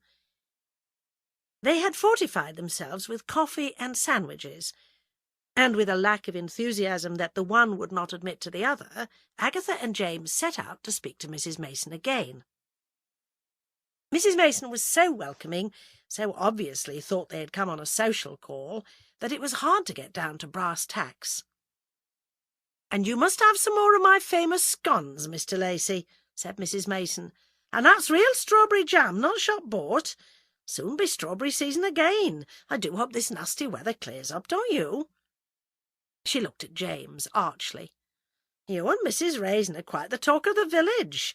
I was saying to the vicar the other day that we would soon be hearing the banns read." James looked at her in blank horror and nearly forgot why they had come. "Mrs. Mason," began Agatha, "we really don't want to distress you further, but we would like to know why you gave Mr. Bladen such a large sum of money." Mrs. Mason blinked rapidly. "That is really none of your business." Agatha glanced around the living-room. £4,000 was an awful lot of money for such as Mrs. Mason to part with. "He came to warn you that the police are about to make it their business," said James. "Then I shall speak to the police when they arrive. But how did you find out?" "Agatha and I were looking round Paul Bladen's house, which is up for sale, and we happened to come across his old bank statements and deposit book. We did give them to the police." Mrs. Mason studied James, her eyes suddenly sharp. "So you and Mrs. Raisin were looking at a house together? Well, romance does seem to be in the air. Quite cheering, really. It shows one is never too old." And that, as she had planned, had the desired effect of driving James to his feet and towards the door. Agatha gloomily followed him out. James climbed into the car without holding the door open for her, and stared moodily at the rain trickling down the windscreen. Agatha got into the passenger seat. "Damn old gossiping women," said James, striking the steering wheel. "You, me, it's bloody ridiculous." "Yes, a laugh a minute," said Agatha dryly, although her heart was sore. "She only said that to get rid of you, and get rid of you it did." His face lightened. "Oh, that was the reason. Ha! How naive of me." "You are really over-sensitive on the subject," said Agatha. "It's my belief that you think every woman you come across is pursuing you." He gave an awkward laugh. "Aha! Let's try the Webster female." Josephine Webster was arguing with a couple of rain-washed American tourists who were trying to haggle over the price of a dried flower arrangement. "The price is marked on it," said Miss Webster, exasperated. "This is not a bazaar." "You can haggle over the price of things in antique shops," said James to the Americans in a kindly voice, "but most other places you're expected to pay the price marked. Is that a fact?" The American man and woman fell into amiable conversation with James about their visit. Miss Webster returned to her desk, and Agatha stared out of the window at the main street. She had no desire to tackle Miss Webster while these tourists were in the shop. "I've no time for Americans," said Miss Webster waspishly when the couple had left. "Always complaining." "It's not their fault," said James. "They feel they have to protect themselves. A lot of people think American tourists are made of money. Now, that couple saved all their lives for this one trip. They have to budget very carefully, and they've probably been told back home that all foreigners are out to cheat them." "But we're not foreigners," said Miss Webster. "We're British." James smiled. "Talking about money, we wondered why you had paid such a large sum of money to Paul Bladen." Miss Webster's face went white and then red. "Get out of here!" she called shrilly. "Get out!" She picked up a bunch of assorted dried flowers and waved it at them like a housewife shooing cats out with her broom. "We're not getting anywhere," said James gloomily, after he and Agatha had retreated out of the shop. "Do you want to see Mrs. Parr again?" "So long as that husband of hers is not around," said Agatha. But Mrs. Parr did not open the door to them. The curtain twitched, and they saw the quick blur of a face behind the glass, but the front door stayed resolutely shut. "Running out of people," said James. "Perhaps I should try Frida. If I went on my own—" "No," said Agatha quickly. "Why don't we try Miss Mabbs again? Say we know these women were paying him. Ask her some more questions." "Oh, all right. But I don't want to have to wait until that disco opens up." "We can find her where she works. She said it was a kennels out Warwick way. I look up the yellow pages before we go." At last, armed with the name of a kennels situated between Leamington Spa and Warwick, they set off. The rain was slowly easing off, to be replaced with pale yellow sunlight. They found the kennels easily enough. Dogs were barking, dogs were howling piteously, and the wet air smelled of damp dog. They went into the office, which was housed in a timber hut, and asked for Cheryl Mabbs. The man behind the desk looked up sharply. "Friends of hers?" "Yes," said James. He stood up. He was a small, thick-set man with grey hair and rimless spectacles. "Then you know exactly where to find her," he said. "Get out." "If we knew where to find her," said James, "we wouldn't be here asking for her.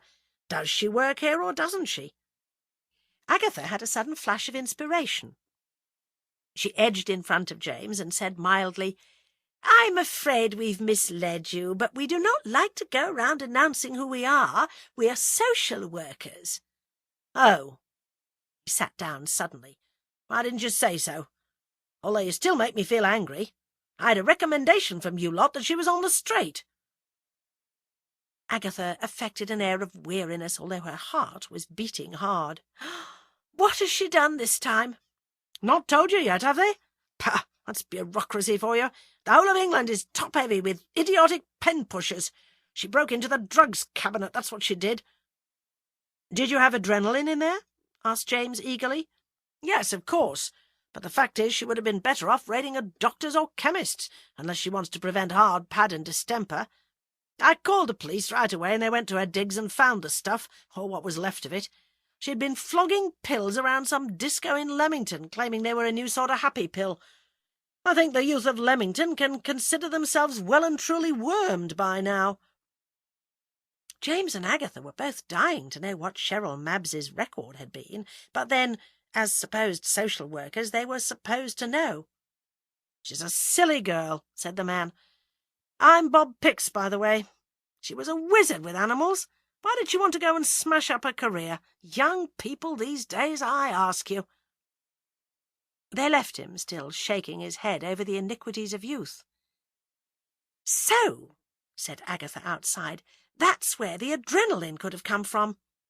Damn! We can't ask the police, or word might get to Bill Wong that we're still asking questions." "So many suspects," mourned James. "Tell you what, let's try her digs. She might be out on bail, or that unlovely boyfriend of hers might be there." Agatha nodded, although she felt suddenly depressed. She could not help remembering how horrified and shocked he had been at any suggestion of a romance between herself and him. The sun struck down, lighting up the grey patches in his black hair and showing the strong lines down the side of his nose. In that moment he did not look nearly so handsome as he usually did, and Agatha took small comfort from that. They drove to Blackbird Street and parked outside the door to the flats where Miss Mabbs lived. They walked up the stairs and pressed the right bell this time. They waited a long time and then heard the sound of someone approaching the door. It opened an inch. "Oh, it's you," said Jerry, Miss Mabbs's boyfriend. "What you want?" "Where's Miss Mabbs?" "In the slummer." "Can we come in? We'd like to ask you a few questions." The door opened wider and his foxy face stared at them. "Cost you?" James sighed. "A tenner, like last time." "Done. Not here. Meet you down the pub. The Feathers." "The what?" asked James as they walked down and out into the street. "He meant the Feathers," said Agatha. "The old men's pub. That's where we went last time. I'm fed up with mineral water. I'll try tomato juice this time." The pub looked the same, tired and dusty. Dust motes swam in shafts of sunlight striking through the windows. An old man slumbered over his beer in a corner. James ordered a tomato juice for himself and a gin and tonic for Agatha. Time passed while they discussed the suspects in the case in a desultory way. Agatha would have liked to debate the possibility that Frida was the murderess. After all, she had paid out the biggest amount of money. James's face went rigid at the very mention of Frida's name.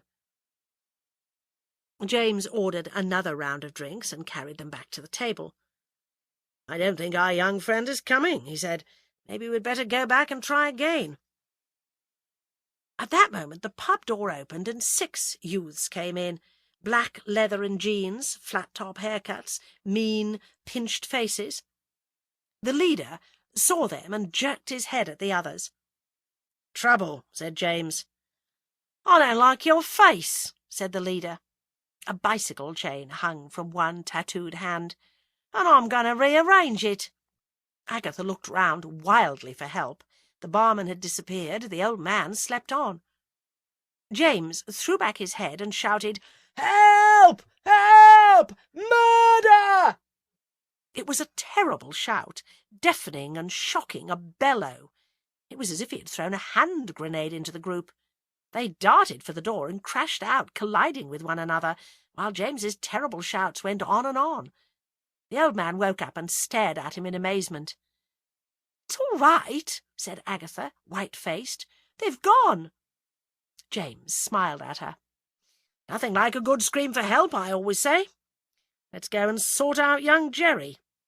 "What's it got to do with him?" "Oh, you think he knows Cheryl Mabbs did the murders and he's sent along his friends to silence us?" "Romantic idea. But I think young Jerry phoned his friends and told them that there was some rich Burke in the pub with a fistful of tenors for the taking. I just can't wait to see him again." Once more they stood outside the shabby door, and once more James pressed the bell. "Who is it?" came Jerry's cautious voice. "Got the money out of that twat," said James in a gruff voice. This book is continued on Disc 5. Disc 5. Once more they stood outside the shabby door, and once more James pressed the bell. "Who is it?" came Jerry's cautious voice. "Got the money out of that twat," said James in a gruff voice. The door opened wide. Jerry saw them and tried to slam the door, but James shouldered his way in. He slapped Jerry hard on one side of his head and then on the other. Then, holding him by the scruff of the neck, he said, "You're flat. Time we had a talk." "Don't hurt me," squeaked Jerry. "I ain't done nothing." "Where is it? Which door is yours?" demanded James. Jerry pointed to an open door. James pushed him inside. "Now, before I really get to work on you, why did you send your friends to beat us up?" "I didn't." There was a one-bar heater burning in front of an empty fireplace. James twisted Jerry's arm behind his back, then thrust his face down towards the bar of the heater. "Speak up while you've still got a face left." "OK, I'll tell you." James pushed Jerry down into a chair and stood over him. "I phoned up Sid and said to tell the boys there was good pickings off a couple in the Feathers, that's all. Say I don't know nothing about Cheryl." "No, don't." he shouted as James loomed over him. "I'm telling you the truth, swap me God. It was her idea to steal the drags from the kennels, get a bit of cash. She says them op-eds at the disco would buy anything, honest." His voice went on, pleading and explaining. It turned out he had not known Cheryl when she was working in Carsley. James finally turned away in disgust. Outside, Agatha looked nervously up and down the street. "We should call the cops," she said. "I wouldn't do that." James unlocked the car door. "It might all come out. In fact, we'd better get out of here in case that chap at the kennels has found out we're impostors." When they got back to Carsley, James said, "I'll make us a snack and then we'll tackle Miss Sims." Agatha brightened. "I'll go to my place, feed the cats, and then let them out. They've been locked up most of the day." The cats gave her a rapturous welcome. Agatha sat down suddenly and watched them while they fed. She felt weak and shaky and on the point of crying. She'd had a bad fright in the pub. Bill Wong was right. She should leave this sort of business to the police. But if she dropped the investigations, then James would drop her and go back to his writing. She let the cats out into the garden and stood for a moment watching them frolicking about, and then went along to James's cottage. "I've set our meal in the kitchen," he said when he answered the door. "Come through." Agatha looked eagerly around the kitchen. It was cheerful and warm.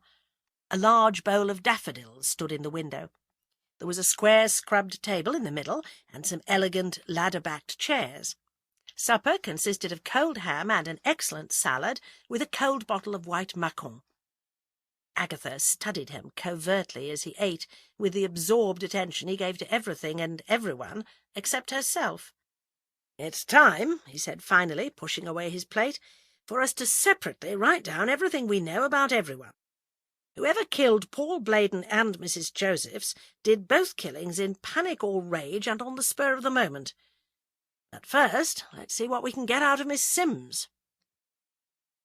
Miss Sims lived on the council estate near Mrs. Parr. She answered the door to them and said cheerfully, "Just finished bathing the kids. I'll be with you in a minute." "I didn't know she had children," whispered Agatha when they were alone. "Must be a single parent," said James. "Quite common these days." The living room was a mess of discarded toys and picture books. An old television set flickered in one corner. The furniture was of the kind bought on the pay-up plan, which grew old and shabby before the final payment was made. Miss Sims came titiping back in on the ridiculously high heels she always wore. "Drink?" she offered. James and Agatha both shook their heads. Agatha looked at James, and James looked at Agatha, and it was Agatha who said, "We happen to know you paid Paul Bladen £500. Why?" "I don't think that's very nice, I don't really," complained Miss Sims. "What's it got to do with you, anyway?" Agatha sighed. "We just want to know who killed Paul Bladen and Mrs. Josephs. We feel if we knew why you gave him the money, it might help. The others gave him thousands and thousands, but they won't talk." Her gaze sharpened. "There were others?" Agatha nodded. Miss Sims sighed and sat back on the low sofa and crossed her legs, her skirt rucked up to show an edge of scarlet lace knicker. "How little I really know about the people in this village," thought Agatha.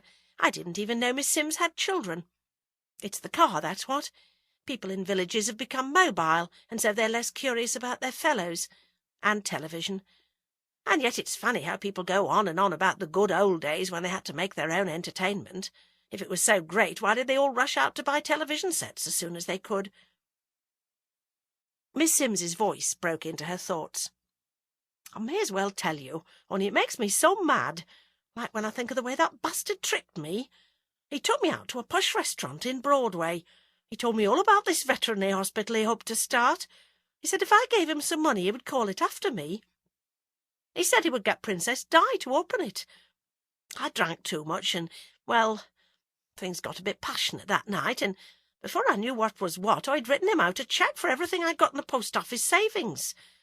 After a bit, when he didn't come round again, I got worried. Not nice to be dropped like that. I asked him about the hospital, and he said he was too busy to talk about it. I asked for my money back and he got nasty and said I'd given it to him of my own free will. I felt such a fool. I work over at a computer place in Evesham. I pay a chunk out of my wages to pay for childcare for the kids. Told Mrs. Bloxby. She said I should pray to God for guidance, and so I did. Do you know what? No, what? Asked James. The very next day God sent me a new gentleman friend with a nice job in soft furnishings, and he pays me an allowance, like. We'll be getting married soon, said James. She laughed. He's married, which suits me. Don't like having a man underfoot all the time. Does Mrs. Bloxby know the outcome of your prayers? Asked Agatha curiously. Oh, yes. She said as how God moves in mysterious ways. The vicar's wife, reflected Agatha, was always the soul of tact. I was so mad with that Paul Bladen I could have killed him, said Miss Sims, but I didn't, and so good luck to whoever did. But there's Mrs. Josephs. Miss Sims looked sad. Oh, forgot about her. Old duck she was. What about a drink now?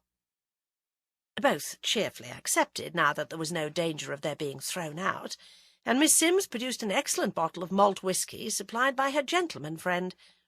Agatha paid her membership fee for the Carsley Ladies' Society, and Miss Sims entered it carefully in a ledger. So are you pair going to get spliced? She said cheerfully. James put down his glass. No danger of that, he said evenly. I am a confirmed bachelor. Miss Sims laughed. Oh, wouldn't be too sure about that. When our Mrs. Raisin sets her mind to something, there's no stopping her. Mrs. Harvey in the shop was only saying the other day that we would be hearing wedding bells soon. She must have been talking about someone else, said Agatha, pink with embarrassment. When they'd said good-bye to Miss Sims and walked outside, there was a constraint between them. Agatha felt quite tired and weepy. I think I'd better go home to bed, she said, in a small voice quite unlike her usual robust tones. Don't look so upset, he said in a kind voice. They'll go on talking about us, and when nothing happens, the gossip will die away. But I want something to happen, wailed Agatha's heart, and to her horror a large tear slipped out of one eye and ran down her nose. You've had a rotten day, said James. Tell you what, we'll walk to the Red Lion and I'll get you a stiff nightcap. Agatha gave him a watery smile. The pub was blessedly quiet, only a few of the regulars standing at the bar. They carried their drinks over to a table by the fire. And then Frida walked into the pub with a man. She was wearing a pale green tailored suit and a white silk blouse, and looked as cool and fresh as a salad. Her companion was a florid-faced, middle-aged man with silver hair, dressed in a blazer and flannels. They ordered drinks. Frida half turned her head and saw James and Agatha. She whispered something to her escort, who let out a great braying ha-ha-ha of a laugh and stared at them insolently. Agatha noticed James's face was wearing a blank look and that his body was tense. Please, God, let him not be jealous, she prayed, at the same time wondering why she kept praying to a God in whom she did not quite believe. I think I am tired, said James abruptly. They left together and walked silently home. Agatha gave him a sad good night and went to her own cottage. At least the cats would be glad to see her. She unlocked the door and stepped inside, switching on the hall light as she did so. There was a square white envelope lying on the doormat. She opened it up. It contained one sheet of paper with a simple typed message. Stop poking your nose into things that don't concern you, or you will never see your cats again. Agatha let out a whimper of fear. She ran through to the kitchen and opened the back door. Hodge! Boswell! She called. But all was darkness and silence. She switched on the back outside lights. The square of garden lay before her. No cats. She went inside and picked up the telephone and phoned the police. The windows of James's bedroom overlooked the front of his cottage. He undressed and climbed into bed and switched out the light. Just as he was about to close his eyes, a blue light flickered up and over his ceiling, and he could hear the sound of a car sweeping past in the lane outside. He switched on the light again and scrambled back into his clothes. As he stepped out of his own front door, another police car arrived. He ran to Agatha's cottage, hoping she was all right, worried that by encouraging her to go on this murder hunt he might have endangered her. P.C. Griggs was standing on duty on the doorstep. "You can step inside, Mr. Lacey," he said. "She'll need some help." "What happened?" "Someone stole her cats." James was so relieved that Agatha was not hurt that he nearly said, "Is that all?" but bit the remark back in time. Agatha's sitting room seemed full of policemen, plain clothes and uniformed. Bill Wong looked up as James came in. He had an arm around Agatha's shoulders, and Agatha, who was sobbing quietly. Agatha had never thought of herself as a cat lover. In fact, she sometimes regretted the responsibility of looking after the pair. But now all she could think of was that they'd either been slaughtered or that they were locked up somewhere, being mistreated and frightened. "You'd best sit down and tell us everything you did today," said Bill. "Agatha's in no state to give us a coherent account. Begin at the beginning and go on to the end, and don't leave anything out." The only thing that James left out was that they had both pretended to be social workers. In a flat voice he described the interviews they had conducted, the trip to Leamington, the finding out about Cheryl Mabbs's theft of the drugs, including adrenaline, and the attack in the pub. He then fell silent, waiting for a lecture, but Bill said, "We'll have all this typed up and get you to sign it tomorrow. We'll need to interview everyone in Lilac Lane and see if they saw anyone or heard a car while you were both in the pub."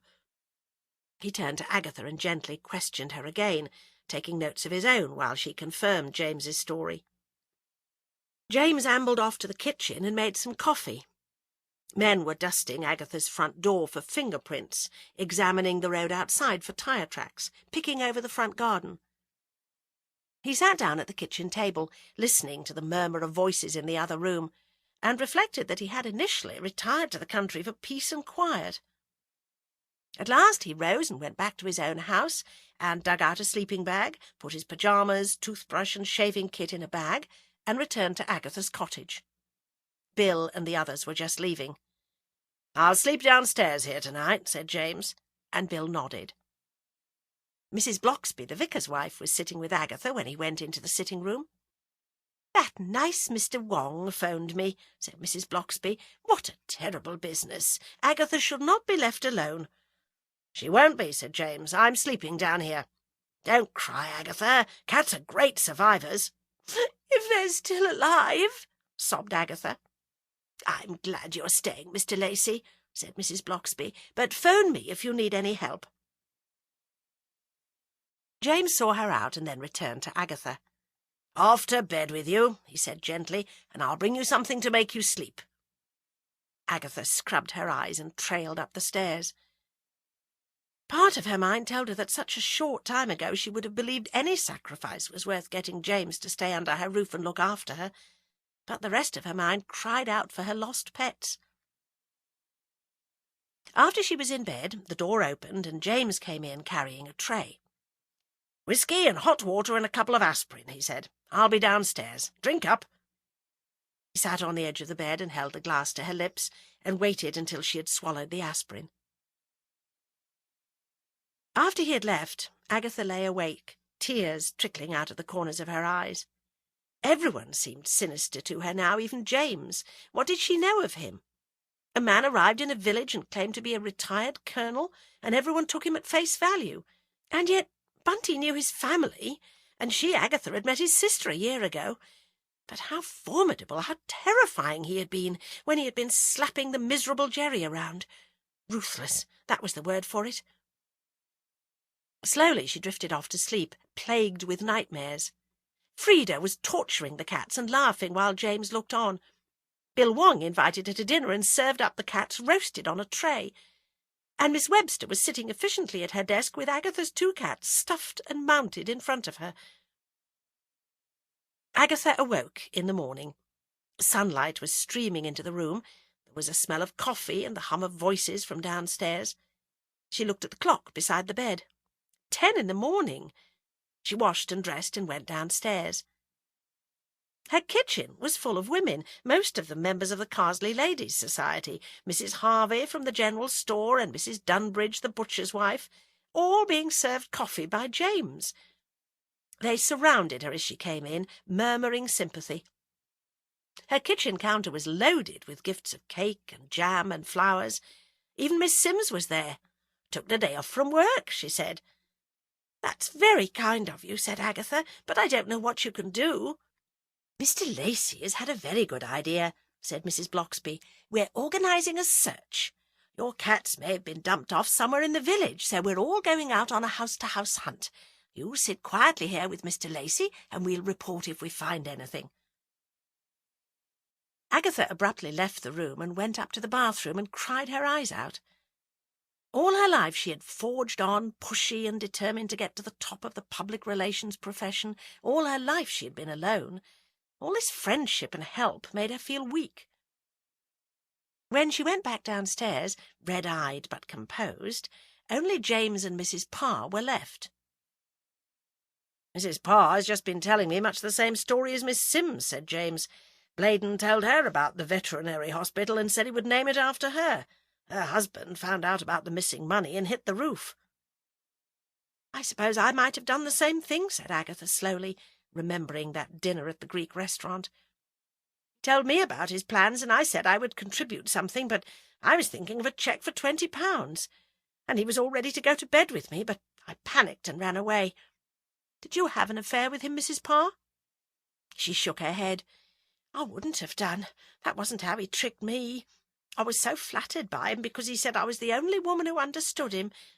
I'm not very happy in my marriage, and he made me feel attractive. I should have told you before, but I felt such a fool. I was still a bit in love with him when he died, but after the funeral my mind cleared up and I could see what he'd done." "Mrs. Mason was telling me the same thing while you were upstairs, Agatha," said James. "He was a compulsive gambler, Mrs. Parr, and that's why he needed the money." "That's odd," said Agatha. "He didn't spend any of it. I mean, what he got out of the ladies of Carsley was still in his account." "I'll go off and join the search," said Mrs. Parr. "The least I can do." "Thanks for all this, James," said Agatha when they were alone.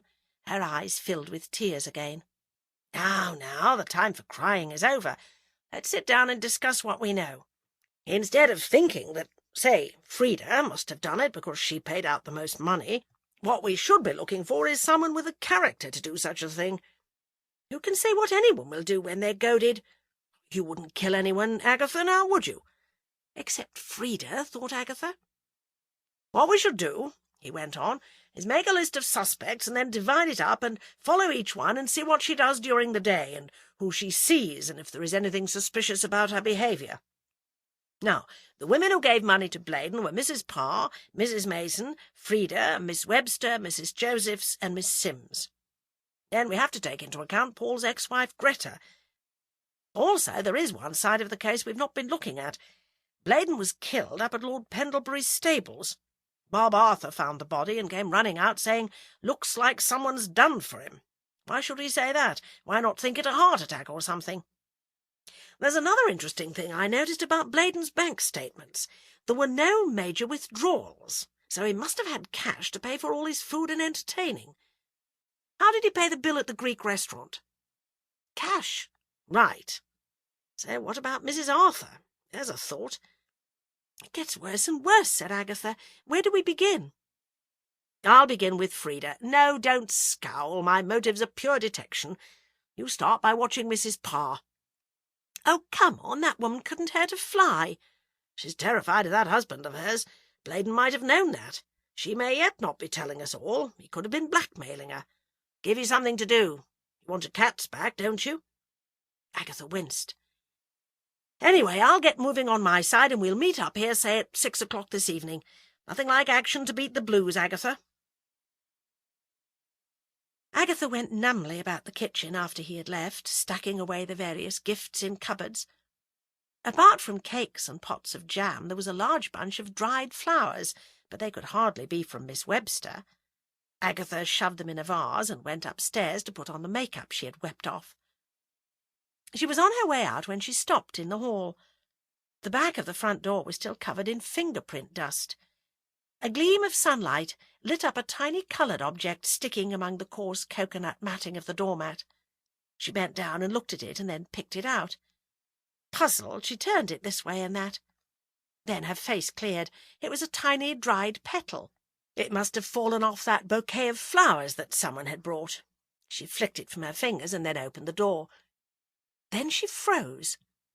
Suddenly it was the night before, and she was lifting the envelope from the doormat and opening it, taking out the letters, smoothing it out. Surely a flicker of something small and bright had drifted down. Chapter 9. Agatha felt weird and strange as she walked numbly out into the bright sunlight. 2 policemen were asking questions at the other cottages in Lilac Lane. People waved and called to her as she went past, but she did not hear them. Agatha Raisin was no longer thinking about who had murdered the vet or Mrs. Josephs. All she wanted was her cats back.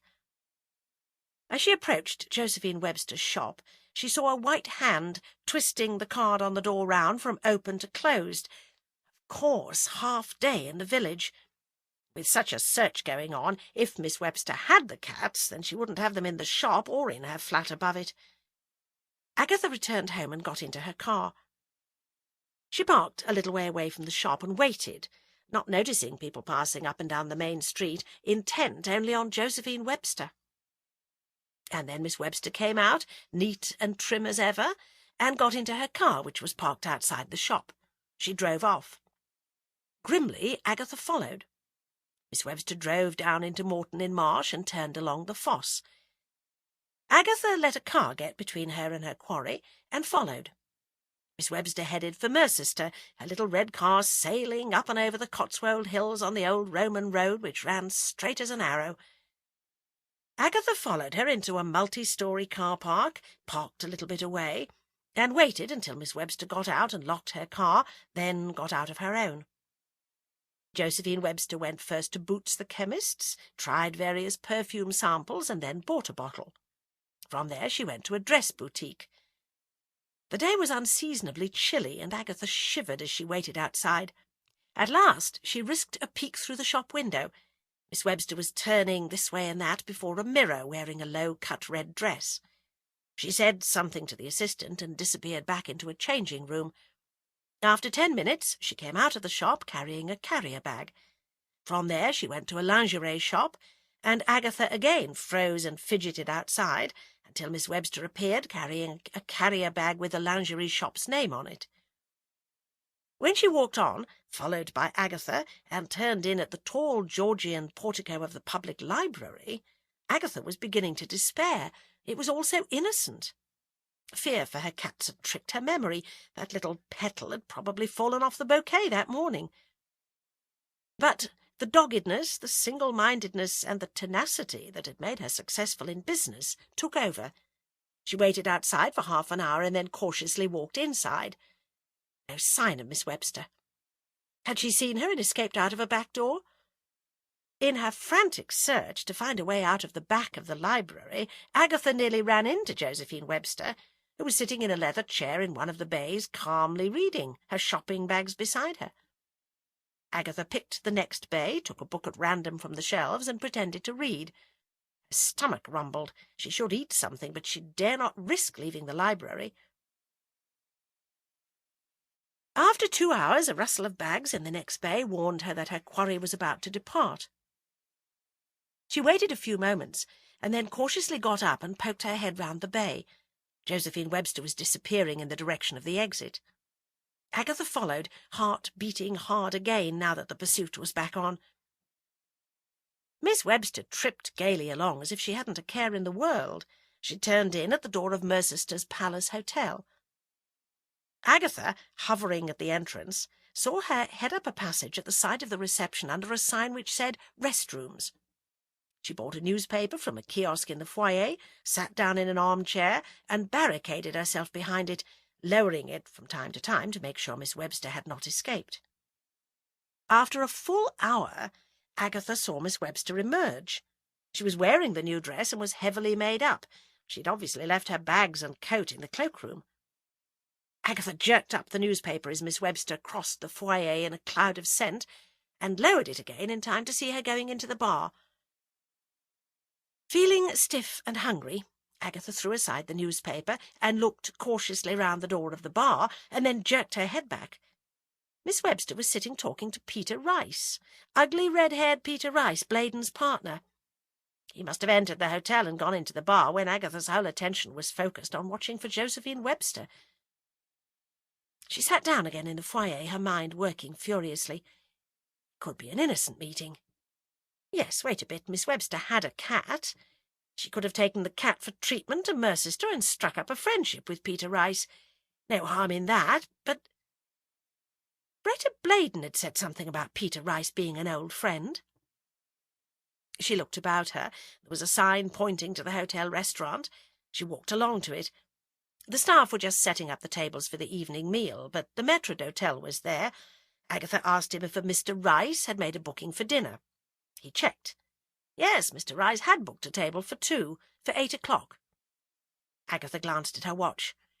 Only 6:30. They wouldn't leave the hotel. Somehow she had to see Greta Bladen before returning to the hotel to keep a watch on them. She stopped at a phone box on the road to the car park and phoned James, but there was no reply. She drove off, praying that Greta would be at home. Greta answered the door and frowned when she saw her visitor was Agatha. "I must speak to you," pleaded Agatha. "You see, I've been threatened. Someone stole my cats to stop me investigating, and I think I might know who that someone might be." Greta sighed, but held open the door. "Come in. I don't quite grasp what you're saying. Do you mean someone is trying to stop you investigating Paul's death?" "Yes." "Well, I haven't got your cats. Could you tell me what you know about Peter Rice?" "Peter? Oh, he can't have anything to do with it. I've known Peter for ages." "Tell me about him anyway." "I don't know very much. He lived a couple of doors away from me in Leamington in the old days. We were friends, played tennis together, but never anything romantic. I mean, I never thought any man would look at me that way, and so I was glad of Peter's company. Then Paul came along. I thought Peter would be delighted that I'd found happiness at last, but he threw a very ugly scene. He said he'd been going to ask me to marry him. I was so much in love with Paul that somehow that made me callous. It was only old Peter behaving in a most odd way. The next time I saw him, he apologized for his behaviour and said he was moving to Mercester." "And you never saw him again?" prompted Agatha. "Well, I did, of course. I met him when Paul went into partnership with him, and as I told you, it was Peter who suggested I check out the site of this supposed veterinary hospital. I told him long afterwards how I'd been cheated. After my divorce we went out for dinner a couple of times, but there was nothing there, and I really don't think there ever was anything there." "Then how do you explain the scene when you told him you were going to marry Paul?" "Oh, that. I think Peter is the kind who would have been jealous if any close friend, male or female, got married. He was a very solitary man. Come to think of it, I suppose I was the only friend he had in Leamington." "Why did he decide to open the surgery in Carsley?" asked Agatha. "I mean, there are lots of villages closer to Mercester and larger ones too." "Let me think. He said something about that when I met him one day in the square. He said, 'I'm finding that ex of yours something useful to do. I think it's better we work apart. I've told him to start up a surgery in Carsley, keep him out of my hair.' I said, 'Why Carsley?' and he said that some friend of his who had a shop there said it was a good place for business." "Josephine Webster," said Agatha. "So that's the connection. And I think I know where my cats are." She got up to leave. She looked wild-eyed, and her face was working. "If you suspect anyone of anything," said Greta, "go to the police." Agatha merely snorted and went out to her car. She thought furiously on the road to Mercester. Josephine Webster could have tipped off Peter Rice about Mrs. Joseph's. She could have been in the pub to hear Frida telling everyone about the discovery of that bottle and warned Rice, or she could have removed the bottle herself. Agatha flicked a glance at the dashboard of her car. 8 o'clock. Peter Rice would just be sitting down to dinner. She drove straight to the veterinary surgery and parked outside. She got out and took a tire iron out of the car. The surgery was a low building set at the back of a small car park. A light was burning over the door. Agatha moved to the side of the building, which was in darkness, but with enough light for her to make out a glass-paned side door. She had no time or expertise to emulate James Lacey's burglary techniques. She smashed a pane of glass in the door with a tire iron. A volley of hysterical barks greeted her ears. Grimly ignoring them, she tugged out the remaining glass with her gloved hands, reached in and unlocked the door. Eyes glittered at her in the darkness, and somewhere among the barks and yelps she heard several plaintive meows. "In for a penny, in for a pound," muttered Agatha, and switched on the light. "Shh!" she whispered desperately to the cages of animals. Her eyes ranged along them, and there, together in a cage, were Hodge and Boswell. With a glad cry she undid the latch and opened the cage. The barking and yowling suddenly died abruptly. Agatha, reaching in to get her cats, was aware of a heavy air of menace. She heard a soft footfall and turned around.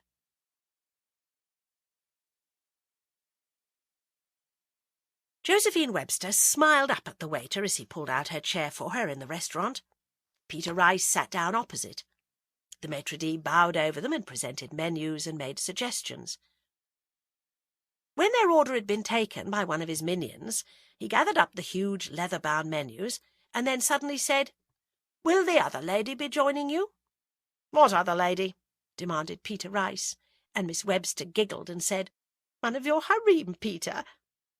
"A lady came in earlier and asked if you'd booked a table for this evening." "What did she look like?" asked the vet. "Middle-aged, straight brown hair, expensively cut, quite smart clothes." "No, she won't be joining us," said Peter. "Hold my order, I've got to do something in the surgery. Give Miss Webster a drink and look after her until I get back." James Lacey was worried. He'd called at Agatha's cottage several times without getting a reply. He'd not been able to get much more out of Frida.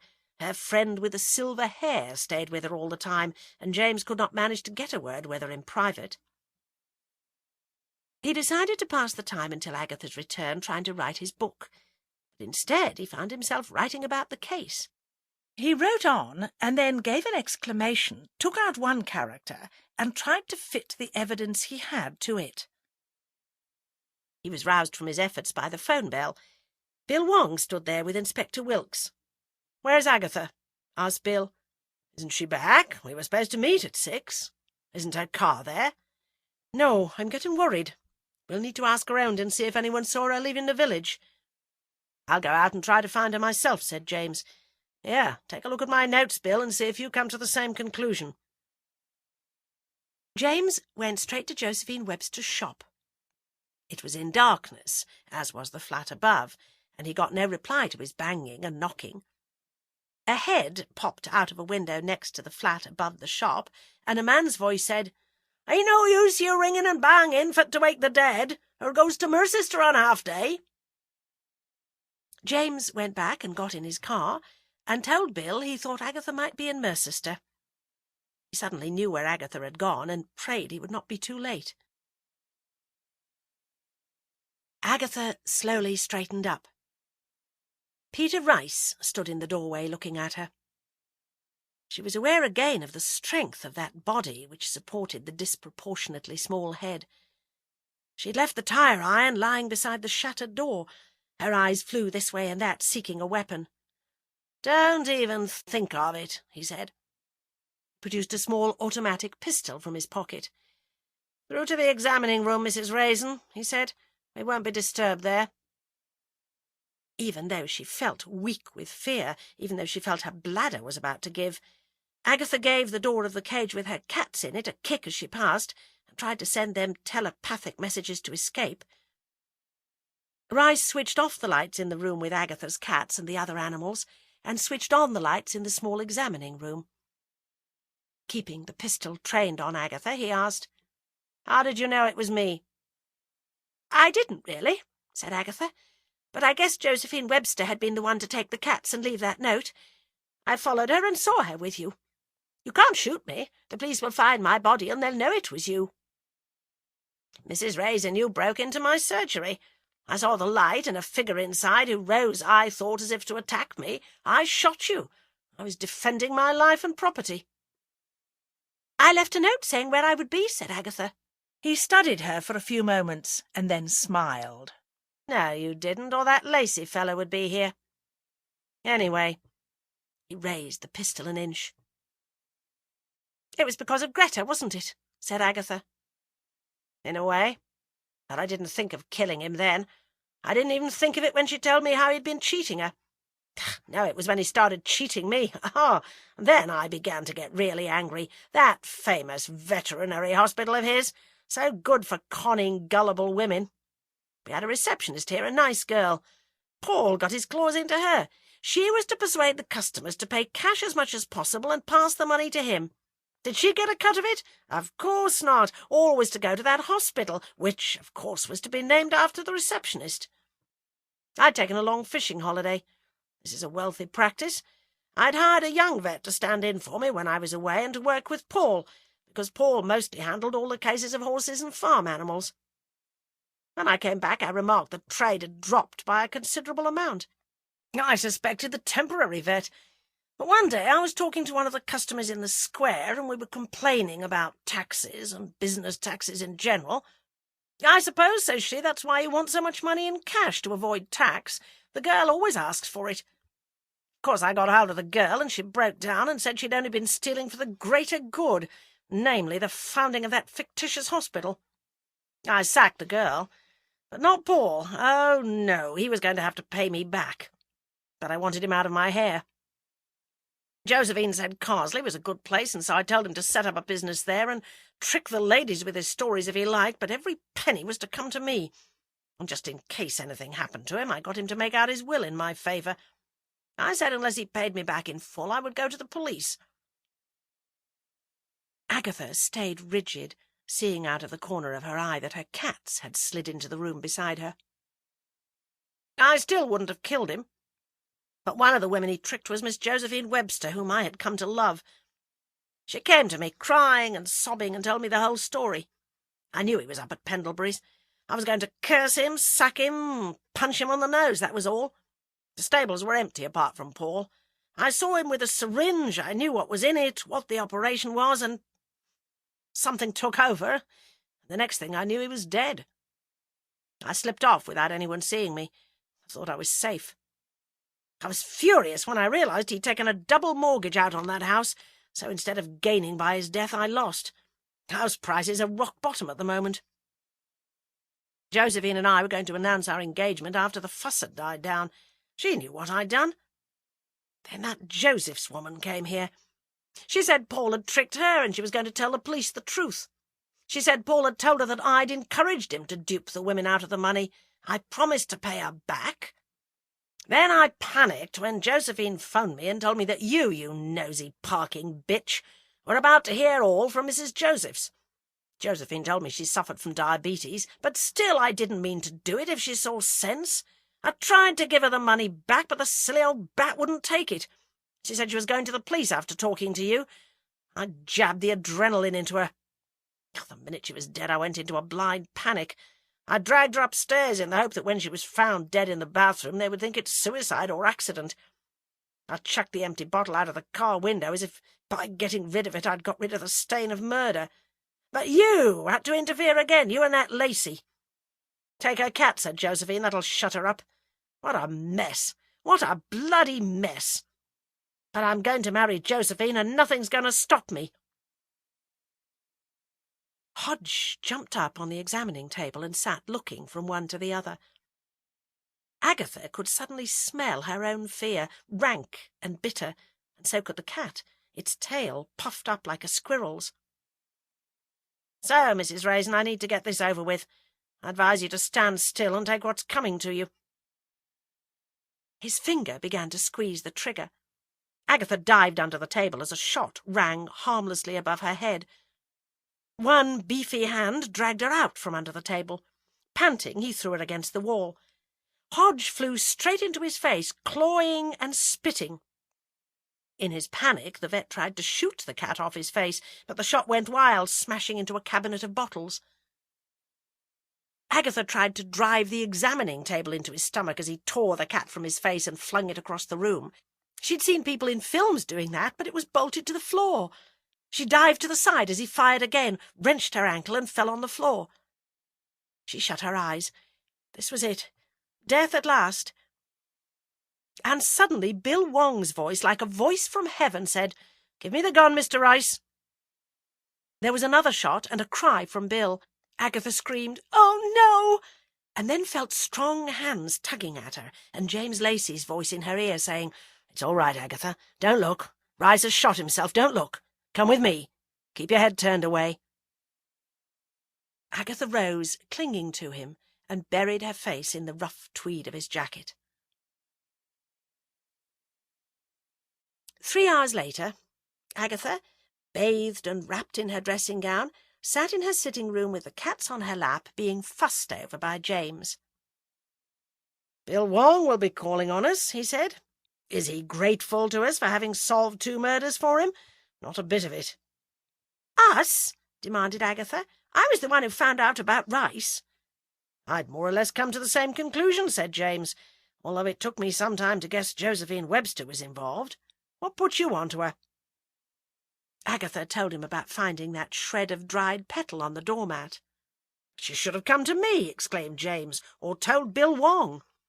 "I only thought of the cats," said Agatha. "Funny, isn't it?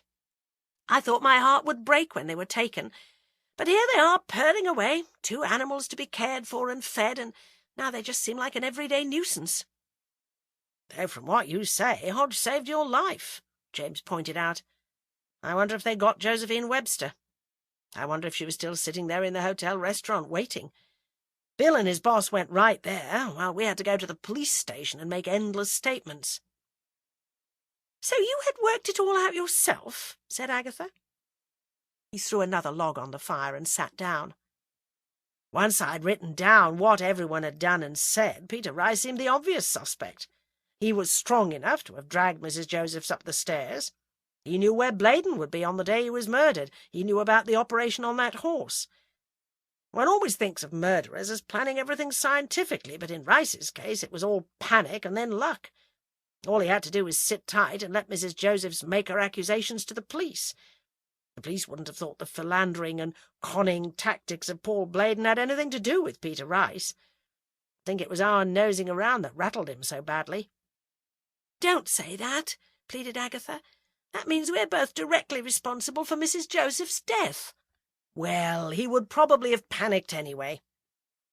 The doorbell rang. "That'll be Bill," said James, "come to read us the riot act." Bill was on his own. "An off-duty call," he said, sinking down wearily on the sofa beside Agatha. "Yes, we got Webster.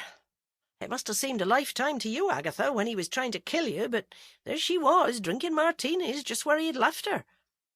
She denied the whole thing, but when we took her to the station and then told her that Rice had confessed everything to you, she broke down. Cruel thing to say, but we hadn't yet told her he was dead. She'd been having an affair with Rice for a few months, up until Paul Bladen arrived in Carsley. Before her affair with Rice, she'd been a virgin. Think of that in this day and age. I think her affair with Rice made her feel like a femme fatale, and so when it seemed that Bladen was courting her as well, it went right to her silly head. That snowy evening you were supposed to meet him in Evesham, that was the evening she went to his house and gave him the cheque. So the grateful Bladen took her to bed. Even if it hadn't been snowing, he probably wouldn't have turned up to meet you, Agatha. She was the one who answered the phone to you. But Bladen was up to his old tricks. He asked her for more money, and she grew alarmed and said she could not afford any more. So he lost interest in her, and the repentant Miss Webster went back to the arms of Peter Rice and told him all about Bladen. So to Rice, history was repeating itself. He had, I gather from what you said in your statement, Agatha, been deeply in love with Greta. Paul had taken her away. Now Paul was doing the same thing with Josephine. What put you on to them?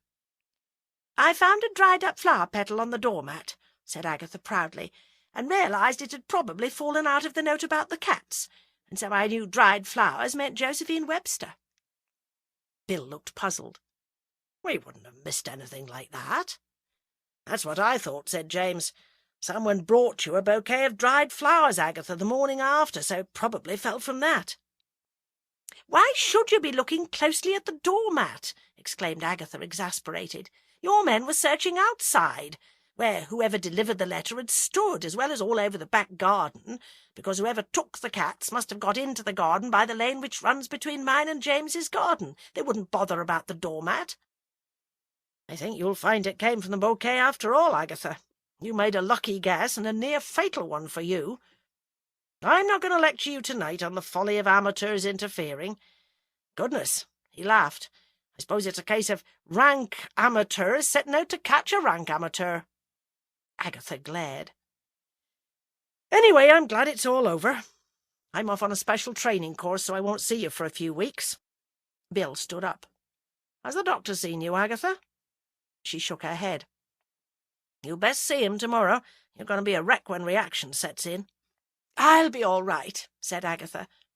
She gave James an adoring look, which he returned with a startled one, and then stood up and said, "Do you want me to get Mrs. Bloxby to stay with you, Agatha?" "No," she said, disappointed that he was not volunteering to fetch his sleeping bag. "I'll be all right after a good night's sleep." After they had left, Agatha rose and went up to bed, the two cats trotting after her. She smiled before she drifted off to sleep. It was all over. She'd survived. She felt great. No need to see any doctor. It would take more than one murderer to get Agatha Raisin down. Chapter 10. The Last Chapter. The next few days were glorious for Agatha. Despite the fact that James had sent her a note saying he was shutting himself up to write for a few weeks.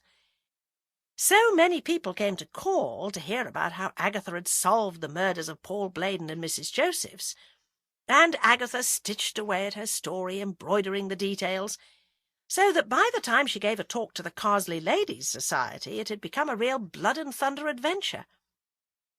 "How exciting you make it all seem," said Mrs. Bloxby after Agatha's talk. "But do be careful. It can take a little time for reality to set in, and then you might suffer badly." "I was not lying," said Agatha hotly. "No, of course you weren't," said Mrs. Bloxby. "I particularly liked that bit when you said to Peter Rice, 'Shoot me if you dare, you evil fiend.'" "Oh, well," muttered Agatha, shuffling her feet and avoiding the steady gaze of the vicar's wife. "A bit of poetic licence is allowed, I think." Mrs. Bloxby smiled and held out a plate. "Have a slice of seed cake." From that moment, Agatha began to feel extremely uncomfortable. Her version of events, which had become a highly coloured adventure story, had indeed come to seem like reality. As she walked back from the vicarage, she noticed how dark the village seemed, and how the light near the bus shelter had gone out again. The lilac trees were all out in Lilac Lane, whispering in the night wind, nodding their plumed heads as if gossiping about Agatha as she scurried homewards underneath, thinking that the smell of their flowers reminded her of funerals. She went inside. The cats did not come out to meet her, and she let out a whimper of fear and ran to the kitchen. They were curled up together in their basket in front of the stove, happy in each other's company, fast asleep, and not caring about one frightened mistress who wanted them to wake up and keep her company. She reached out a hand to switch on the electric kettle, and all the lights went out.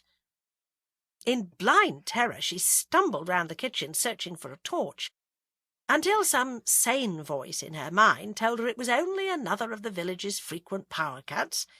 Forcing herself to be calm, she remembered she had candles in the kitchen drawer, found one, and lit it with her cigarette lighter. She held it up and found a candlestick. May as well go to bed, she thought. This was how they had gone to bed in the old days when the cottage was built, people walking up this very staircase with the shadows leaping before them in the wavering candle flame. So many generations, so many dead. Just think how many had gasped out their last breath in this very bedroom. Her dressing-gown at the back of the door looked like a hanged man. Faces stared at her out of the pretty flowered wallpaper. She was in a cold sweat. She forced herself to make her way downstairs to the phone in the hall. She put the candle on the floor, sat down on the floor herself, cradled the phone in her lap, and dialed James Lacey's number. His voice, when he answered, sounded brisk and efficient. "James," said Agatha, "can you come along?" "I'm writing hard. Is it important?" "James, I'm frightened." "What's happened?" "Nothing. It's just that reaction everyone's been warning me about has set in." "Don't worry," he said. "Help is on its way." Agatha stayed where she was. Her fear had gone now that he was coming, but she decided she'd better remain looking as frightened as she had been. Perhaps she might throw herself into his arms. Perhaps he would hold her close and say, "Agatha, let's give all those gossips a treat and get married." Perhaps he would kiss her. What would that be like? This rosy fantasy went on until she realized that a considerable amount of time had passed. Of course, he was probably packing his pyjamas and shaving kit, but still. The doorbell rang, making her jump. Yes, she would throw herself into his arms. Mrs. Bloxby said gently, "Now, Mrs. Raisin, I knew this would happen." Agatha opened her eyes and backed off in confusion. She'd seen a dark figure on the step and had taken it to be James. The vicar's wife was carrying an overnight bag. "Mr. Lacey phoned me and I came as quick as I could. The doctor's on his way." Feeling almost ill with disappointment, Agatha allowed Mrs. Bloxby to lead her to the kitchen. The lights came on again. Everything was normal. By the time a sedated Agatha was in bed, the doctor had left, and Mrs. Bloxby was sleeping in the spare room, she could only reflect woozily that James was a beast and a bastard. Agatha spent a long and miserable time of panics and nightmares, glad of callers during the day, glad of the members of the Carsley Ladies' Society who took it in turns to sleep in her spare room during the night. Not one woman mentioned James Lacey, and Agatha's heart was sore with rejection. And then her fears ebbed away and her mood was improved with long, sunny days. In such a small village it was inevitable that she should meet James again. He smiled at her in a kindly way and asked after her health. He said writing was coming easily and he was working hard. He said they must have lunch sometime, that very English remark which usually means absolutely nothing. Agatha looked at him with bitter hurt in her bear-like eyes, but replied politely and coolly, thinking they were almost like a couple who had once had an affair, regretted now on one side. And then, one morning, as lunchtime was approaching, Agatha's doorbell rang. She no longer rushed to it, expecting to see James. Bill Wong stood on the step. "Oh, it's you," said Agatha. "You must have been back from that course ages ago." "I was," said Bill, "but another case came up which involved liaising with the Yorkshire police, so I've been travelling a bit. Aren't you going to ask me in?" "Of course, we can have coffee in the garden." "Lacey around?" he asked as he followed her through the house. "No," said Agatha bleakly. "In fact, apart from little talks like 'How are you?' and 'Isn't the weather great?' over the grocery counter, I haven't really seen him." "Odd, that. I thought the pair of you were as thick as thieves." "Well, we're not," snapped Agatha. She had bought a new garden table and chairs. "Sit down, Bill. I was just going to get a bite to eat. Cold chicken and salad suit you?" "Anything. Your garden could do with some flowers. Give you an interest." "I suppose. I'll get the food." Over lunch, Bill told her about the case he was working on, and then they finally got around to discussing the case of Peter Rice. "It's odd," said Bill, "when you think of the pair of them, Rice and Webster. Hardly Romeo and Juliet to look at, but there was passion there, real passion. Take one man who feels he's too ugly to get a woman, and one virgin, and that's an explosive mixture. When Rice found out she'd been sleeping with Bladen, it must have nearly broken his heart. History repeating itself. First Greta, then Josephine. But Josephine is back in his arms again. She's not shocked he's killed Bladen. Now they're bound even more closely by the crime, and still more after the death of poor Mrs. Josephs." He looked about him. "You wouldn't think, when you drive through one of these pretty Cotswold villages, how much terror and passion and anger can lurk beneath the beams of these old cottages. You know, Agatha, Lacey's an odd bird. Some of these army chaps are. He's only in his 50s, not dead old for these days." "Thank you," said Agatha dryly. "If he'd been married, he might be an easier mark, but these army bachelors, well, it's as if they've come out of the monastery. Play it cool, and he'll come around." "I have no interest in him," said Agatha evenly. "I think you have too much interest in him, and that's what's frightened him off," said Bill. "Oh, really? So young and so wise. What's your love life like?" "Pretty good. You know the Safeway supermarket in Mercester?" "Yes." "There's a pretty girl called Sandra works at the checkout. We've been dating." "That's nice," said Agatha, who felt obscurely jealous. "So, I'd better go. Keep away from murders, Agatha." After he had left, Agatha drove down to the Batsford Garden Centre at the bottom of Bourton-on-the-Hill and looked at flowers and plants. They also had full-grown trees. Instant garden, that was the answer. But just a little to start. Something for the borders round the grass at the back, and a hanging basket of flowers for the front of the cottage. She bought some busy lizzies and pansies and decided she would get started by planting them. The work was relaxing, and the cats played about her in the sunlight, and she was so absorbed in her work that it took her some time to realize her doorbell was ringing. If only it would be— But Agatha recoiled a step when she opened the door. Frida Huntington stood there. "What do you want?" asked Agatha crossly. "To bury the hatchet," said Frida. "Come along to the pub. I feel like getting plastered. I'm sick of men." Curiosity warred with distaste in Agatha's mind, and curiosity won. "What's happened? Come to the pub and I'll tell you." Only the idea that it might have something to do with James drove Agatha into accompanying Frida. Frida bought them both large gins, and they sat down. "I'm thinking of selling up," said Frida. "Nothing's gone right since I came here." "You mean Blaydon?" "Oh, that and other things. You see, George, my husband, was much older than me, but oodles of money. We used to travel a lot, go exotic places. But George kept a strict eye on me, and I used to think of all the freedom I'd have if he dropped dead and left me the money. Well, he did. I had a couple of unfortunate affairs, and so I thought, to hell with it. I'll move to the Cotswolds, get myself a dinky cottage, and look around for another husband. I got my eye on Lacey. Sorry I was such a bitch, but I really fancied him, but not a hope there. That business with Blaydon threw me. I really believed he was head over heels in love with me. I really believed all that rubbish about that hospital.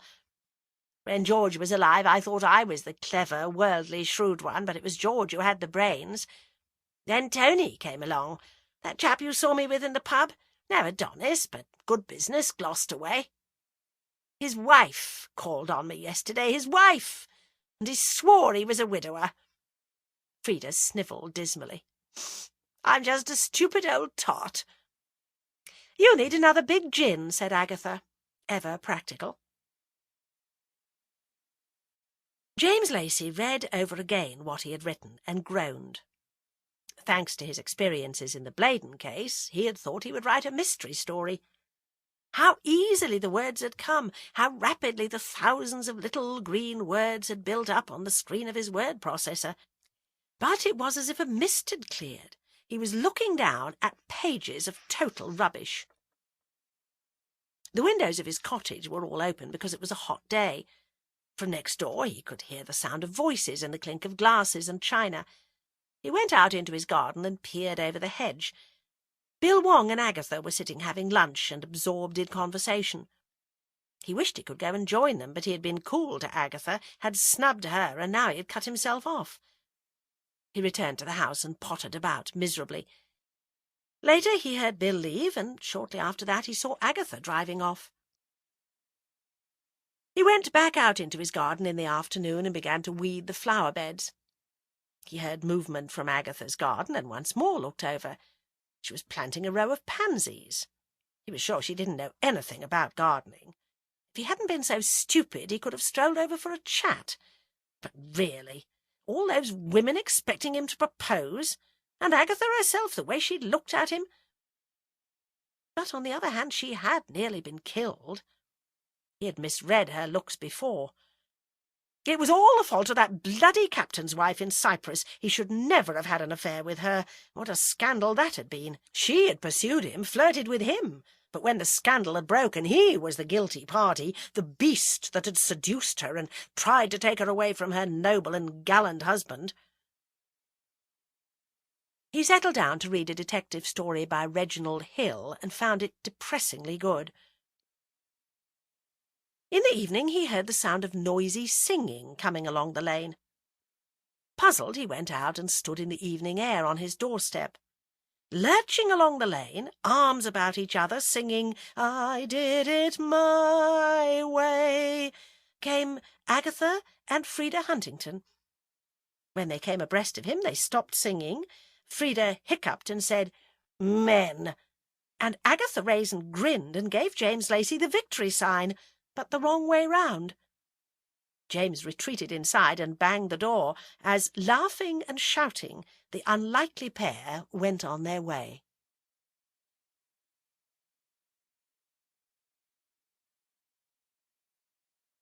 This concludes the reading of Agatha Raisin and the Vicious Vet by M.C. Beaton. This book was read by Donata Peters.